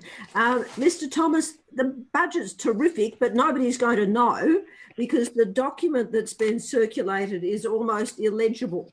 And particularly when you get to the bits in the pages where it is black print on blue, I defy anybody to be able to read it. And I'm wondering, so my question, Mr. Thomas, is can you fix it? I can certainly try and do that, Councillor Redwood. Obviously, in the current circumstances, we've tried to put it together electronically, but we certainly will be able to make some of the font and sizes a little bit bigger, yeah, and we can do that and ensure that a copy is on our website. If you could increase the font by one size and take away... Councillor Redwood, through the chair. Sorry, through the chair, Madam Mayor, I defy you to read it. I agree. Anyway, we can certainly amend that. Other questions? Thank you. Other questions too, Mr. Thomas? No, I can't see any more questions. Okay, I have an officer's recommendation and I now am in search of a motion. Do I have a mover and seconder, please? Councillor Henderson and seconded Councillor Cottrell. Do you wish to speak to the motion? I can't read it. Councillor Henderson, do you wish to speak? Yes, I do, Madam Mayor. Firstly, I'd like to commend all of the people who've been involved in this preparation of this budget, and that includes the people who've taken the time to make submissions towards the budget process and in the manner in which they've done it. It's a very civilised process these days. When I first got onto council in 2008, there was a free-for-all, usually, around budget time with everybody yelling and screaming. There were people demanding this and demanding that. The community was very unhappy about saying they weren't heard. But over a period of time, the council, I found, has become more civilised. And I think that's become more civilised because we're more involved. We've taken the time to involve the councillors, and the council's had a lot of information in order to put the budget together, because it's our budget. It is not the officers' budget. It is our budget, and we've taken the time, and the officers have given us the ammunition to be able to put forward a good budget. The things that I'd like to note, and I've had a look at other councils, is our garbage charges, our rubbish disposal and pickup, one of the lowest in Victoria, if not the lowest, but very, very comparable with anyone else. And I think that we often hear about the cost of it, but it's kept to a minimum. And I think it might only be a small thing in a $30 million budget, but when I look at it, it's the small things that count for our community, particularly those people who are on a fixed income where any fixed charge really impacts them, because there's no way that they can avoid the payment of some of those charges.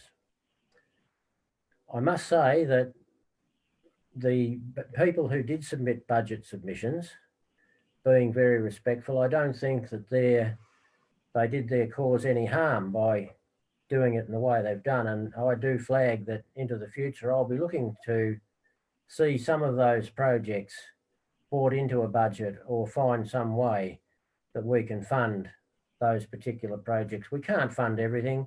Money doesn't grow on trees, but sometimes, as I've said to ratepayers, it falls out of the sky, and we might get a government agency say, look, we can fund certain roads, or we can do this, or we can do that. So I think that people who've put in a budget submission and haven't had it included would well know that it's not because of the council's will not to do it. We do have a pandemic, and I really commend all of the people that have worked so diligently. It must be terribly hard to put together a budget when you're working at a distance and you can't sit around and bounce things off each other. So I think it's a very, very good budget. It's well balanced. It does have some loans, and I'm always concerned about loans, but the nature of business is, for local government, we're never one that relies upon having business go really, really, really well so that we can afford to pay things. We do have a steady income. We can afford those loans. And I also looked at what other loans other councils take out, and we're at the lower end once again of debt. And as I note, we're retiring some debt. So I commend the budget to my colleagues, and I think it's a very, very good budget in very, very trying circumstances. So thank you.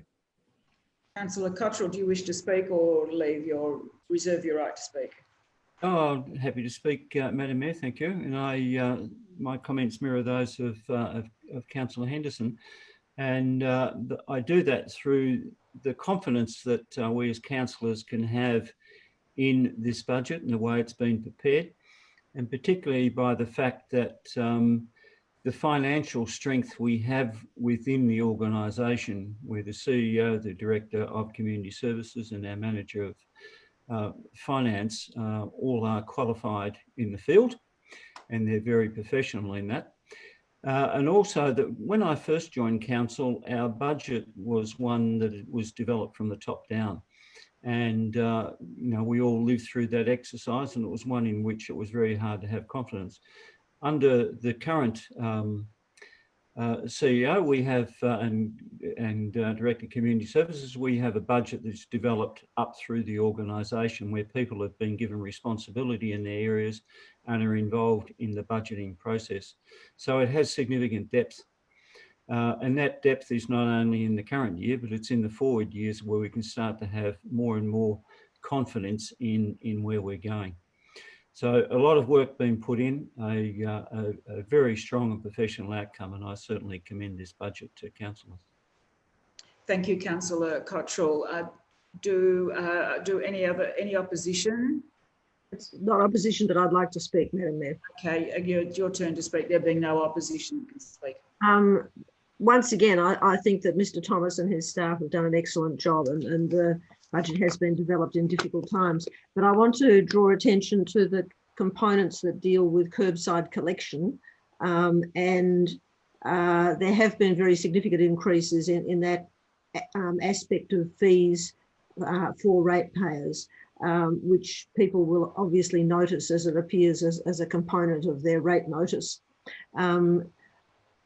We have waited some time, for reasons to do with state government policy development, to be able to move to introduce changes in curbside collection and recycling. And I think that everybody's been very patient in this respect.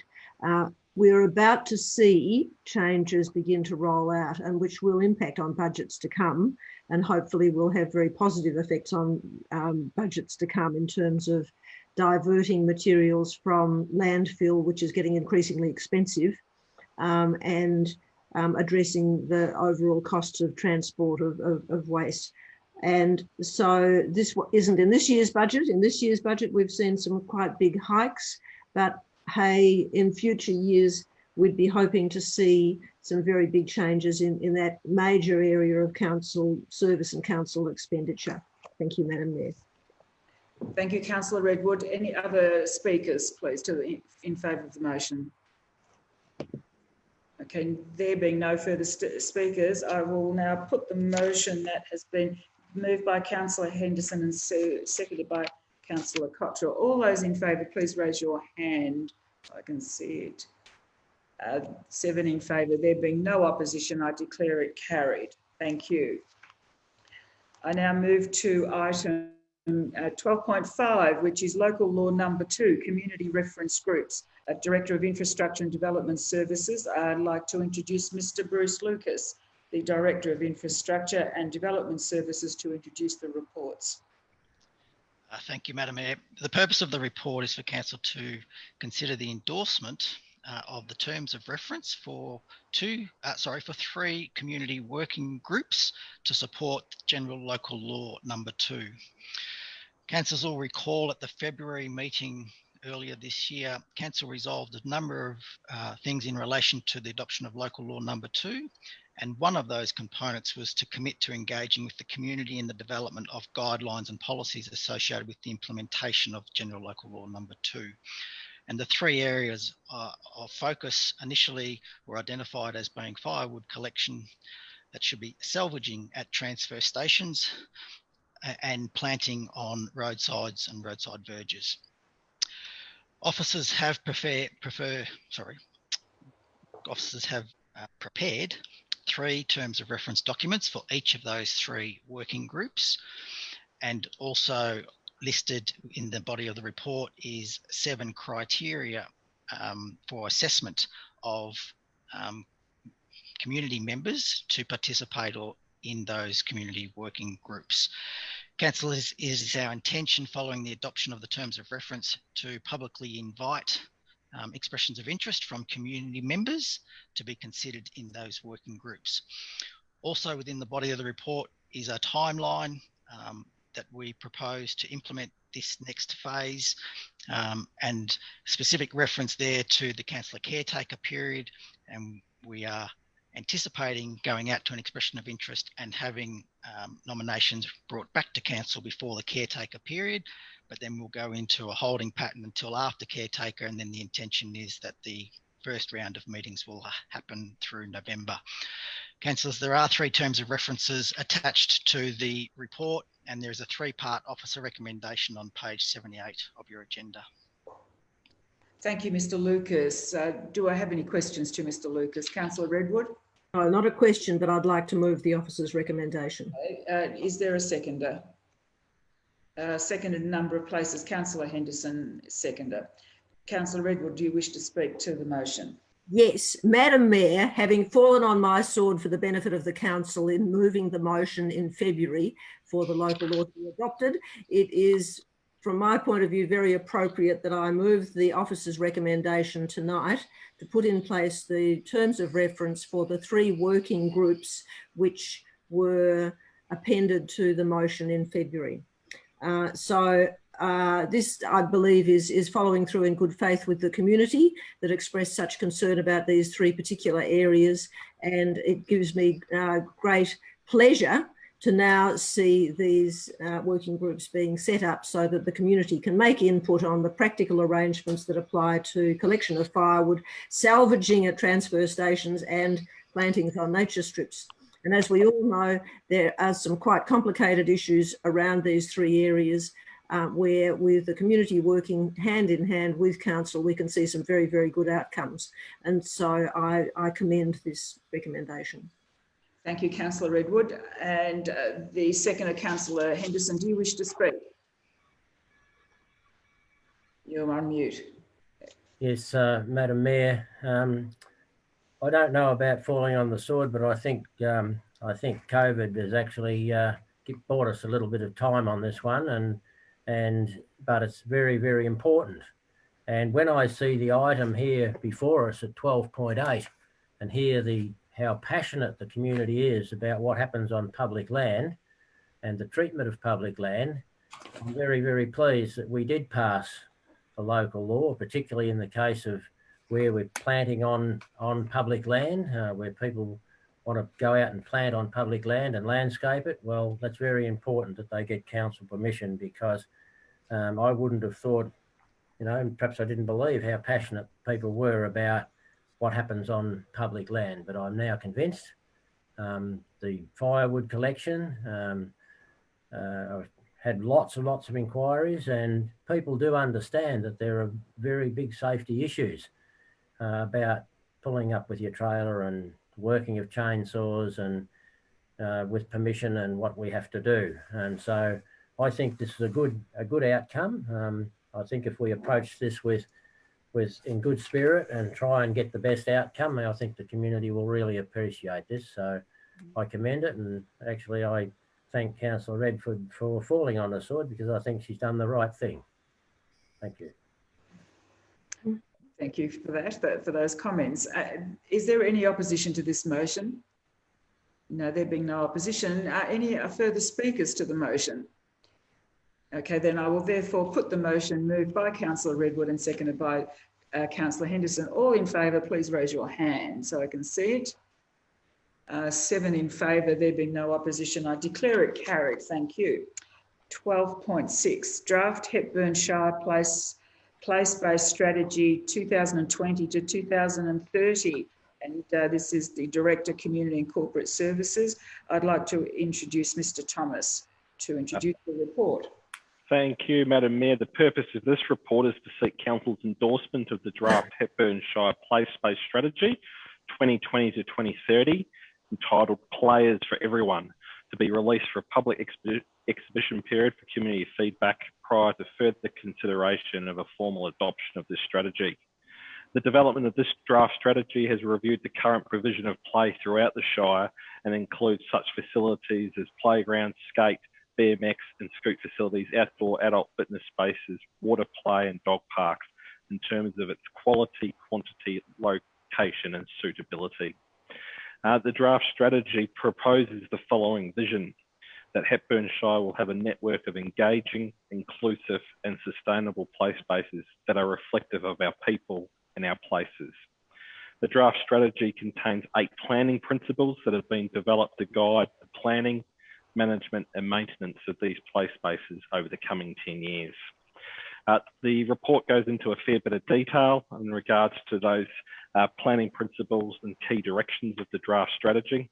And it's important to note that once adopted, the place-based strategy will be referenced in future planning documents of council, including the long-term financial plan, which will be adopted by 30th June 2021 as part of the implementation of the new Local Government Act.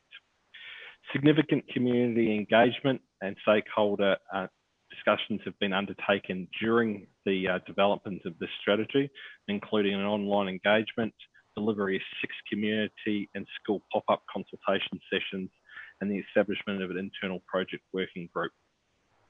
It's been significant input by the community and it's been really welcomed, and we think has delivered a great draft strategy. A round of final consultation is proposed and is supported by councillors tonight will include the draft strategy being made available for a 2-week public exhibition period through council's website following this council meeting, and then that feedback and any proposed changes will be brought back to council for further consideration and hopeful adoption of council's place-based strategy. On page 93 is the officer's recommendation that council endorses the draft Hepburn Shire Place-Based Strategy 2020 to 2030, Players for Everyone, for further community consultation prior to it being further considered for adoption at a future ordinary meeting of council. Thank you, Mr. Thomas. Any questions for Mr. Thomas? No. Yeah. Councillor Newitt.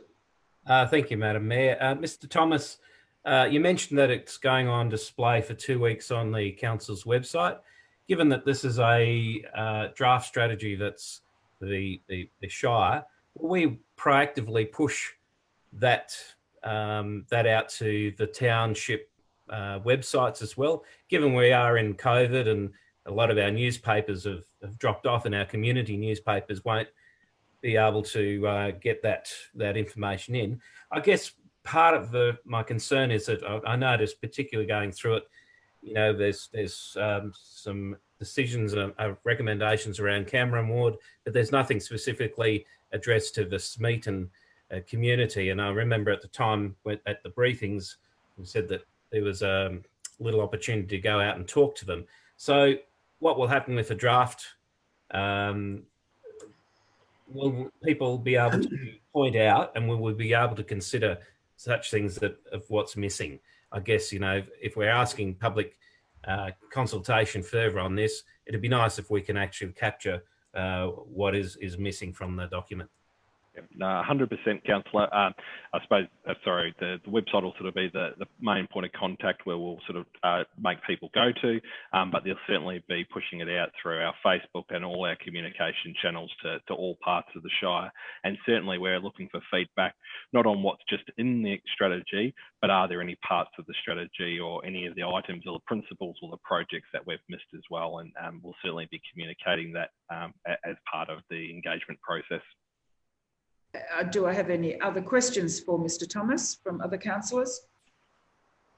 No. Okay, look, I have an officer's recommendation that council endorses the draft Hepburn Shire place-based strategy 20 to 230 plays for everyone for further community consultation prior to it being further considered for adoption at a future ordinary meeting.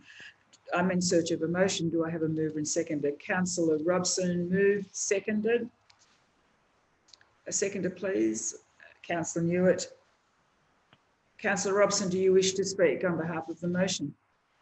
I do. I think this is a very important piece of work, and it's good to see it being done for a decade. So we actually get a good picture of what our areas are and what work needs to be done across the whole Shire. It's a very strategic piece of work, and I do agree with Councillor Newitt that it does need to have extensive feedback. So my concern is about the 2-week time frame, whether that is sufficient to get the input that would be good to have. But I think it's really important we get it out and get the feedback in. Thank you. Thank you, Councillor Robson. Councillor Newitt, do you wish to add to your earlier comments? And any other speakers for the motion? Any speakers against the motion? Okay, I will now put the motion. All in favour of the motion, please raise your hands. 7 in favour, no against. I declare it carried. Thank you. 12.7, which is the Glen Lyon Recreation Reserve Land Contamination Project, and I'd like to introduce Mr. Lucas, Director of Infrastructure and Development Services, to present the report. Thank you, Madam Mayor. This report is for Council to consider 2 separate independent consultants' reports delivered as part of the Glen Lyon Recreation Reserve Land Contamination Project, and to consider releasing both of those reports to the community via Council's website. Councillors will be well aware that in 2019, the potential for soil contamination at the Glen Lyon Recreation Reserve was identified, and Council engaged Beveridge Williams to undertake a preliminary soil contamination assessment. That assessment, when received by Council, showed elevated levels of lead and polycyclic aromatic hydrocarbons, PAHs, in the central area of the reserve, and Council self-notified the results to the EPA, being the regulator. Under direction from the EPA, we implemented some precautionary measures to reduce public health risks and any further pollution on the site. The EPA then issued Council with a clean-up notice requiring an environmental site assessment to be undertaken to assess the soil, groundwater and surface water to better understand the level and the extent of the contamination on the site. To do that, we then engaged Kleinfelder to complete that assessment, and that was done and submitted to the EPA in May of this year. Councillors, the 2 reports before you tonight, I just make reference to the preliminary assessment that used an XRF, which is basically an X-ray technology to undertake the assessment, and was a preliminary assessment with a handheld device. The second assessment, far more detailed assessment using laboratory-based soil testing of over 100 sites at the reserve. And what the more detailed assessment came back and showed was that the lead contamination was far lower than the preliminary assessment showed, and is in fact below the health investigation levels applicable for recreation areas. The PAH contamination is still elevated and above the health investigation levels for recreational areas. However, the second investigation focused in on the areas where that contamination existed, and it also showed that there was no impact to groundwater and surface water. Councillors, the two reports, as I said, have both been provided to the EPA. The two reports are presented to Council for this evening with an officer's recommendation on page 99 to consider those receipt of those reports and for them to be released to the community via Council's website. Councillors, the other point I just wanted to make reference to was with regards to the community engagement that we've undertaken through this project. It has been a challenging project for officers, but I have to commend officers in the work that they've done in engaging with the community directly through a community briefing. We have a community email register where regular updates are circulated. We've continually kept the Section 86 Glenline Recreation Reserve Committee and the user groups updated, and those discussions will be ongoing. We're currently planning for a second round community briefing, which is at the moment tentatively flagged for early August. And so there's been considerable ongoing community engagement and information released to the community. We'd now like to be able to release the detailed reports for the site, and that's included in the officer's recommendation, as I said, on page 99. Thank you, Mr. Lucas. Do I have any other questions to Mr. Lucas? I have an officer's recommendation, and Councillor Cottrell, are you moving the recommendation, or do you wish to ask a question? I'd like to move the officer's recommendation, Madam Mayor. Okay. And is there a seconder? Councillor Henderson. Councillor Cottrell, do you wish to speak? Very quickly, Madam Mayor, just like to thank the work that officers have done in this. It's been a very professionally handled consultation with the community that have kept them well briefed on what has been happening. We're still obviously awaiting the outcome from the EPA as to how this thing progresses to a conclusion, and one hopes that can happen reasonably quickly, given that this has held up the conclusion of the Glenline Rec Reserve Master Plan and works to go on there, and potentially might open up an opportunity for the gun club to come back under the requirements which are accepted throughout the land these days for such facilities. So I'd like to recommend or commend this motion to councillors. Councillor Henderson, do you wish to speak in favour of the motion? And is there any opposition to this motion? Do any councillors wish to speak to the motion? No, I will therefore put the motion. All in favour of the motion moved by Councillor Cottrell and seconded by Councillor Henderson. All those in favour, could you please raise your hands? Councillor May. Okay, there are 7 in favour. There being no opposition, I declare it carried. Thank you. 12.8, review of Lake House title boundary, and introduce Mr. Lucas, Director of Infrastructure and Development Services, to introduce the report. Thank you, Madam Mayor. The report is for Council to determine the appropriate action to be taken to resolve a boundary encroachment into Lake Daylesford Crown Land Reserve. And councillors, the report's presented to you this evening as the Crown Land Committee of Management. As was referenced in the public participation time of this evening's meeting, a number of community members have raised concerns about the occupancy and operations of the Lake House, and some ongoing concerns in relation to a small encroachment of the Lake House development. Councillors, officers coordinated a tidal boundary survey in 2019, and that has revealed a small encroachment onto the Crown land, as is depicted in the body of the council report. A number of options have been considered by officers and discussed with a range of stakeholders on the matter, and there is an officer's recommendation on page 106 of your agenda. Any questions to Mr. Lucas? Councillor Redwood. Mr. Lucas, some community members, as you would be aware, have suggested that there is a further larger encroachment elsewhere along the boundary. Can you comment as to whether that area was subject to the survey of the boundary undertaken earlier in the year? Through you, Madam Mayor, the survey, as depicted in the body of the report, goes along that tidal boundary running in a north-south direction. I've walked the boundary with the surveyor back at the time in the weeks following the completion of the survey. I'm not aware of any other encroachment of any structures across the boundary line. I know it was alluded to in public participation time again. It's fair to say that some of the boundaries are in garden beds or as part of the landscaped area. I guess we can argue as to whether that's, you know, lake house landscaping, council landscaping, but there are no structures that I'm aware of that encroach further. Thank you. And if I can indulge Madam Mayor in a further question, would it be possible, Mr. Lucas, to release the boundary survey, but defer the decision one cycle, because that then, in a sense, would be keeping faith with the community who've argued transparency around these issues and who take alienation of public land so seriously? Through you, Madam Mayor, that is absolutely a possibility.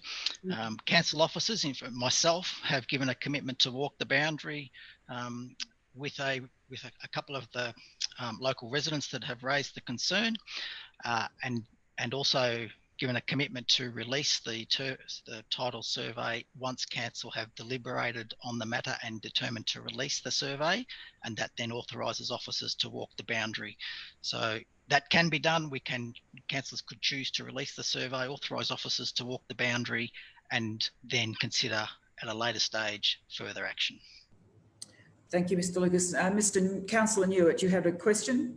Thank you, Madam Mayor. Mr. Lucas, further to the first part of Councillor Redwood's question, if it comes to pass that we find there are encroachments in other areas, will we have the capacity to move for to come back and look at those, regardless of what we do tonight? So I know we've had a published officer's recommendation.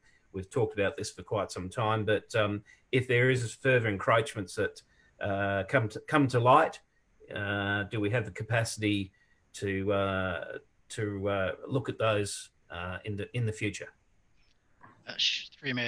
The short answer is yes, we do, and the officer's recommendation, if endorsed tonight, would not preclude that from occurring. Councillor Cottrell, you have a question. Thank you, Madam Mayor.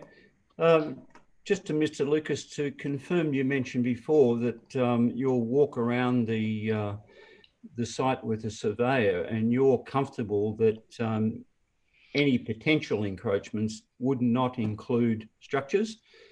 They would only be landscaping issues at most. Yes, I can confirm that. There's one area where there is a low level sleeper wall, which is on almost directly on the shoreline of one of the pondages, where there is a tidal boundary that's in amongst that landscaping, but there are no structures that I'm aware of that cross over the property line. Thank you. Thank you. Councillor Redwood. Madam Mayor, I would like to move as follows. The Council 1281 acknowledges the encroachment of the adjacent development in the Lake Dalesford Reserve, agrees to release the title boundary survey to community members, directs officers to walk the boundary with interested community members, and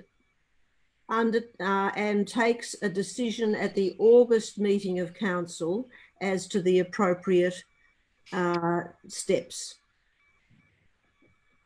Do I have a seconder to that motion?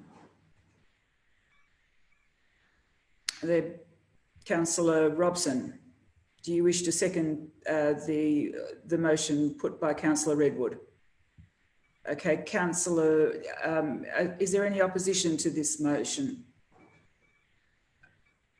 Okay, they're in a number of places. Councillor Redwood, would you like to speak to the motion? Yes. I think we'd all agree that alienation of public land is a very significant matter, and that in principle we would not support alienation of public land, large or small. And in fact, that's what this is all about. We would also, I think, all agree that having a very accurate understanding of what any alienation consists of is also very, very important. Thirdly, I think we've endorsed for public display a statement around transparency. And transparency is very much at the heart of this, because I think that the community were of the understanding that the surveyor's report would be released prior to a decision being finalised, and that's what's at stake here. So I think those 3 points argue that it's appropriate to release that report. We can defer the decision which was listed for tonight till August without the sky falling in, and in fact, we've got a process which is in a more appropriate order if we do that. Thank you. Councillor Robson, would you like to speak or reserve your right to speak? I'd like to speak, and I do agree with what Councillor Redwood says. I think it's the process around this is very important, because public land is public land. We're being asked on the behalf of the community to manage this land, and I don't think we can do it without going through due process, and to release this report is really important. Do I have any speakers against the motion? Councillor May, would you like to speak? I would, Madam Mayor, thank you. I'm opposed to this motion, and in fact I'm opposed to spending any more time on this particular issue. This issue, to my way of thinking, has been a dreadful waste of officer time, and that translates to another dreadful waste of ratepayers' money over what amounts to 4 square metres of land. I just shake my head at how much money, if the ratepayers of Hepburn Shire were aware of the amount of money that this has cost them, most of them would shake their heads as well, I'm quite sure. I understand the principle of not building on public land, but there's also a principle that dealing with what is in our notes is called a minor encroachment, and in anybody's book, this is a minor encroachment, shouldn't cost our ratepayers countless thousands of dollars. So I'm opposed to the motion, and I'm very much opposed to officers spending any more time on this issue. Okay. Any further speakers for the motion? Councillor Newitt? No, not for the motion. No, just one, either side. Okay, Councillor Newitt, you speaking for or against the motion? Against. Okay, would you like to speak? In a minute, Councillor Henderson. Look, thank you, Madam Mayor, and I appreciate that you want to go one way and the other. I'd like to go back and forth, yep. Yep. Look, I absolutely agree with I don't condone the alienation of public land whatsoever. I think this is a particular part of public land that's been brought to our attention for a long while, and we've invested a lot of time and effort into finding a way forward for this. I don't think putting it off for another cycle and giving people a chance to walk around and have a discussion will actually get any closer to resolving this issue or other issues. If this motion is defeated, I foreshadow I would put forward the officer's recommendation, because I think that's going to clearly deal with the issue that's at hand, that's been raised and that we've been working on. I can't see any way of walking around and summing up and adding what might have, we'll be caught up with having a discussion about garden beds or various interpretations of what has happened in other various parts of that area. Quite simply, we've got a capacity to actually resolve and move forward with this one parcel, and I think that's what we should be doing. So I oppose the deferring of this for another cycle. Okay, and any further speakers? Councillor Henderson, you had your hand up. Yes, Madam Mayor, I know this is a bit out of your order, but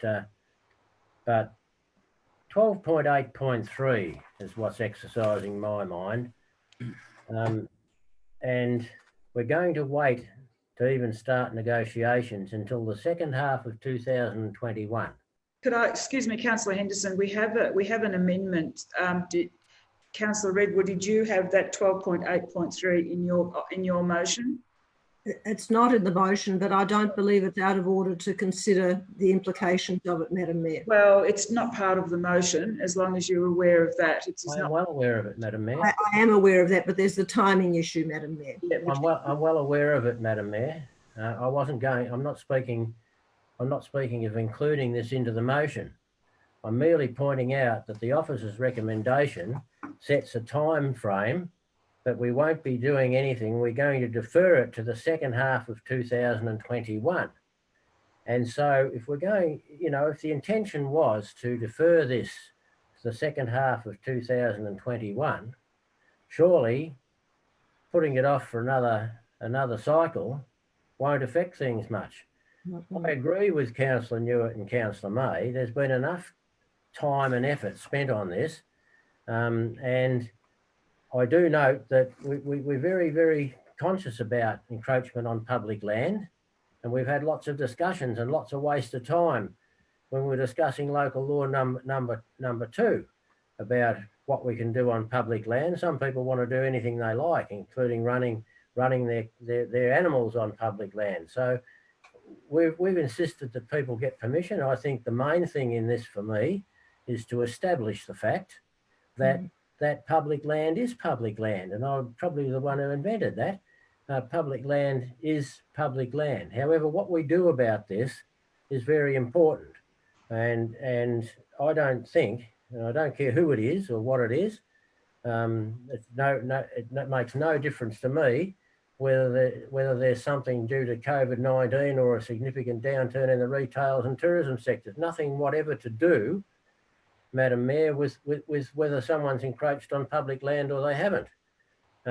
Nothing to do with the tourism sector. It's to do with someone going over a boundary. Now, in my mind, I don't want to waste any more time either, but I can see that if we don't deal with this properly, we are going to waste some more time. We're going to be sitting here, we're going to be listening to angry people saying they didn't have their say. And how long that will go on, one never knows. But people have got a democratic right to do that. So I think to short circuit all that, we do the walk on the boundary, as Councillor Redwood suggests, and we do defer it. I want an end to this, but I don't necessarily have an opinion about anything else other than the public land is public land, and we need to establish ownership of that by the public. And if the owner of the property has to enter a lease, that acknowledges that ownership. So I commend the motion put up by Councillor Redwood. Any other speakers for or against the motion? Councillor Cottrell. Madam Mayor, I rise to vote against the motion. I go back to the officer's advice that a further walk around this site is not going to produce any further encroachment on public land from a structural point of view in this development. A lot of time has been spent on it. It is forms. Issues do happen. We've got to look at significance. There's a principle involved, and none of us are against the principle. We all accept the principle. That's a given. I haven't heard anyone suggest that we're against the principle, but we do have to move forward and resolve this issue. And further walk around the site is not going to further resolve this. It's likely just to exacerbate issues and allow people more room to raise further issues to complicate what is already a long overdue problem for resolution. So I cannot accept the motion. Councillor Redwood, do you wish to sum up? I wish to close the debate, Madam Mayor.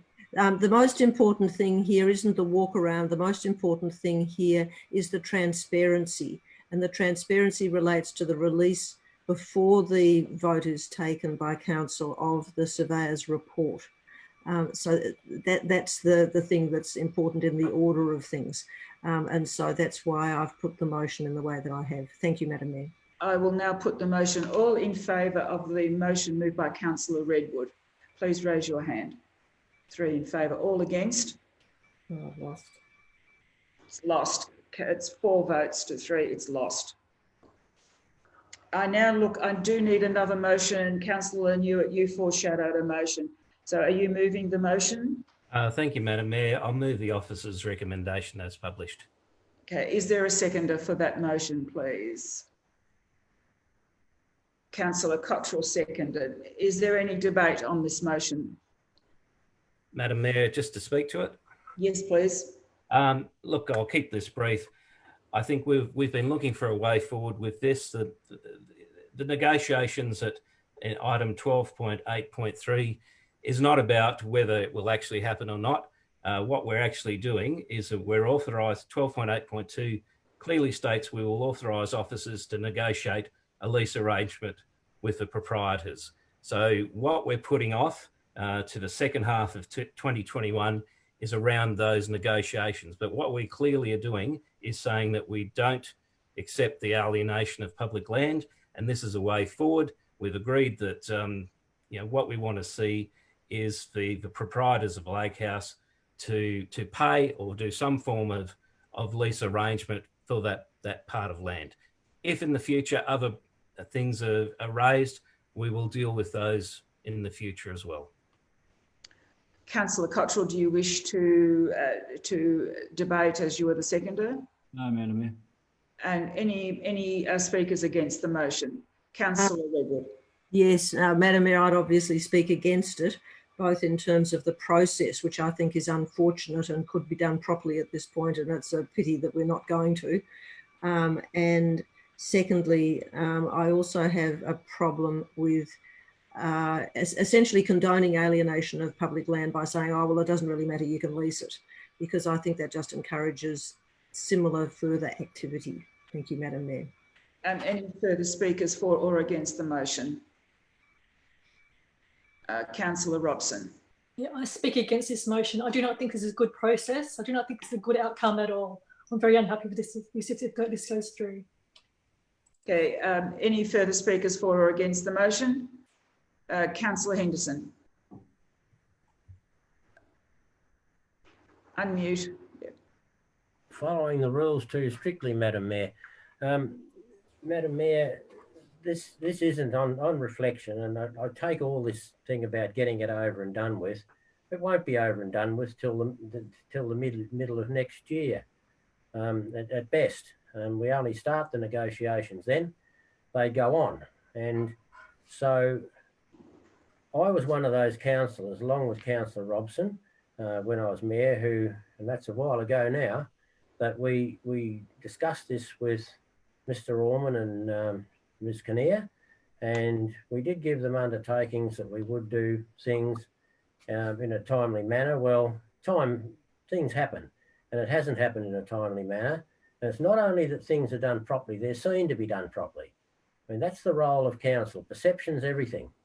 And if the perception is that we're putting off or somehow condoning the taking of public land or that, there's not one council that I know that does condone that, and I've not heard it. I've not heard it anywhere. And so that's not the issue. The issue is we need to be seen to be following due process. And I think I'll even be prepared. I'll go and bring the string line across and I'll stretch it if you need be. I've got one long enough. But just to have that done, I think won't take any more time. We bring it up to council next time, we deal with it. Simple as that. And I'm not going to be arguing about a bush or some little shrub somewhere. I can see a few of those over the boundary line. We need to be seen to be doing the right thing. And it's perception that's everything. Thank you. Councillor Newitt, do you wish to close the debate? No, thank you, Madam Mayor. Okay, I will now put the motion moved by Councillor Newitt and seconded by Councillor Cottrell. All in favour of the new motion? 3. Or any against? Against 4, it is lost. So do we have another motion? Because as it is, this remains unresolved. We cannot revisit the previous motion because it is lost, and this is lost. Madam Mayor, can we simply defer the motion, the matter by one cycle? That's similar to your motion, which was lost.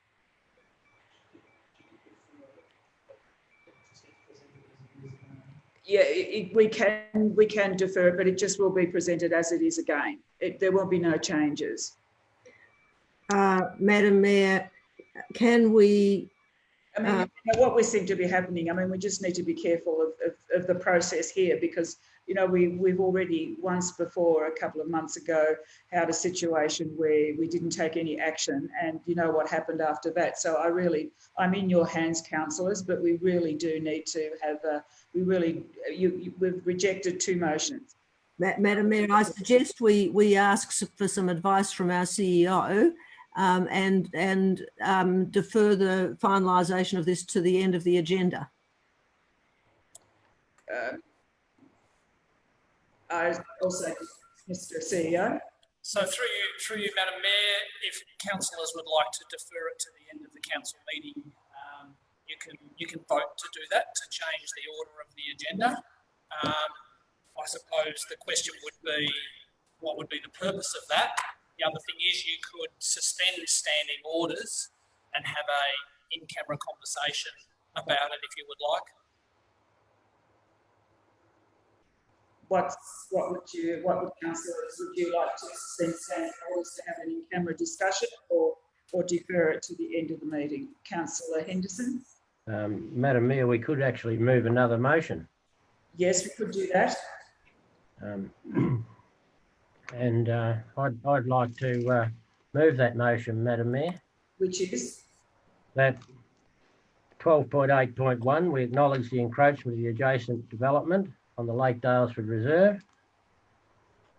Yep. We authorise officers to negotiate a lease agreement with the proprietors of the lake house to formalise the occupancy of the encroached area of approximately 4 square metres. 12.8.2, yep.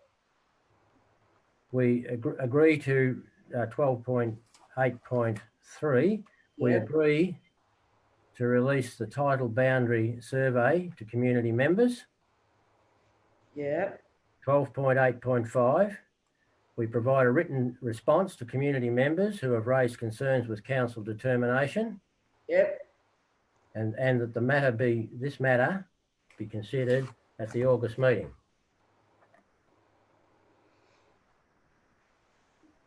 So you want to delete the opposite recommendation 12.8.3. No. Madam Mayor, through you, can I ask the mover a question? Yes, you can ask a question. In your motion, would you assume that the survey report be released between now and August? Well, once we agree to 12.8.4, yeah, we're agreeing to release the title boundary survey to community members. Yes. I assume that will be a decision of council, and we'll then determine the matter at the August meeting. So I'm seeking clarification. That means, therefore, that that the negotiations being deferred is off the table. Is that what you're suggesting? Well, I'd even be happy to include that. I mean, I don't mind. Perhaps the only change I'd like to make, it could be a motion that concerns it with the council provides a written response to the community members who have raised concerns with the council, and we deal with the matter we cut out the of the council's determination, and we cut out that and put and the council deals with this matter at the August meeting. I'm terribly confused, you know. Yes, Yeah, Councillor Cottrell. I'll read it again, Madam Mayor. It may be. Councillor Henderson accept his motion, bar the last point, because if you're going to leave 12.8.1 in, 12.8.2 in, Yeah. where you're authorising officers to negotiate, what's the point of deferring it until August? Well, what we're doing, Councillor Cottrell, we're authorising the officers to enter into a negotiation. Yes. The negotiation might end up to say that we demolish it. I mean, it might be. We'll then determine the willingness of the person involved to discuss things with us. I don't care. I'm happy to leave it. Your last point was to make this decision in August, I think, wasn't it? Yeah, to make the final determination in August. So the officers can enter into the negotiation. So you expect... I can see the confusion. Okay, we'll leave that. We leave the 12.8. Can I just bring this meeting to a little bit of order? This is very confusing, Councillor Henderson, and I'm sorry, but maybe my brain is like yours. Madam Mayor, it's my motion. Really confused. Excuse me. It's my motion, and I'm quite happy to leave 12.8.2 out of it. Then I would support the motion if the last point is left out. The last point, which is provide a written response to... No, to defer the decision until August. Okay, so you effectively repeated this motion. Through you, Madam Mayor, could the mover please restate the motion? Okay. And you can reject it or not. 12.8.1 is the same as what's written in the papers. Yep. 12.8.2, we'll leave that out. We'll make 12.8.2 endorse that any negotiations be deferred to the second half of 2021. That's any negotiations. 12.8.3, we agree to release the title boundary survey to the community members. And 12.8.5, we provide a written response to community members who have raised the concerns with council, and we deal with this matter at the August meeting. The matter I withdraw my support for that motion, Madam Mayor. I thought 12.8.2 was staying in. Could I possibly... Sorry? Okay, I need a seconder for that. Is there the last bit that's up there is wrong. Sorry? The last bit that's up there wrong. The last 12.8.4 would be. It says the concerns who raised the concerns with council, and refers this item to the August meeting. Okay, can I have a seconder to that motion, please? Can I just check for item 12.8.3 endorses these negotiations? What negotiations? Any negotiations regarding the matter. So can we put that as any negotiations, because it's that, and then I can second that. Okay, well, I'll change it to any. There you go. Any negotiations, endorses any negotiations. Thank you. So I'll second that. So can I, point of clarification then, Councillor Henderson, you're actually saying that any negotiation could be sale, could be lease, could be demolition. Demolish it, could be anything. Yeah.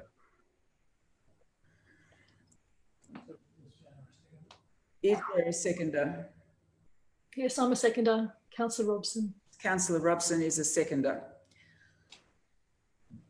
Councillor Henderson, do you wish to speak to this motion, to this new motion? No, I don't, Madam Mayor. Councillor Robson, do you wish to speak to this new motion? No, thank you. Does anybody wish to speak against this new motion? Councillor Newitt. Thank you, Madam Mayor. I think we're very confused with this. We've taken the capacity of actually making a decision and moving forward to have the negotiations about that decision put on the table. So I think what we're doing now is kind of looking at not doing anything until the second half of 2021, which I think the stumbling block has been about having the community understand what's happened and where the title boundary may be. This isn't going to deliver anything of benefit to that community. Councillor Cottrell, do you wish to put up a new resolution, Madam Mayor? A new resolution? Well, we have. You can amend it. We can amend it. I mean, this is sort of turning into a dog's breakfast. Councillor Cottrell, what's your suggestion? And because if you do, it may be acceptable to the mover and seconder. My suggestion would be to leave in 12.8.1, leave in 12.8.2, leave in 12.8.4 and leave in 12.8.5. And just take out 12.8.3. I'll withdraw my seconding of that. So does the mover accept that? Does the mover of the original motion accept the change that Councillor Cottrell is suggesting? Is he leaving in August? Are you leaving in or out August, Councillor Cottrell? Leaving out. Leaving out. No, I don't accept it. Okay, I propose that we, look, there's two options. We can either suspend standing orders and have a bit of a discussion about this, or we can put the motion as Councillor Henderson has suggested. I move that the motion be put, Madam Mayor. Okay, we have a motion. We have a procedural motion. Okay, I will now put the motion moved by Councillor Henderson, seconded by Councillor Robson. Motion. Sorry? I've moved a procedural motion. You have to. Yes, that's right. That the motion be put. Yeah. Okay. All in favour? Now we are moving that the motion be put, or that okay, we move. We've already got a motion on the table, though. It's a procedural motion to put it without further ado, Fiona. Okay. Oh, okay. Yep, I second that. Okay. All in favour of the procedural motion? Yep. Against? It's carried. Okay, we now have Councillor Henderson's motion to put. Would you like to speak to your motion, Councillor Henderson? We'll put it up on here just to make sure that everybody knows what they're voting for.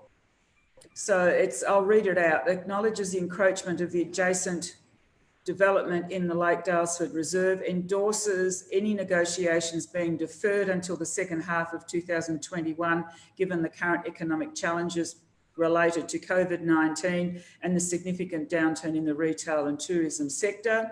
12.8.3 agrees to release the title boundary survey to community members. 12.8.4 provides a written response to community members who have raised concerns with council of council's determination and refers this item to the August meeting. Madam Mayor, is there a seconder for that motion still? Is there a seconder to that motion? Yes. So I'm seconding it, but without the point about the determination. You either have to agree, you either are going to move it, second this as it is, or you will have to move another amendment, or you have a negotiation with Councillor Henderson as to what is acceptable. May I just check then with the mover, when we say we're notifying the determination, what determination are we notifying? No, the determination's out. Thank you. That's what I thought, Councillor Henderson. So 12.8.4 reads, provides a written response to community members who have raised concerns with council. And refers this item to the August meeting. And so, yes. Okay, and so... And I second that motion. So remove, and refers this item to the August meeting. And take out of councils. That's right. Take out of council. So can I just ask the mover, what is it that you are actually agreeing to here? What it says there, what I'm agreeing to. Well, can you please explain it outside the written language there? Well, if community members or anyone else wants to go and take a string line, they can do it. But they've got at least they've got the report. We haven't made a decision. We're being transparent, and the officers can choose whether they have the time. It's just the same as it is. But one thing is we're giving the people the opportunity of seeing the survey. They haven't seen it yet. Okay. Okay, look, because this is all, we needed a point of clarification because it was very unclear as to what was being asked, but we've had a procedural motion. The motion be put, so I'll now put the motion. All in favour of the motion, please raise your hands. All against, please raise your hands. We have, the motion is now lost. We're back to the beginning. We now have, we do not have a motion. And we need one. Councillor Cottrell. Thank you, Madam Mayor. Can I go back to the officer's recommendation and simply drop out 12.8.3?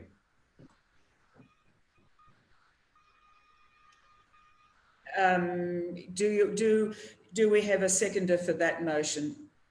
Councillor Newitt, second. Okay. So what we now have is in the original councillor's recommendation, we have 12.8.1, 12.8.2, 12.8.4 and 12.8.5, and the 12.8.3 has been deleted in this particular variation. So is that acceptable? Is that Councillor Cottrell, that's your motion? Correct. Yep, and seconded by Councillor Newitt. Okay, any discussion on this particular, anyone speaking in favour of this new motion? No, any speakers against? Councillor Redwood. Madam Mayor, this motion does exactly what I think we don't want in terms of process, in that the issue about transparency has to do with the ordering of what steps occur. And the release of the boundary survey needs to occur before we take a final decision on this matter. And that's why that needs to be released, and that's why we need to defer till August. And so this motion doesn't deliver on that requirement, so I can't support it. Okay, any speakers for the motion? Any speakers against the motion? Okay, I will now put the motion. All in favour of this new motion, please raise your hand. 3, any against the motion? 4. So we have no, we do not have a resolution. I propose, if someone could move and second, suspension of standing orders to discuss this in camera. Can I please have a mover and second? Point of order, Madam Mayor. I think we did actually. I saw 4 hands go up. That was against it. Yeah, that's right. So we don't have a motion. So Councillor Cottrell moved a motion. That's right, and it was voted down. Oh, yeah, okay, I'm sorry. Yep. Yeah, it was lost. I'm sorry. So now I'm proposing a mover and seconder that we suspend standing orders and have a discussion about what it is, what is going to be council's view on this. I mean, we can keep running around and doing this, but I'm not too sure where we're going to head for this. So I would someone like to move a suspension of standing orders for 20 minutes? No. Okay, so we're going to continue on. Okay, well, could I have a new motion, please? Could I move that we move this to the end of the meeting, please? Okay, that is I'll support that. Okay, and all in favour of that motion, please raise your hands. And against? 1. Okay, so that declare the motion is carried. So we shall move it, we'll defer it to the end of the meeting. Okay, now we now move to item 12.9, which is the coronavirus COVID-19 community support grant program. The Director for Community and Corporate Services, Mr. Bradley Thomas, to introduce. May I excuse myself with a conflict of interest, please? Yes, so Councillor Robson. Me too. And Councillor Redwood will also depart the room as both having a conflict of interest, and it is 10:05. Through you, Madam Mayor, both councillors are now in the waiting room. Thank you. Okay, Mr. Thomas. Thank you, councillors. In light of the time, I will move through this report reasonably swiftly, but noting that this report is for council to consider the awarding of coronavirus COVID-19 Community Supports Grants Program recommendations for June 2020. This program has been extremely successful and was being able to be undertaken by council drawing on funds reallocated from existing programs whose implementation had been impacted by the pandemic. A budget of up to 60,000 was available for these grants, and the grants have been made available out to the community, and there has been strong community interest across all categories. 22 applications were indeed received for this final round of the final grant round, spanning all categories, and they've been assessed by our independent evaluation panel and a number of council officers. Table 1 details the grants that have been awarded by officers under delegation through the quick response component of the grant program. Categories B and D provide a number of recommendations on projects. A number of projects have been able to be fully funded. Some have been partially funded as we've come to the end of the funding available, and some the officers and evaluation team have recommended it not being awarded. As I noted, this has been a really fantastic program and it assisted a number of community groups and organisations during this trying period, and we think it's been fantastic for our community. On pages 115 and 116 of your agenda is the officer's recommendations. Officer's recommendation is that council notes the awarding of Category A quick response grants from the Coronavirus Community Support Program, and there's a table of those grants. And 12.9.2 awards the following applications from the Coronavirus COVID-19 Community Support Program Category B2D, and there's also a table of the recommended grants there. Happy to take questions, councillors. Thank you. Any questions to Mr. Thomas, please? Okay, I have the officer's recommendation and I'm in search of a motion. Councillor Henderson, are you moving the motion? Absolutely, Madam Mayor. Okay, and second, Councillor Cottrell, do you either wish to speak to the motion? Yeah, I do, Madam Mayor. Councillor Henderson. Just to commend the officers and all the community groups who've put forward these projects. I think that these are some of the really important things that we get to do as councillors, is to support our community groups and to support our community. So I commend it to my colleagues. Councillor Cottrell, you were second, yes? Similarly, Madam Mayor, yeah, this is an excellent initiative. A great outcome for the community and excellent work done by officers, and I commend the motion. Are there any other speakers for or against the motion? Okay, I will now put the motion to to accept the officer's recommendation as per our papers. 115. All in favour. All in favour. There being 5 in favour and no opposition, I declare it carried. And could please ask councillors Redwood and Robson to re-enter the meeting, and it being 10:09. We're back. Yeah. Thank you, councillors Redwood and Robson. The motion was passed as per the officer's recommendation. Now move to item 12.10, which is Community Planning Implementation Fund. Again, I have a conflict of interest in this issue. Councillor May has declared a conflict of interest and will depart the meeting, go into the waiting room at 10:10. Is in there? Okay. Mr. Thomas, would you like to introduce the report? Thank you, Madam Mayor. The purpose of this report is for council to consider the allocation of the Community Planning Implementation Fund grants for the 1920 period. Really pleasing to be able to bring this report to council tonight as it picks up where we've been not as involved with the community planning process, and this recommendation from council officers will put significant funds into the community. The Community Planning Implementation Fund opened on the 7th of May and closed on the 4th of June.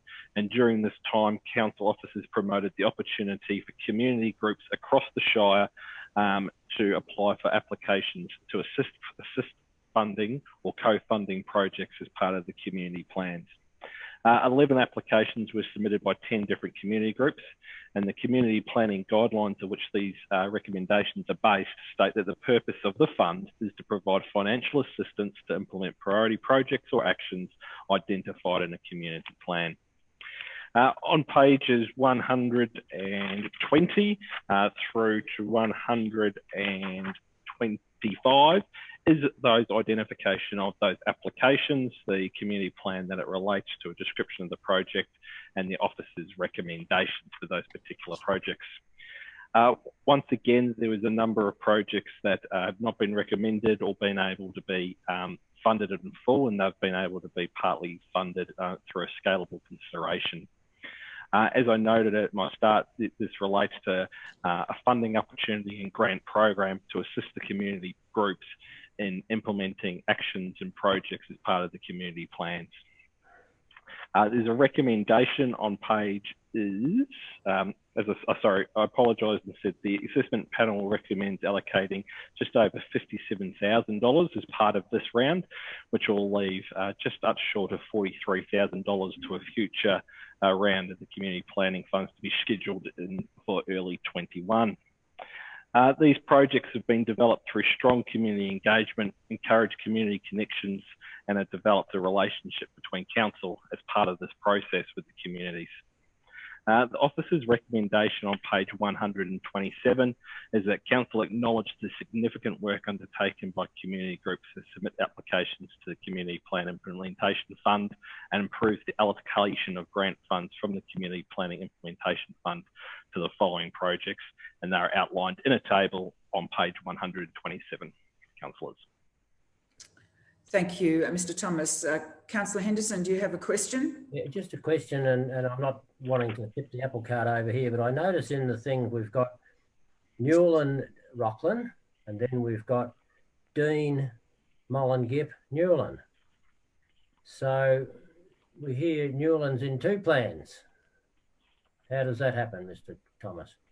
It's a uniqueness of the Newland area. They have previously been included in both community plans, but I think you'll note from the funding projects, they relate to probably, there's only one for the inclusion of what we would classify as the Newland area. I do note that, Mr. Thomas. I thought you might.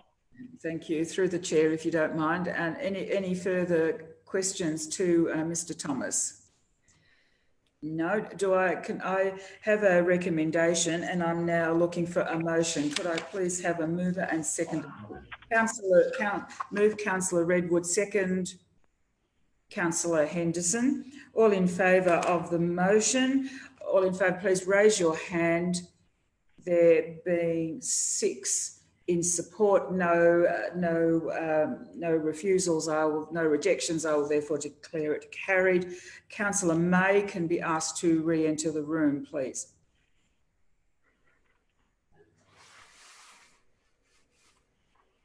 And Miss Councillor May re-entered the room at 10:14. Councillor May, the officer's recommendation was adopted. Thank you. Item 12.11, the Trentham Community Plan 2020 to 2024. Mr. Thomas to introduce the report. Thank you, Madam Mayor. The purpose of this report is for Council to receive and recognise the updated 2020 Trentham Community Plan, also a significant milestone on our community planning framework. The benefits of community planning including connecting communities, developing resilience, and also connecting the communities with Council. In 2018, Council engaged the Forum, and we heard from the Forum's representatives in the earlier part of Council's meeting, to undertake the development of a new 4-year community plan for Trentham and District. They were required to lead the review and the development of the plan, establish a community planning working group, develop a community engagement plan, and do its utmost to engage a broad range of residents, produce a draft community plan, provide that for feedback, and then submit their final plan to council, which is what we have before us tonight. It's important to note that the community plan has been developed via a number of methods, including a community survey, community consultation sessions, and working closely with Shire officers to create a plan best suited to address the community needs.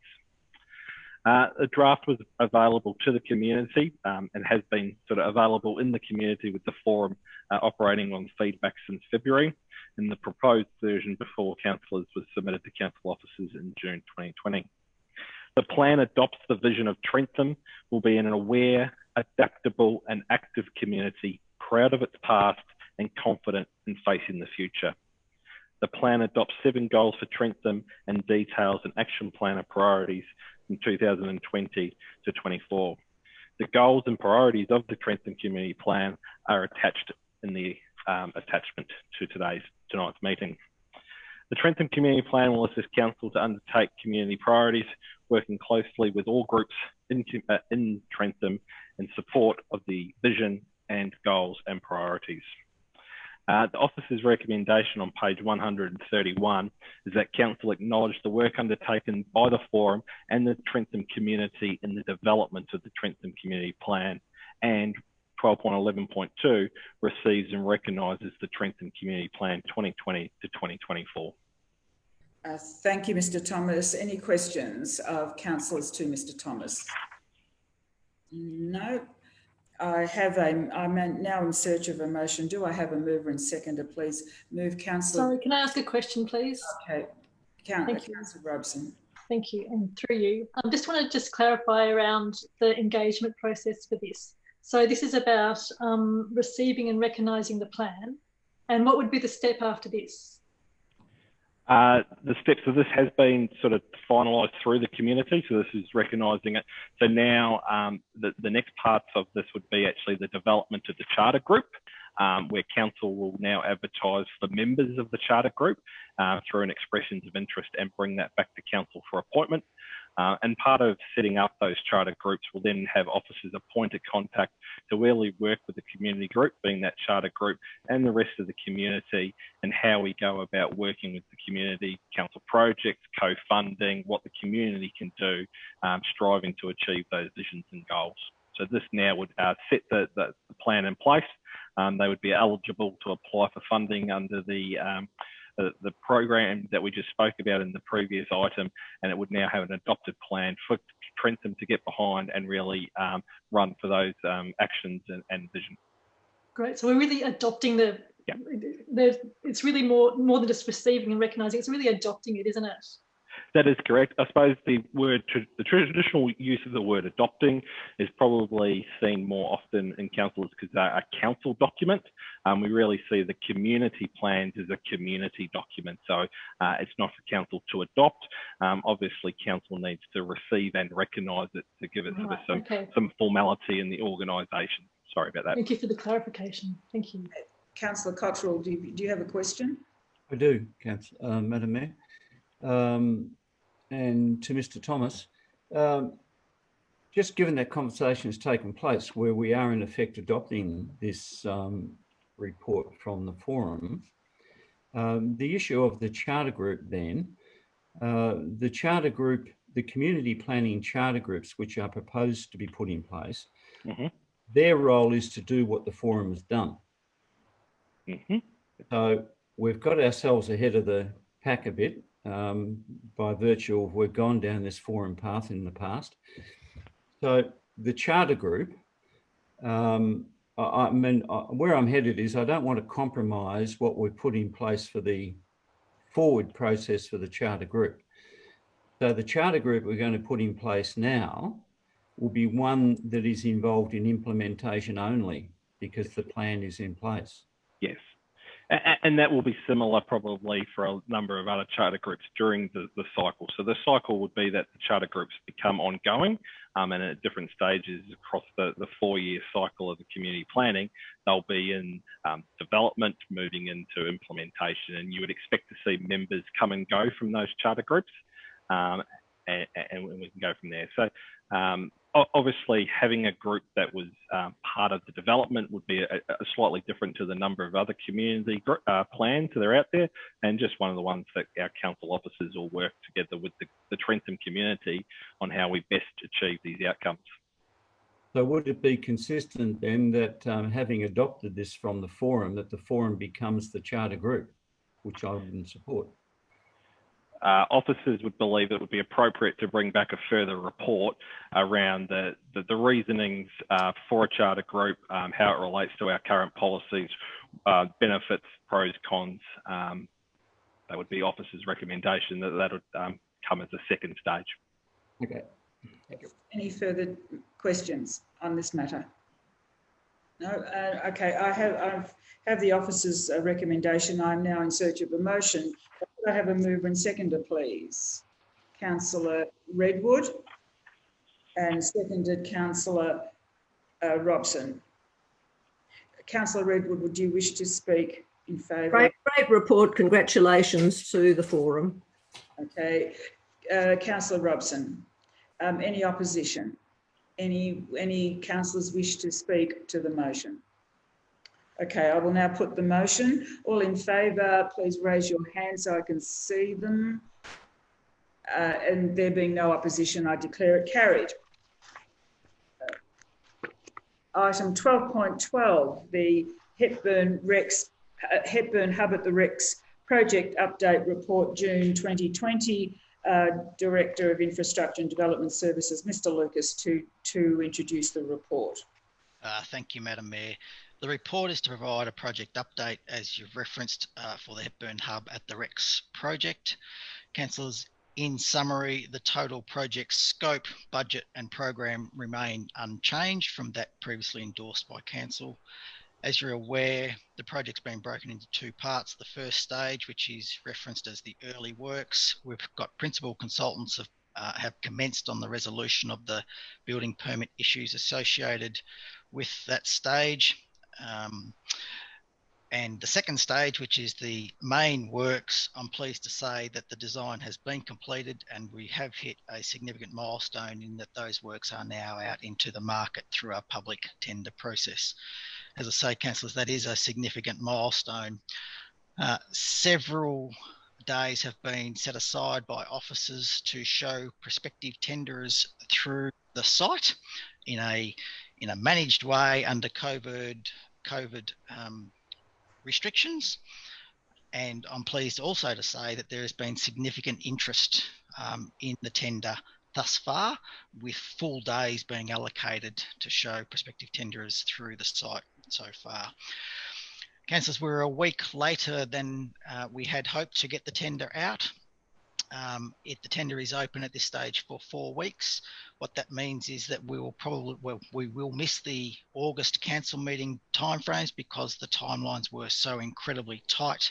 So we now anticipate completing an assessment or evaluation of the tenders received and bringing a report to the September council meeting for council to consider the potential awarding of that said contract. Councillors, the report goes into a fair bit of detail on a range of fronts. It talks about some of the project risk and how that's being managed through the project control group and supported by quantity surveyors. And there is an officer's recommendation on page 146 of your agendas, which simply says that the council receives and notes the report and endorses the changes to the tender commencement and end dates. Question, Madam Mayor, through you to Mr. Lucas. If the tender is coming to the September meeting, will that be within caretaker period? No. Through you, Madam Mayor, no, it's not. The caretaker period, I think, commences, it's about 3 or 4 days following the council meeting. The 22nd of September caretaker period commences, and I think our council meeting is just before that. Do I have any other questions to Mr. Lucas? No, I am in search of a motion. Do I have a mover and seconder, please? I move the officer's recommendation, Madam Mayor. Seconded Councillor Newitt. Councillor Redwood, do you wish to speak to them? I just want to say, hooray, we've reached this important milestone. Fantastic work to get thus far. Well done, Mr. Lucas and team. Just keep going. Just record.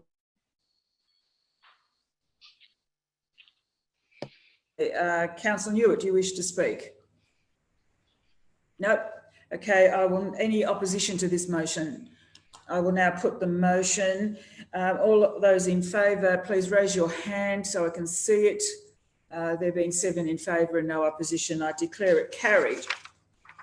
Motoring along.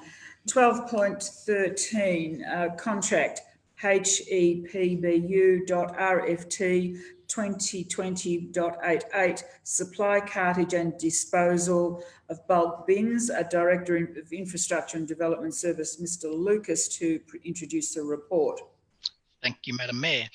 As stated, the purpose is to consider the awarding of the referenced contract. The bulk bins, often referred to as our hook lift bins, are used at all of our transfer stations to house and transport waste and recyclable products. The bulk bin service includes the bulk bin rental, the bulk bin transport to landfill, and the bulk bin transport for recycling facilities. Tenders were invited via a public advertisement process in accordance with our procurement policy, and 3 tender submissions were received and evaluated by a tender evaluation panel against the criteria as identified in the council report. Councillors, one area of interest is based on estimated volumes of waste coming through transfer stations. Officers have indicated that the tender yields a financial saving compared to costs that we have been incurring in recent times, which is a pleasing outcome. And there is an officer's recommendation on page 149 of your agenda.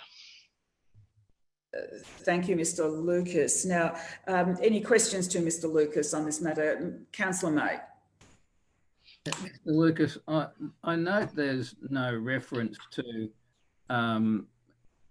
any money or any amounts of money in the actual officer's recommendation, but I can't find any reference to any monetary amounts in the sort of body of our agenda. And I guess if we're going to let a tender for something, I was a bit curious as to know how much it is. Yeah, thank you, Councillor May. The financials were identified or detailed in the confidential tender evaluation report and spreadsheets supporting the covering report. I can say to you that the preferred tenderer is estimated, and it is an estimate based on waste volumes, but is estimated to be in the order of $434,000 per annum. The contract is for an initial period of 11 months to get us to 30 June 21, but does have 2 one-year options also included in the contract. Okay, thank you. Thank you. Any further questions? I will now put the motion. Can I have a mover and seconder first, please? Mover, Councillor May, seconder, Councillor Newitt. Any discussion, any debate on this? I will therefore put the motion. All in favour, please raise your hand so I can see it. 7 in favour, there being no opposition, I declare it carried. I now move to contract item 12.14, which is contract HEPBU RFT 202.84, request for tender for Angus Street Clunes Community Livability Project, Stage 2. I ask Mr. Lucas, Director of Infrastructure and Development Services, to introduce the report. Thank you, Madam Mayor. And once again, I'm proud to be able to present a report like this to Council. It is for Stage 2 works as part of the Clunes Community Livability Project. They have been made possible through savings with other projects, as was reported to the May ordinary meeting of Council through the Fixing Country Roads program. And councillors may recall that there was an additional allocation made to a project in Glen Lyon, and this project was identified also for some additional funding, which we put out to the market. The scope of works include the construction of a 500-metre section of concrete footpath between Scenic Drive and Lygar Street in Clunes, with associated curb and drainage works. As I said, councillors, it is a great outcome, and it is complementary to the works that have recently been completed in School Road adjacent to the school in Clunes. Again, the tender was publicly released through our e-tender portal and advertised, and 6 tender submissions were received and evaluated against the evaluation criteria by the nominated panel. I've referenced that the work is able to be funded through the Fixing Country Roads program, and it does highlight, I guess, the importance of these funding initiatives that come from both state and federal government. The Fixing Country Roads program has delivered significant projects over the past 12 months for Hepburn. Councillors, there is a recommendation on page 155 which seeks council to award the contract.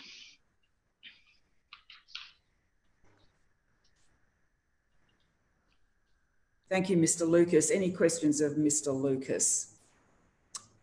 No, I have an officer's recommendation. I'm in search of a motion. Do I have a mover and seconder, please? Oh gosh, this is exciting. Okay, Councillor Henderson moved, Councillor Robson second. Councillor Henderson, do you wish to speak? No, you're mute.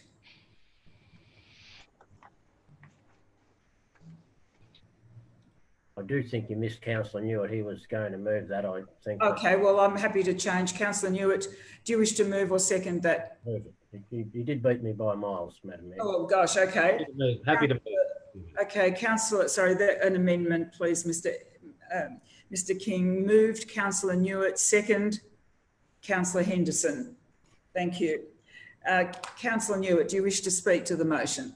Oh, look, just briefly, and particularly Mr. Lucas, I think this, as you indicated, you know, we did that work up around the school.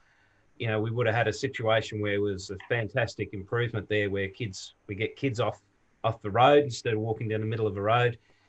To be able to do this next step, which is going to connect work that we did several years ago to this recent work, instead of having little bits here and there all over the place, I just commend the officers who just kind of sat back and said, actually, this is a smart way to go forward. So I just think, yeah, it's a good example of people sitting back looking at it and saying, well, we can actually go a step further here. So yeah, all good. Okay, thank you, Councillor Newitt. Councillor Henderson, do you wish to speak? No, Madam Mayor. No. Any further discussion or debate on this particular motion? Okay, I will now put the motion. All in favour of the motion, please raise your hand. Yeah. 7 in favour, no opposition. I declare it carried. We now move to the record of assemblies, to item 12.15. Director of Community and Corporate Services, Mr. Bradley Thomas. Thank you, Madam Mayor. I'll take this as an administrative report and go straight to page 158. The officer's recommendation that council receives and notes the record of assemblies of councillors. Thank you. Okay, thank you, Mr. Thomas. Do I have any discussion, any meetings? Move Councillor Henderson, seconded Councillor Redwood. Any discussion on this item? Okay, I will put the motion. All in favour, please raise your hand. Being 7 in favour. Councillor May, can you raise your hand, please? 7 in favour, no opposition. I declare it carried. Sorry, Councillor May, I just didn't see your hand. Item 13, Council Advisory Committees. 7.1 minutes of advisory committees. Mr. Thomas. Thank you. Also administration in nature, Madam Mayor, so page 161, officer's recommendation that council receives and notes the minutes of the following advisory committees which have been distributed under separate cover, and they are the Mineral Springs Reserves Advisory Committee meeting held 23rd of April 2020 and the 22nd of June 2020. So moved. Move, and I need a seconder, yes? And I also like to make an amendment because there was a motion that came through on one of the minutes. So I'd like to add an item, please. So you're moving an amendment to that officer's recommendation? and that is, I have here, according to some notes, that 13.1.2 is following recommendation from the Mineral Springs Reserve Advisory Committee, recommend that council seek heritage recognition and protection of Lake Dalesford, Central Springs Reserve and Lake Jubilee Reserve.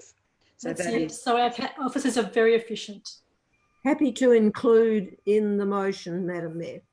Thank you. okay, that's acceptable. So it is now, the amended motion is now moved by Councillor Redwood, seconded by Councillor Robson. Any opposition to this motion?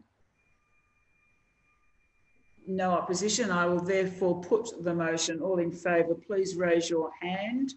There being 7 in favour and no opposition, I declare it carried. Now, we now have, we cannot close the meeting because we have had an item 12.8 deferred to the end of the meeting. We are now at the end of the meeting, so I am now wanting a motion to resolve this matter. Or the other option is to suspend standing orders so that we may discuss this, take a 10-minute comfort break and discuss this. Do I have a, I think I need a mover and seconder for that. Can I have a mover that we suspend standing orders? Move. Madam Chair, I think Councillor Robson has a motion. Well, she didn't say anything. I did, I had my hand up. Okay, Councillor Robson, you have a motion. Yeah, so I'd like to make a motion based on what we got at the beginning. So I'd like to include point 1, which is acknowledging the encroachment. Okay, hang on a minute. Let me go back to my page.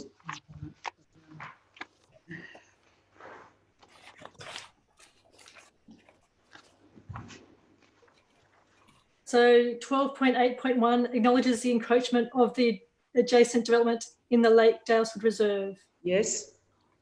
Then 12.8.2 would be the 4th point, which is agrees to release the title boundary survey to community members. Yes. And next point would be authorised to negotiate with the proprietors. Yep. And that's my motion. So nothing about endorsing negotiations being deferred or providing a written response to community members. Is that correct? That's correct. I'll second the motion, Madam Mayor. Okay, then I have a motion in front of the chair. Is there any opposition to this motion? Okay, I'll take speakers for the motion. Sorry, Councillor Cottrell. Just to be clear, we're dealing with the 3 items at the top of this Word document, not what's down the bottom, just the top. That's right, yes. So we've dropped off the thing which was an issue not long ago about providing written response to community members and so point 3 is actually authorises officers to negotiate with the proprietors, not the lease. So it's not actually specifying a lease agreement. So negotiate anything with the proprietors. That's right. So what are you negotiating? So this is what we're sort of putting the survey out. So this is putting the survey so people can see it. Yeah, okay, but I'm asking you, Councillor Robson, what do you want officers to negotiate? So it's an authorisation to negotiate. So it doesn't. What? Oh, they can negotiate the demolition or the. So that's the thing that, and then to bring it back to the next cycle of council. That gives them a month to negotiate. Less than a month, gives them 2 weeks to negotiate. But we still haven't got, because the motion does not say what you want to negotiate. You are giving the council officers. Let's put that point 3 being. Councillor Robson, you are not giving you are not giving the officers any authority to negotiate anything. Okay, let me change that point 3. My apologies. So point 3 can be bring it back to the next cycle of council meeting, next to August council meeting. So the key thing is to get the process right. So to make sure that the boundary survey goes out to the community, to the public, before it gets decided what gets done. bring what report? So the important thing is that the boundary survey goes out into the public before we make a decision as to what happens. Madam Mayor, I think we do need something further in there, which is a new 1283, which would request that the officers negotiate an acceptable outcome with the proprietors and then bring a report to the August council meeting. So that then becomes 12.8.4. Through you, Madam Mayor, there is no possibility to negotiate between now and the next council meeting. We have a motion on the table. Let's put it. So we have Councillor Ross moved a motion. She needs to clarify what she wants to say. I need to find a seconder, and if there is no seconder, it makes So that. And we have to go back to square one again. So we have 18.1, 2 and 0.3. Do I have a seconder to that motion, please? Leave that 0.3, please. You may leave it there. Yes. That's part of your motion, Councillor. Okay, can I please have a seconder to that motion? Is there a seconder to the motion? It lapses as there being no seconder. So we're back to the beginning.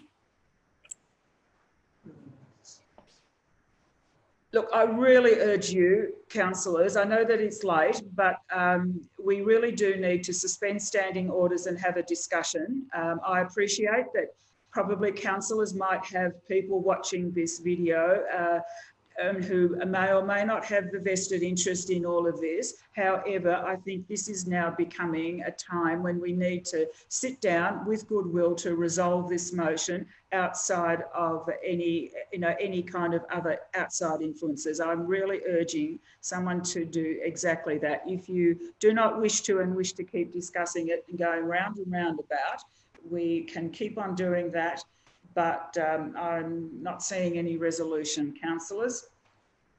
So I'm in your hands. Mr. Lucas, do you have a suggestion? Yeah, through you, Madam Mayor, I just thought it might be helpful to understand or to clarify the officer's recommendation in terms of authorising officers to negotiate is not an end point. It is simply to authorise a negotiation. Obviously, any decision to enter into a lease or some long-term arrangement would need to be brought back to council for approval. So I just thought I'd make that clarification that it's not an end point. That's all. Thank you for that. Councillor Redwood. Thank you. Madam Mayor, can we go back to Fiona's draft motion and add in the negotiation, so authorises officers to negotiate with the proprietors, and then being a report to council, delete the August because clearly that's a sticking point. But if you have authorise it to formalise, stop after Lake House. To negotiate, take out lease agreement and take that out and take out lease agreement. Yeah, and then bring a report back to the council, take out August. What are you're still left with the issue about what you are negotiating, and you know.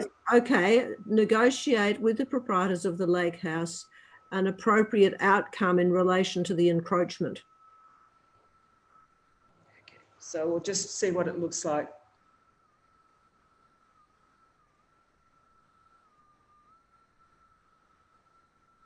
Councillor Newitt, have you got a question? Yes, Madam Mayor, given Mr. Lucas's comments around clarification of what that point means, I'd suggest that we do suspend standing orders because what we're doing at the moment is we're putting a motion up, changing the content of the motion, I think we do need to have discussion with councillors amongst ourselves as a group to nut together some form of motion that we can move with. I'd suggest if we could have a 5-minute comfort break and then come back to discuss this, and we could possibly wrap this up in the next 15 minutes.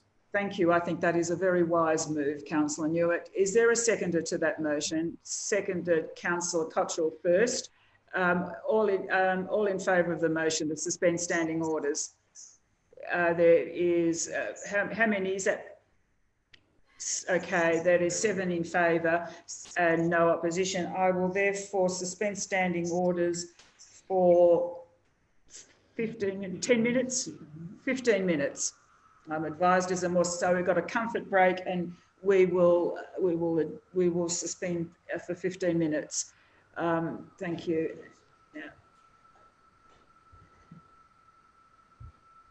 Are we still live, Madam Mayor? We just need to make sure we're not live. I'm just, Evan's just gone, Mr. King has just gone to check So it's currently still live. Once we turn off the live stream, we'll return at 11 p.m. for those watching. Okay, well, we'll wait and